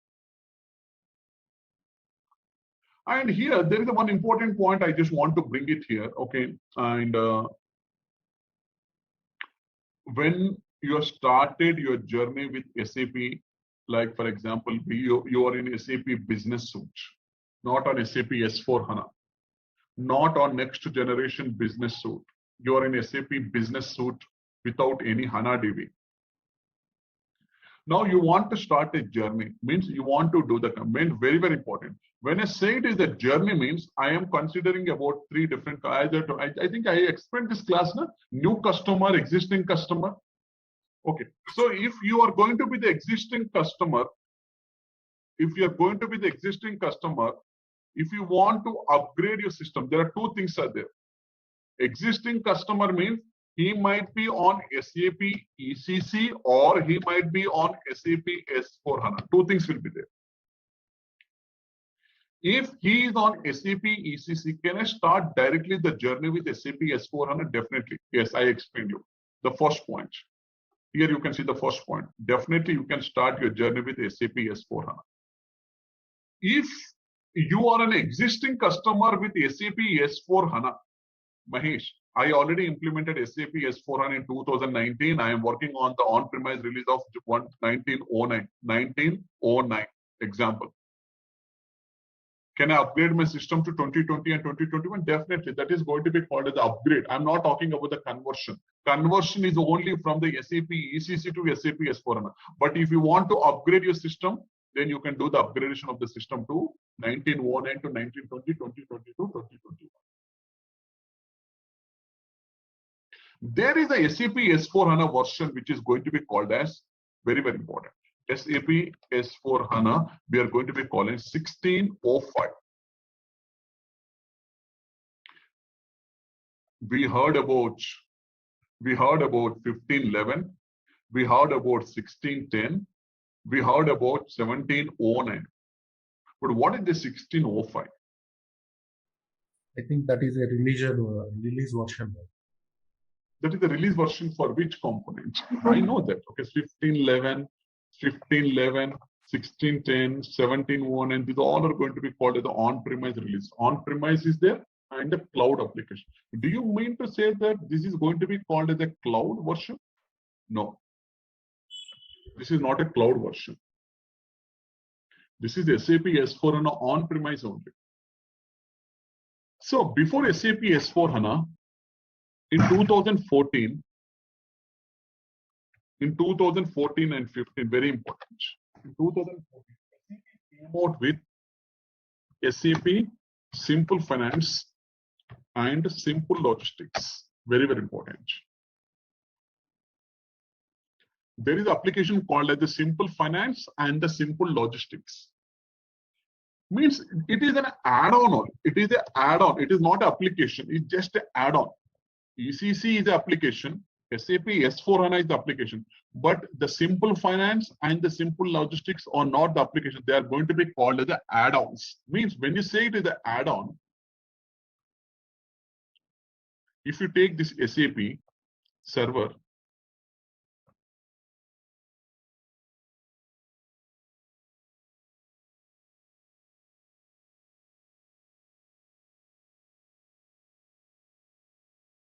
we all know that this is going to be called as the presentation.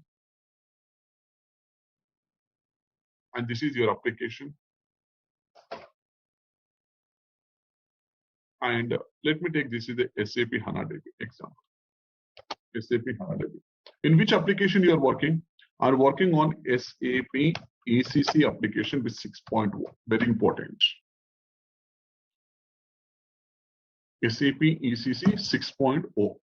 Now, in 2014-2015, SAP came out with a new simplification process, which is going to be called as SAP S-Fin. That is going to be called as the Simple Finance.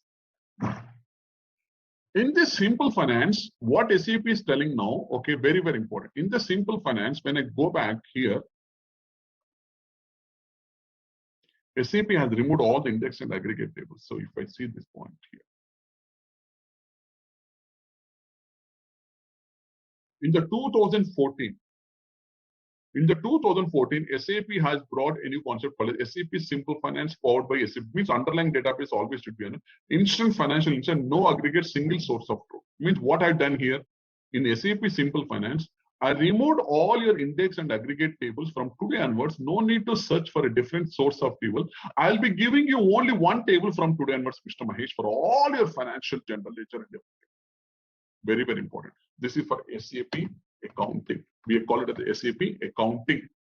When you see for SAP accounting, earlier you might be working with hundreds of tables. Now what I'm telling in the SAP Simple Finance, I removed all your index and aggregate tables and everything from today onwards. I'll be giving you only one table. That table is going to be called as ACDOCA table, a DotCom table, means accounting document actuals. AC stands for accounting, DOC stands for document, and A stands for actuals. You will get all the data from one single table. Do you want GL data? Tell me, I'll get it from the single table. Customer data, vendor data, asset data, material data, everything. Let me know that I'll give you all data from one single source of truth. That is going to be called as the Universal Journal Entry Table. What is this table name called as? Universal Journal Entry Table. We call it as the ACDOCA table, EDOCA table, Accounting Document Actuals. Instant financial insight means you will get all the real-time data from this one single table. That is what exactly the simplifications I have done in SAP by using a concept called as SAP Simple Finance. This was got introduced in the year of 2014. This is not an application. SAP Simple Finance is not an application. It is an add-on. It is just like an add-on on the top of your application, ECC application. Your ECC application will remain as it is only. But on the top of your ECC application, I am introducing a new called as the SAP S 2.0. This is what exactly you call it. I think you have been remembered 1503.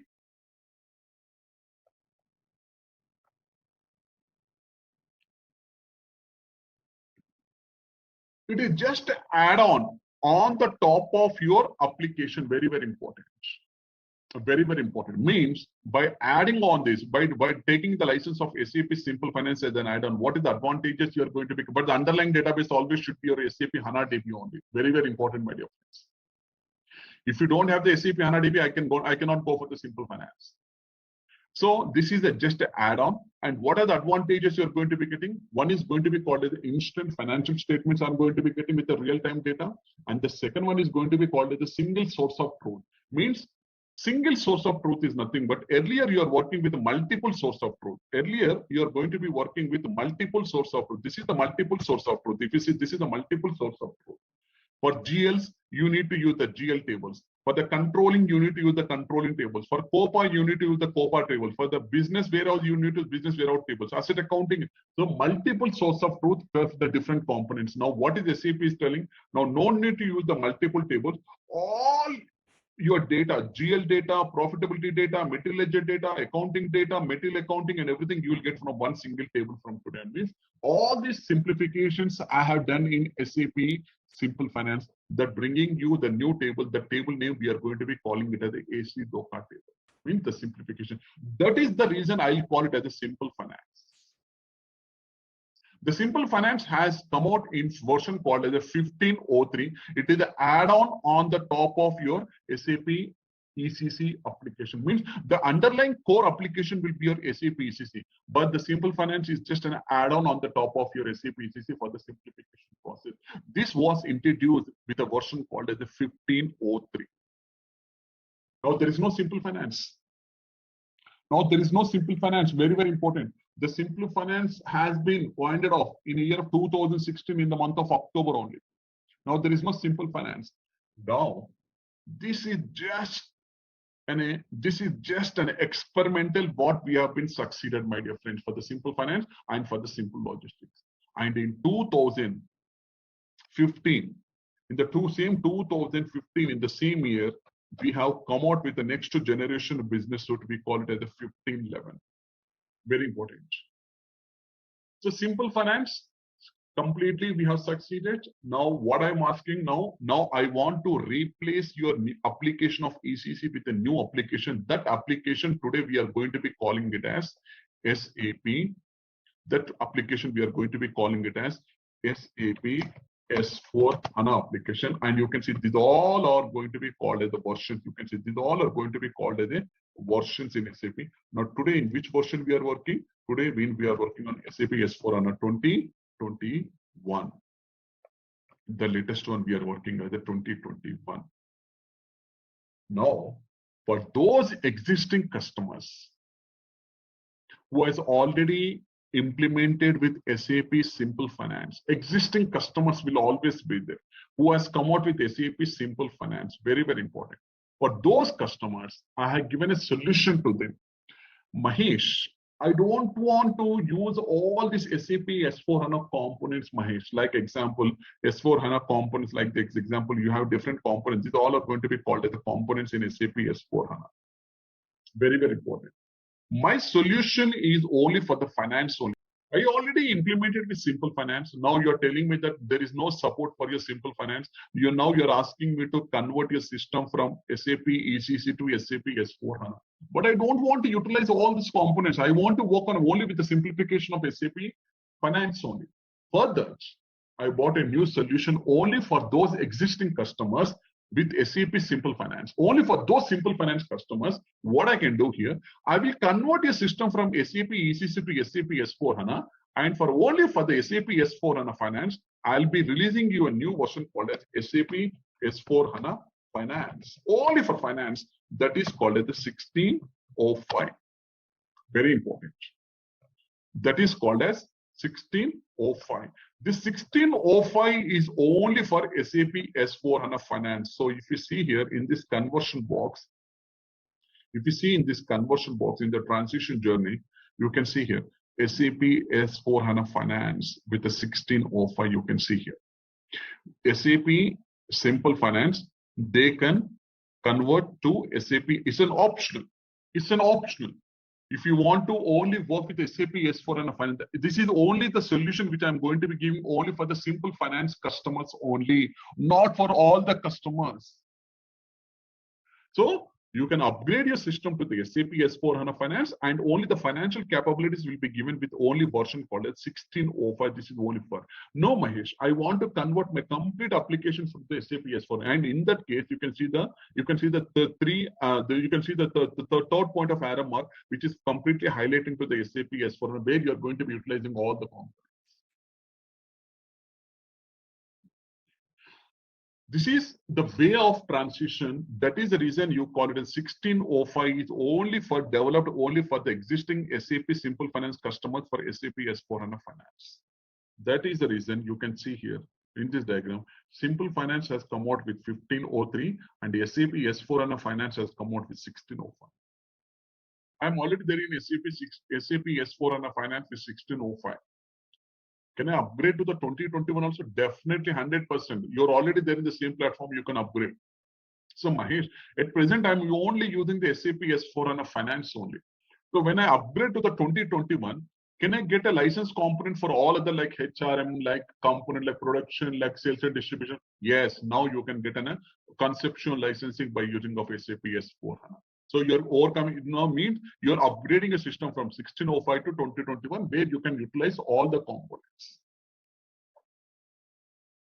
For 1605 is only for finance only. You will not get the benefit of other components. Hey there. Want to become a finance expert? Our SAP S4 HANA Finance 2021 course is here for you. You can learn at your own pace on our platform. In this course, you'll explore SAP S4 HANA Finance. It's like a toolkit for managing money, from tracking expenses to planning budgets. Our course covers everything you need, from the basics to advanced tips. It's created by experts who know their stuff. Your teachers are seasoned professionals with lots of experience. They're ready to help you learn and answer your questions. And don't just take our word for it. Our students love this course too. People just like you have found our course very useful. Best part, it's very affordable. This great chance to learn won't cost you much. Ready to become a SAP S4 HANA Finance 2021 Pro? Sign up on our page now. And for more info, check out ZaranTech's website. Now, very important point. Okay, now, universal journal entry table. Now, when I come to the universal journal entry table, what is this universal journal entry table? The universal journal entry table is called as AC DOCA table. All of you remember that. This is going to be AC DOCA table, and this is called a single source of truth. We always remember that. Why do you call the AC DOCA table as a single source of truth? AC DOCA table is always going to be called as a single source of truth. Means you will get everything from this table. You will get everything from this table. Means if you want to get the data related to the GL, refer to the same table. If you want to get the data related to the accounts payable vendors, you'll get from the table. If you want AR for the customers, if you want asset accounting, if you want the controlling, if you want the POPA, if you want the material ledger, tell me. I will get it all the data from one single table. That table we are going to be calling it the universal journal entry table, and we have nomenclature it as single source of truth, where you will get entire the world of the data from one single table. That table is going to be called as AC DOCA table. What is AC DOCA? Accounting. AC stands for accounting. DOC stands for document. A stands for actual. There is a one more table actually. We call it as ACDOCP table. This is the plan table actually. We will get only the plan data from this table. This is the plan data table, very important. And there is one more table which has been designed from the SAP ACDOCQ table. This is consolidation. This is the consolidation table. ECDOC-CU is going to be called as the consolidation. ECDOC-CP is going to be called as the planning, and ECDOC-CA is for the actuals. So when I call it as these three tables, actually these three tables have been introduced as a part of simplification process in SAP S/4HANA, my dear friends. As a part of simplification process, they have been brought this table into the picture. So this table, we are going to be calling it as a single source of truth. What is the meaning of a single source of truth? Very important. Now let me go to the GL, for example. Okay, let me go to the GL. Architecture, I'm talking about the data architecture. Please, very, very important. Means I'm talking from the data architecture. I'm talking from the data architecture point of view. So when you see the data architecture, for example, there is something called as travel expenses account debit to my cash or bank account will become the credit. Debit and credit. Next one entry.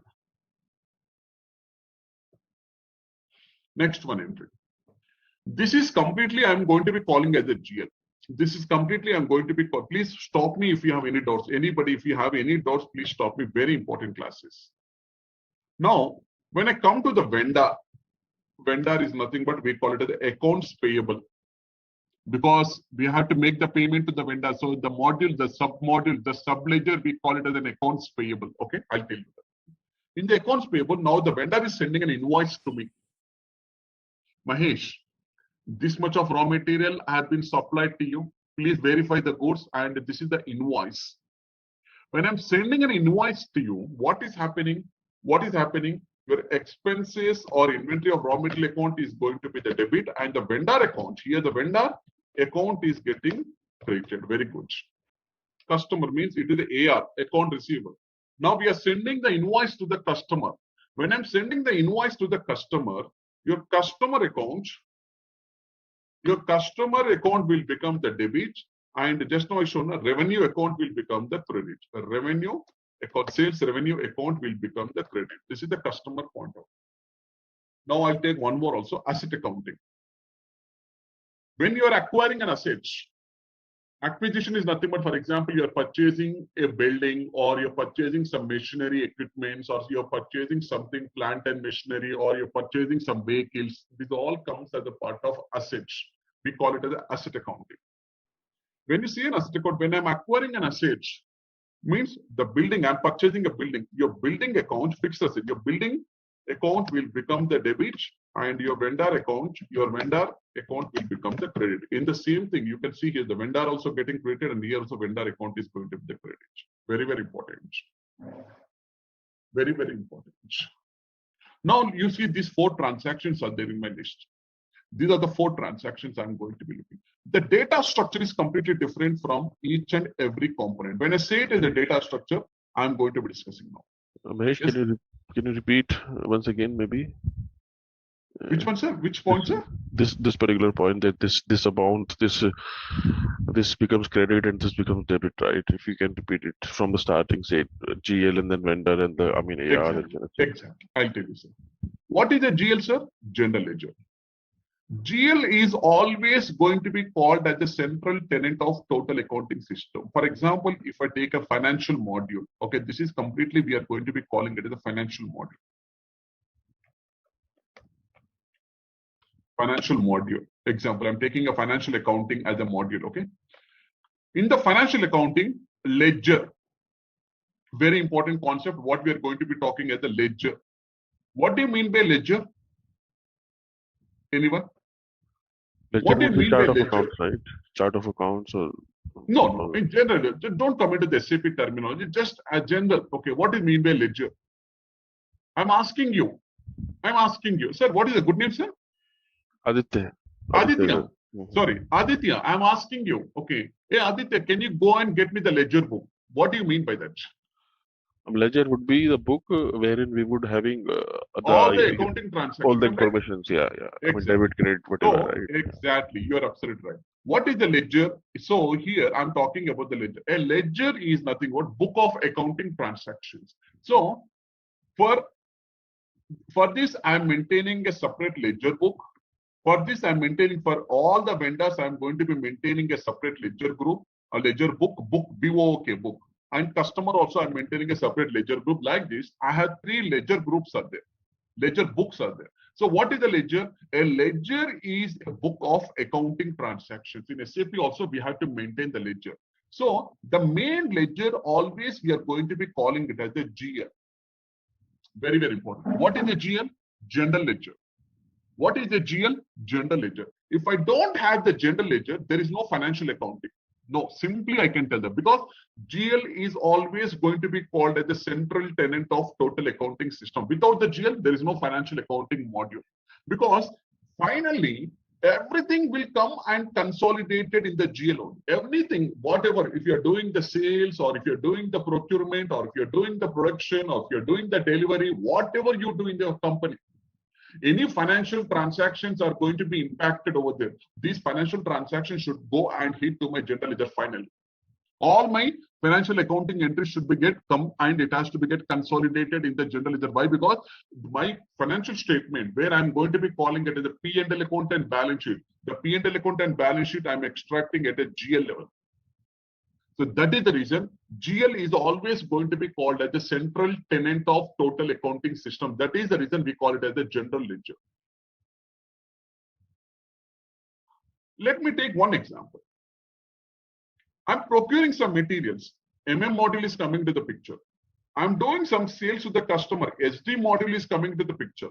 I'm doing some production. PP module is coming to the picture. I am doing some HR activities, HRM activities. HR module is coming to the picture. These all are going to be called the modules which we are going to be using. But finally, there is some integration we are going to be doing. That integration always should be done to a general ledger. Finally, all my accounting transactions has to be get integrated.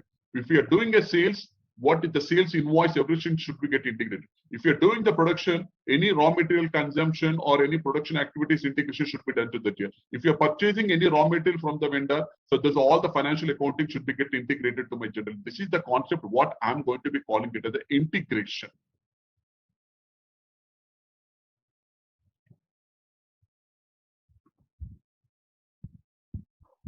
Okay, this is the concept I'm going to be calling as the integration. Very, very important. What is the integration? Integration is a bridge connectivity between the submodules to the main module. My main ledger is always going to be called as the general ledger. Why? Because with the general ledger only, I'm going to be preparing my P&L account and balance sheet. Remember that if I don't have the general ledger, there is no P&L account and balance sheet. So that GL is going to be called as the central tenant of total accounting system. Now, in the GL, when I say it is the GL, I'm posting some manual entries like travel expenses account is getting debited and my cash or bank account is getting credited. Means what is the debit which comes in? What is the credit which goes out? So debit is a cash or bank because I'm paying an amount through the bank, means it is a credit. Debit is going to be happen to the expenses. Like when I say it is the vendor, vendor is a GL? No. Vendor is not a GL. Vendor is a subledger. The GL is going to be called as the main ledger. And there are 2 subledgers are there in my financial accounting. One is going to be called as AP. Another one is going to be called as the AR. These are the 2 subledgers. Always remember that these 2 are going to be called as a subledger. Asset accounting is also subledger. I'll tell you that. What is the meaning of asset accounting? I'll tell you. Why do you call these 2 as a subledgers? In the financial accounting, these 2 are always going to be called as the subledger, and the GL is always going to be called as the main ledger.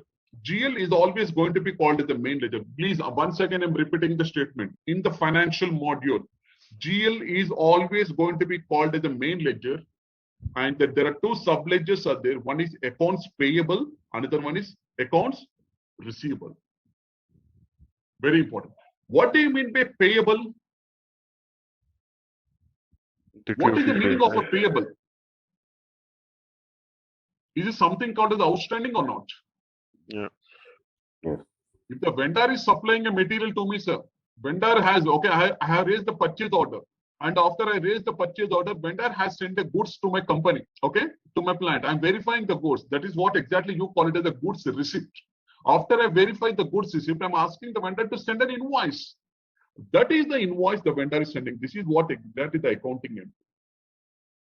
So now, what is happening when the vendor is sending an accounting entry means vendor is sending an accounting. What is the total liability? Vendor is going for the credit.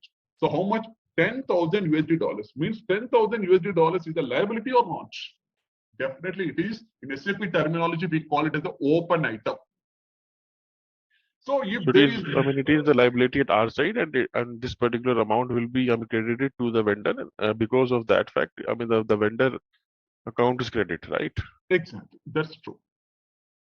That I'll be sure. That I'll be explaining now. Okay. Now, what is happening here? When the vendor is sending an invoice, the vendor account is the subledger account. Very important point. When I say it is the subledger, it will go and hit to my accounts payable. Means there is a vendor, okay, whose name is Mahesh. Okay, whose name is Mahesh. What is the total outstanding now? $10,000 is the total outstanding. This outstanding is a line item. I need to update in my accounts payable. If Mahesh is not having the liability of 10,000, are you making any payment to Mahesh? No, because there is no liability line in my accounts payable. Because Mahesh is a subledger. Mahesh is a vendor. Vendor is always going to be called as a subledger. So for a subledger, what is the total outstanding? 10,000. Now, when I say it is a subledger, the subledger should be reconciled with your main ledger or not. The subledger always should be reconciled with your main ledger. Finally, the subledger has to be reconciled to your main ledger. It means the total amount of 10,000 which you are showing as a subledger should be equal to your reconciliation account. Means that it has to match with your reconciliation account in your general ledger. My dear friends, every day you will be getting a reconciliation statement from your bank. You are doing some debits and credits, some cash accounts and some check deposits and everything. Finally, you will get one reconciliation statement from your bank. This is the opening balance and this is the credit balance and this is the closing balance. And your today's closing balance will be your tomorrow's opening balance. So how do you get the reconciliation statement? The bank is going to be sending the final reconciliation statement. Same thing. Accounts payable, whatever the vendor related transactions are going to be happening, whether it is an invoice or whether it is a payments or whatever may be, finally the reconciliation should be done to a general ledger, because the GL is always going to be called as the central tenant of total accounting system, because always the GL should match with your vendor balance. If the GL is not matching with your vendor balance, there is no proper reconciliation. Your books of accounts cannot be closed. Why? Because my vendor balance is not matching with your reconciliation balance in your GL. Means there is something happened wrong. The vendor is showing as a 10,000, but your GL reconciliation is showing as the 8,000. What happened to the remaining 2,000? What happened? Why the 2,000 was not reconciled to my general ledger? What happened? There is something, month-end closing activity went wrong, so you have to correct that account. Same way, there is a customer. Okay, there is a customer. Okay, Mahesh is a customer.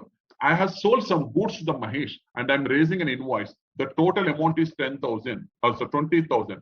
The 20,000 is a receivable from the Mahesh. It is not a payable. When I say it is a payable, the vendor, I'm making an amount to the vendor as a payable as a 10,000, but here I have to receive the payment from Mahesh. Mahesh is a customer. Mahesh is a customer. Very, very important. So this is the incoming payment and this is an outgoing payment. So these are the two subledgers we are going to be calling. AP is a subledger related to the vendors and AR is the subledgers related to the customer. And finally, all these balances has to be get reconciled to my general ledger. Finally, every balance you can see that has to be get reconciled to my general ledger finally. What is happening here? Now for AP, the data structure is different. For AR, the data structure, I'll tell you what is the data structure, because that is the reason I kept all this accounting.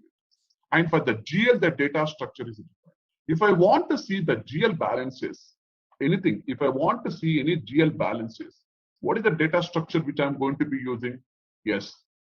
The header data will be stored in which table? The header data will be stored in the BKPF table, and the line item details are going to be stored in the BSAD table. Then I'll come and talk to you what is this single source of truth. So you are going to be good. Now, when you see the vendor, same BKPF and BSAD, same, it is here also BSAD, but on the top of the BSAD, we have appendix and index tables. So for this vendor open item, which table you are going to be referring, that is going to be called a BSIK table. Very important. K stands for vendor. IK stands for open item. BSIK stands for vendor open item. Very important. This vendor open, this table is going to be called as the index table. It will be built on the top of your BSAD table. If you go to the first classes, now these tables are no more available in SAP S/4HANA. Now, when I come to the customer also, BKPF is the header table, BSAD is the line item level table, but this is the customer open item. So here BSID, D stands for customer. See the data structure. Data structure is completely different. When I go to the asset accounting header table is going to be called as ANEK. I'm talking in SAP ECC. These all are in SAP. This is going to be called as the multiple source of truth. Today we are going to be calling it as the single source of truth. Earlier, this is going to be called as the multiple source of truth. Now, ANEK is the header table. There are so many line item level tables are there. ANEA, ANLP, ANLC, like this, etc., etc., etc. We have different line item level tables are there. Like this. Same thing. When I go to the controlling. When I go to the controlling also for controlling, okay, just I'll put a controlling. When I go to the controlling is also having a different data structure. Controlling is having the COBK is the header table and the COEP is the line item level table.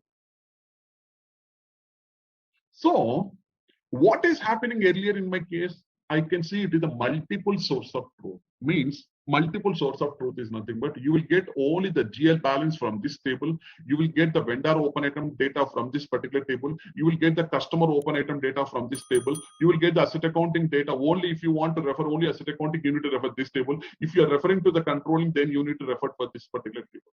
Means it's a multiple source of truth, and I can see there is a duplication is very, very high when I'm using the multiple source of truth table. Now, this is the architecture which I'm going to be using. If I see here, if I see this particular table, this is what I explained you. Now, see, finally, everything is going to be reconciling to your general ledger. So the reconciliation, you can see the arrow mark is okay towards your general ledger.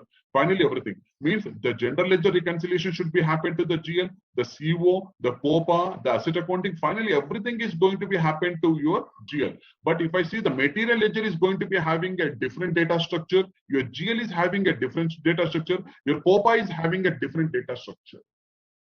Very, very important. Means if I want to extract a report, for example, I want a customer report, customer balance report, means it is referring to how many tables? The query will be referring to how many tables? The query will be referring to these two tables, first two tables. The query will be referring to this BSIG and BSID table, and the query is also referring to the table, one more table, that is what exactly one more index table is there,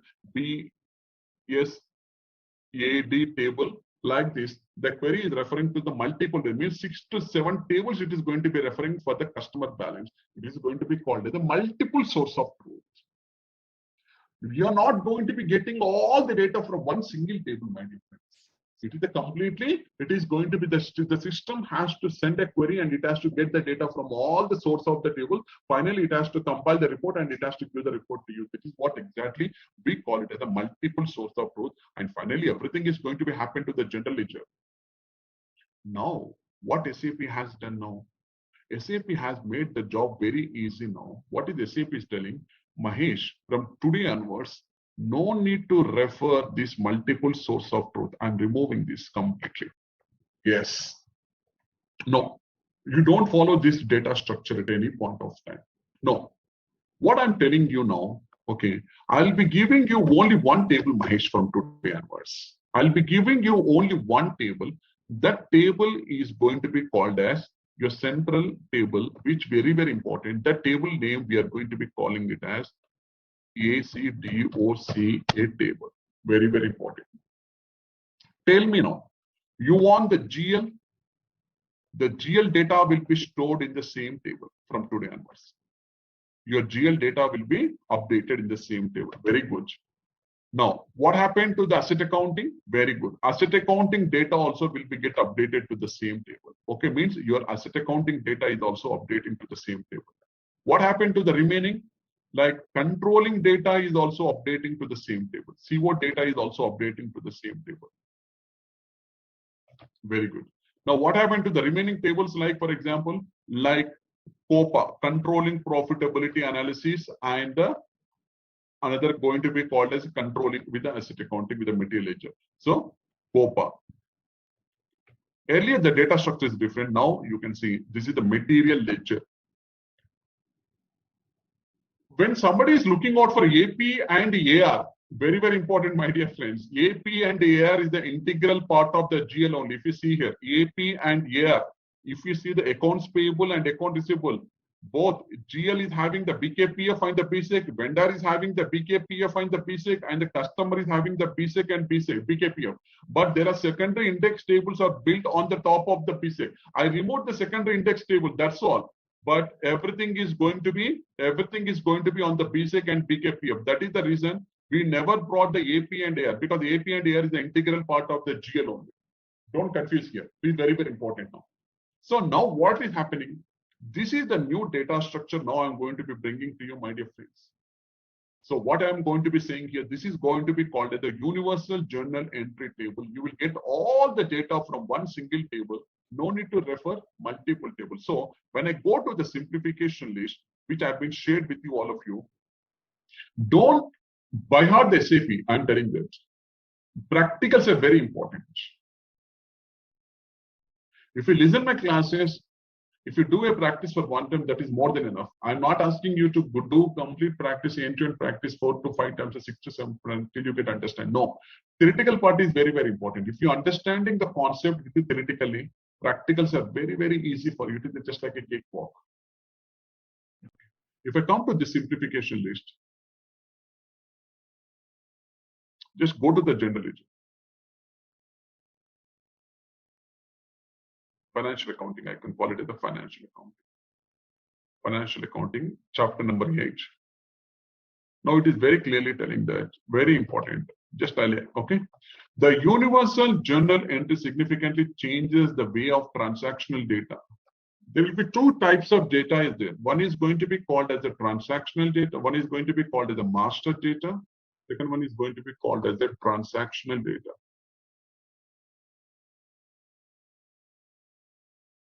Transactional data. Very, very important. This is the transactional data. What I am explaining you, this is the transaction. What do you mean by transaction? Transaction is something like which is hitting as a debit and credit accounts. Very, very important. When I say to the financial, when you are doing a transaction means some account you are debiting, some other account you are going to be crediting. Some account means it is a GL or it is a vendor or it is a customer or it is asset. I don't know. But there is a debit and there is a credit, which is going to be that data we always going to be called as the transactional data.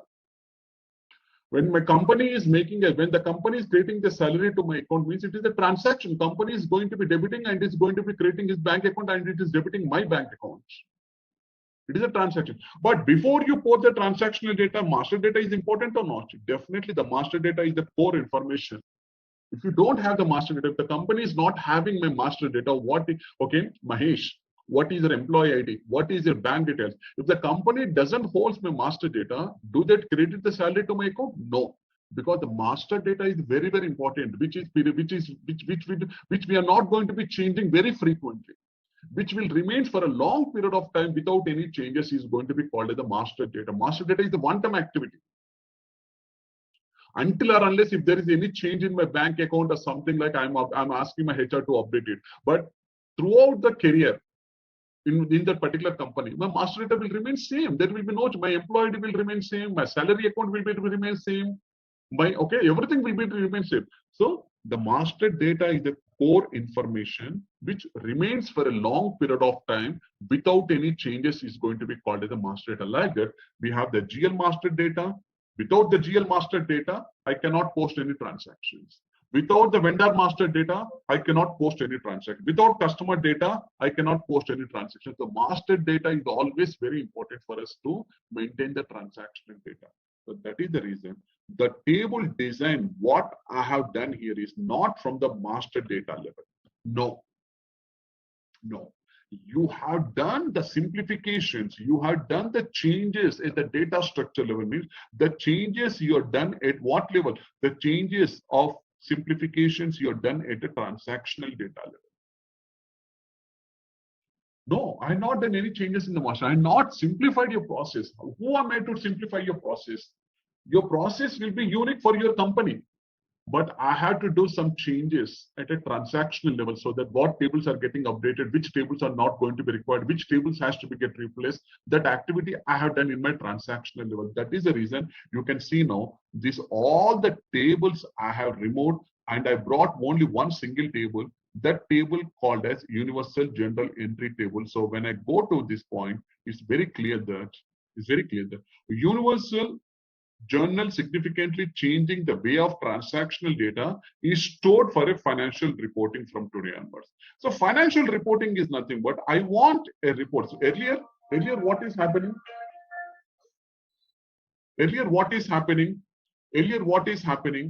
I am just getting all the data from the GL, getting all the data from the payable, getting all the data from the receivable. So for multiple source of truth, I'm going to be using for the financial reporting. Now, very important thing is nothing but the data is going to be stored for financial reporting. It offers a huge benefit in terms of the ability to harmonize the internal and external requirement, but both having the read from the same document and store the document is a unifying element. And everything is going to be done from one single table. That table we are going to be calling it as the AC DOCA table. What is okay? This is what exactly. Now they have done a simplification process now. Mean to say that now these you will still create a general entries in the general ledger accounting, acquire to asset in the asset accounting, run the allocation settlements in the controlling, capitalize the research and development costing, investment management. So put on the reporting. You read from one source from today onward. There is no comp. Means what is SAP is very clearly telling that even though the simplification what I have done at a transactional data. It doesn't mean that if I'm removing all the tables, it doesn't mean that if I'm going to be removing all these tables which are not going to be required in SAP S4, it doesn't mean that from today onwards you're not supposed to post the GL vendor customer and no. The transaction postings will remain same as it is only. There is no change in the posting level. The update of the transactions, now it has been changed from the other tables to one single table. That table we are going to be calling it as the AC DOCA table. That's all the change I have done. Your transactions, everything will remain same. As I see here, that is what exactly. You still create the general entries in the general ledger accounting. Definitely your GL module and everything will remain as it is. What is SAP is very clearly telling to all the customers, your transactions will be get posted as normal. How we are posting the transaction, that will be the normal process. There is no change in the transactional level. But after you post the transactional data, the updating of the tables, what we have done as a part of simplification, that is very clear. That is what you still create the general entries in the general acquired to asset record means whatever the transaction I'm explaining, these transactions will remain same. I'm not changing anything debit level and the credit level. This is always will remain same. But finally, the end of the product will go and the transaction will go and update in one single table. That table we are going to be calling it as the AC DOCA table. That is what exactly the simplification what I have done. So tomorrow at any point of time, if you want to see the total records or if you want to see the summarized records of any component, you will get all the data from this one single table. That is what exactly the logic which I have done as a part of change. So you need to read from one source, regardless of whether you want to supply the data to the consolidation system or reporting tags or anything, that everything I'm going to be getting from one data, then why should I refer for multiple source of truth of table if I'm posting all the transactions to one single table? So the total records, earlier, whatever the total records stored in the general ledger, controlling, material ledger, accounts payable, accounts by the period, you have been removed as a part of index tables and are designed to the optimize to the certain selection. This simplifies the data structure, makes accounting more flexible in long term as a reporting, no longer limited by the number of fields in the means. What does it mean? That no longer limited by the number of fields in the total records means, which if I go and see this particular table, whatever the fields you want, tell me. There are some standard fields are available. If I go to this particular table, SAP has designed this table with more than 400 fields are available. So, for example, I'm going to the ACDOCA table, ECDOCA table, display. See, there are 533 fields are available in this SE-DOCA table, which we call it as the universal general entry table. So this 533 fields means you have the vendor level fields, you have the customer level, you have the GL related, you have the COPA related, you have the controlling related, you have the material related, means all the fields are going to be available. Apart from that, if any customizing fields are there, which are not available as a part of standard, that coding block also I can update. That coding block, we can call it as a coding block, means coding block. Coding block means if any custom fields are there, for example, Mahesh, there is a one field called as, for example, there is a one field called as a segment. Segment, customer segment, everything. That field is not available in the AC-DOCA table as a part of standard observation. Definitely. You can do the custom code blocking and you can bring that custom field as a part of custom field in the AC-DOCA table. Custom code capabilities are also going to, you can expand, you can extend your fields as much as it is not limited to 533 fields are going to be. So coding block is also available. So you will get all the data from one single table. So if I go to the table, if I go to the content of the table, if I see here, you will see all this information. See here, ledger, company code, everything, what not you can see here. Everything, you can see here, subledger, reversal. Earlier, these fields are segregated into multiple tables. Now I'm bringing all these fields into one single table. You can see here, everything I can see here. My God, 533 fields means if the number is trading partner, you see segments, what I'm telling, profit center, functional area, business area, controlling area, cost center, everything. Earlier we are going to be getting only limited data. Now you can see here, I can see the vendor details also, I can see the customer details, I can see the controlling details, everything.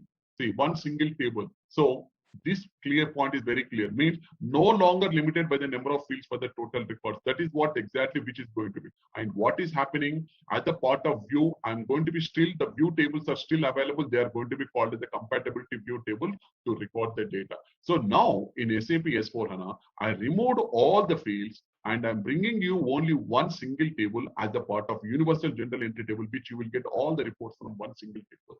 That table is going to be called as AC-DOCA table only for the actuals. So I'm going to be talking as a part of actuals only. There will be two types of data will be there: actual data and the planned data. Planned data, I'm not going to be bringing to the AC-DOCA table. Planned data, I'll be using for another table, which is only for the consolidation and for the planning. I'm going to be giving another table that will not get updated in the AC-DOCA table. That is what exactly you are going to be doing. So here you can see that I can do the code blocking here. What do you mean by coding? Apart from the standard fields, if any custom fields you want to add in the AC-DOCA table, then definitely those custom coding blocks are going to be done in this. So now you can see the GL, profitability analysis, management accounting, asset accounting, and the material ledger. Everything will be stored in one single table. This table, we are going to be calling it as a universal journal entry table. And what is the data structure? Very important. So many classes are there regarding this. This is just introduction I'm going to be giving as the AC-DOCA table. What is the data structure differences, everything? How the data structure configurations we are going to be doing as a part of AC-DOCA table. How the GL accounting entries are going to be triggering to my AC-DOCA table. That we have to learn. As a part of architecture. We are going to be learning as a part of architecture how this AC-DOCA table is designed and how this BKPF table is going to be designed. So when I see a document in SAP, for example, there is a For example, okay, I'll see one example. I'm posting some travel expenses account debit to cash or bank account credit. Okay, correct. This entry will be get updated in the AC docker table, and in the AC docker table, I can see there will be a document number will be generated. Document number. Document number. What is the document number? Document number one, for example, document number, okay, 100 document number. This is my document number. Means, for example, if I go to any document, it's not a practical, please just I'm explaining. If I show any document,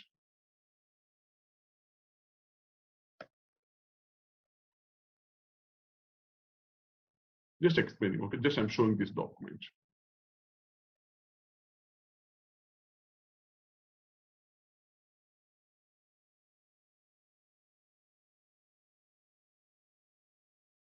Yeah, this is the document. You can see here, okay, the bank cash receipts got debited and the interest income, okay, unified account got created with the set, okay, 12,622 something USD dollars. This is the debit and this is the credit. This is my document number. Where this document number is getting updated, this document number will be getting updated in now from today onward. The document number is getting updated in the universal general entry table. In this universal general entry table, very important point. So now when I see the document is going to be triggering, every document in SAP, you can see there are two fields will be there. One is going to, there are two segments will be there. One is the header details, another one is going to be called as the line item details. Every document you open in SAP, okay, document is divided into two parts. Document is divided into two parts. One is the header details, another one is going to be called as the line item details table. Header details are always going to be stored in one single table. The table is going to be called as a BKPF table. Very, very important. So now I'll be coming to the point now. Earlier, when you go back to your SAP ECC, for all the GL, vendor, and customer, the same header table you can see BKPF, BKPF, and the BKPF. But when you go to the asset accounting, there is another header table which we are going to be calling as the ANEK. Another one, if you go to the controlling, there is another header table called as the COBK table. Means based on the component, the header table is also going to be differ from one component to another component. But now, when I'm bringing all the line items into one single table, what the SAP has done now from today onwards, there will be only one header table for all the transactions, whether it's the GL or asset accounting or controlling or COPA or metal ledger. There will be only one header table. That header table, you are going to be calling it as a BKPF. It is the table name, please. Wherever you see the table name as the BKPF, it is always going to be called as a header table. And now from today onwards, we have one single line item level table that is going to be called as the AC DOCA table. Very important. The single line item, and there is an interface, very, very important. Okay, there is an interface between the header table and the line item level table. Very, very important. What are the common fields which are going to be? What are the common fields between these two tables? Okay, so that the header details are going to be updating with the line item level details. So for example, if I take this particular transaction, I'm taking this example.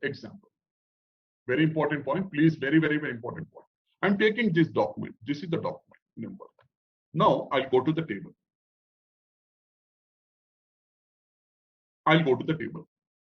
What table? First I'll go to the BKPF table. BKPF table.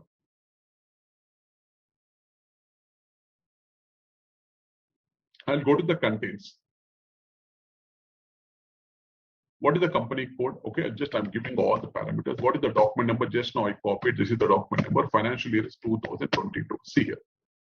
Financial year 2021. Posting date is 2022. Financial year is going to be the 2022. Everything. I'm giving the document number. I'm executing the data. See. This is the header details. You can see this is all are going to be called as the header details. If you see here, these all are going to be called as header details. Okay. The company code and the company code, what is the fiscal year, which is the document type and everything. Now I'll open one more screen. /O S11.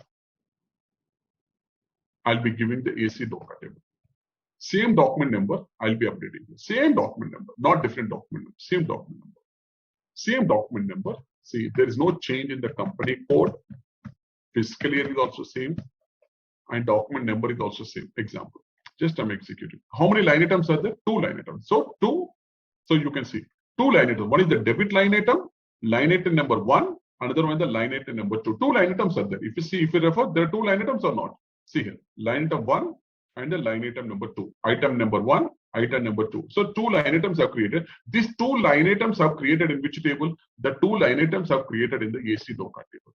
So what is the connectivity between this AC DOCA table and this header table? Very, very important. I want to see the connectivity between this header table and the line. So there will be some common fields will be there between the header table and the line item level table. For example, if I'm taking one line item.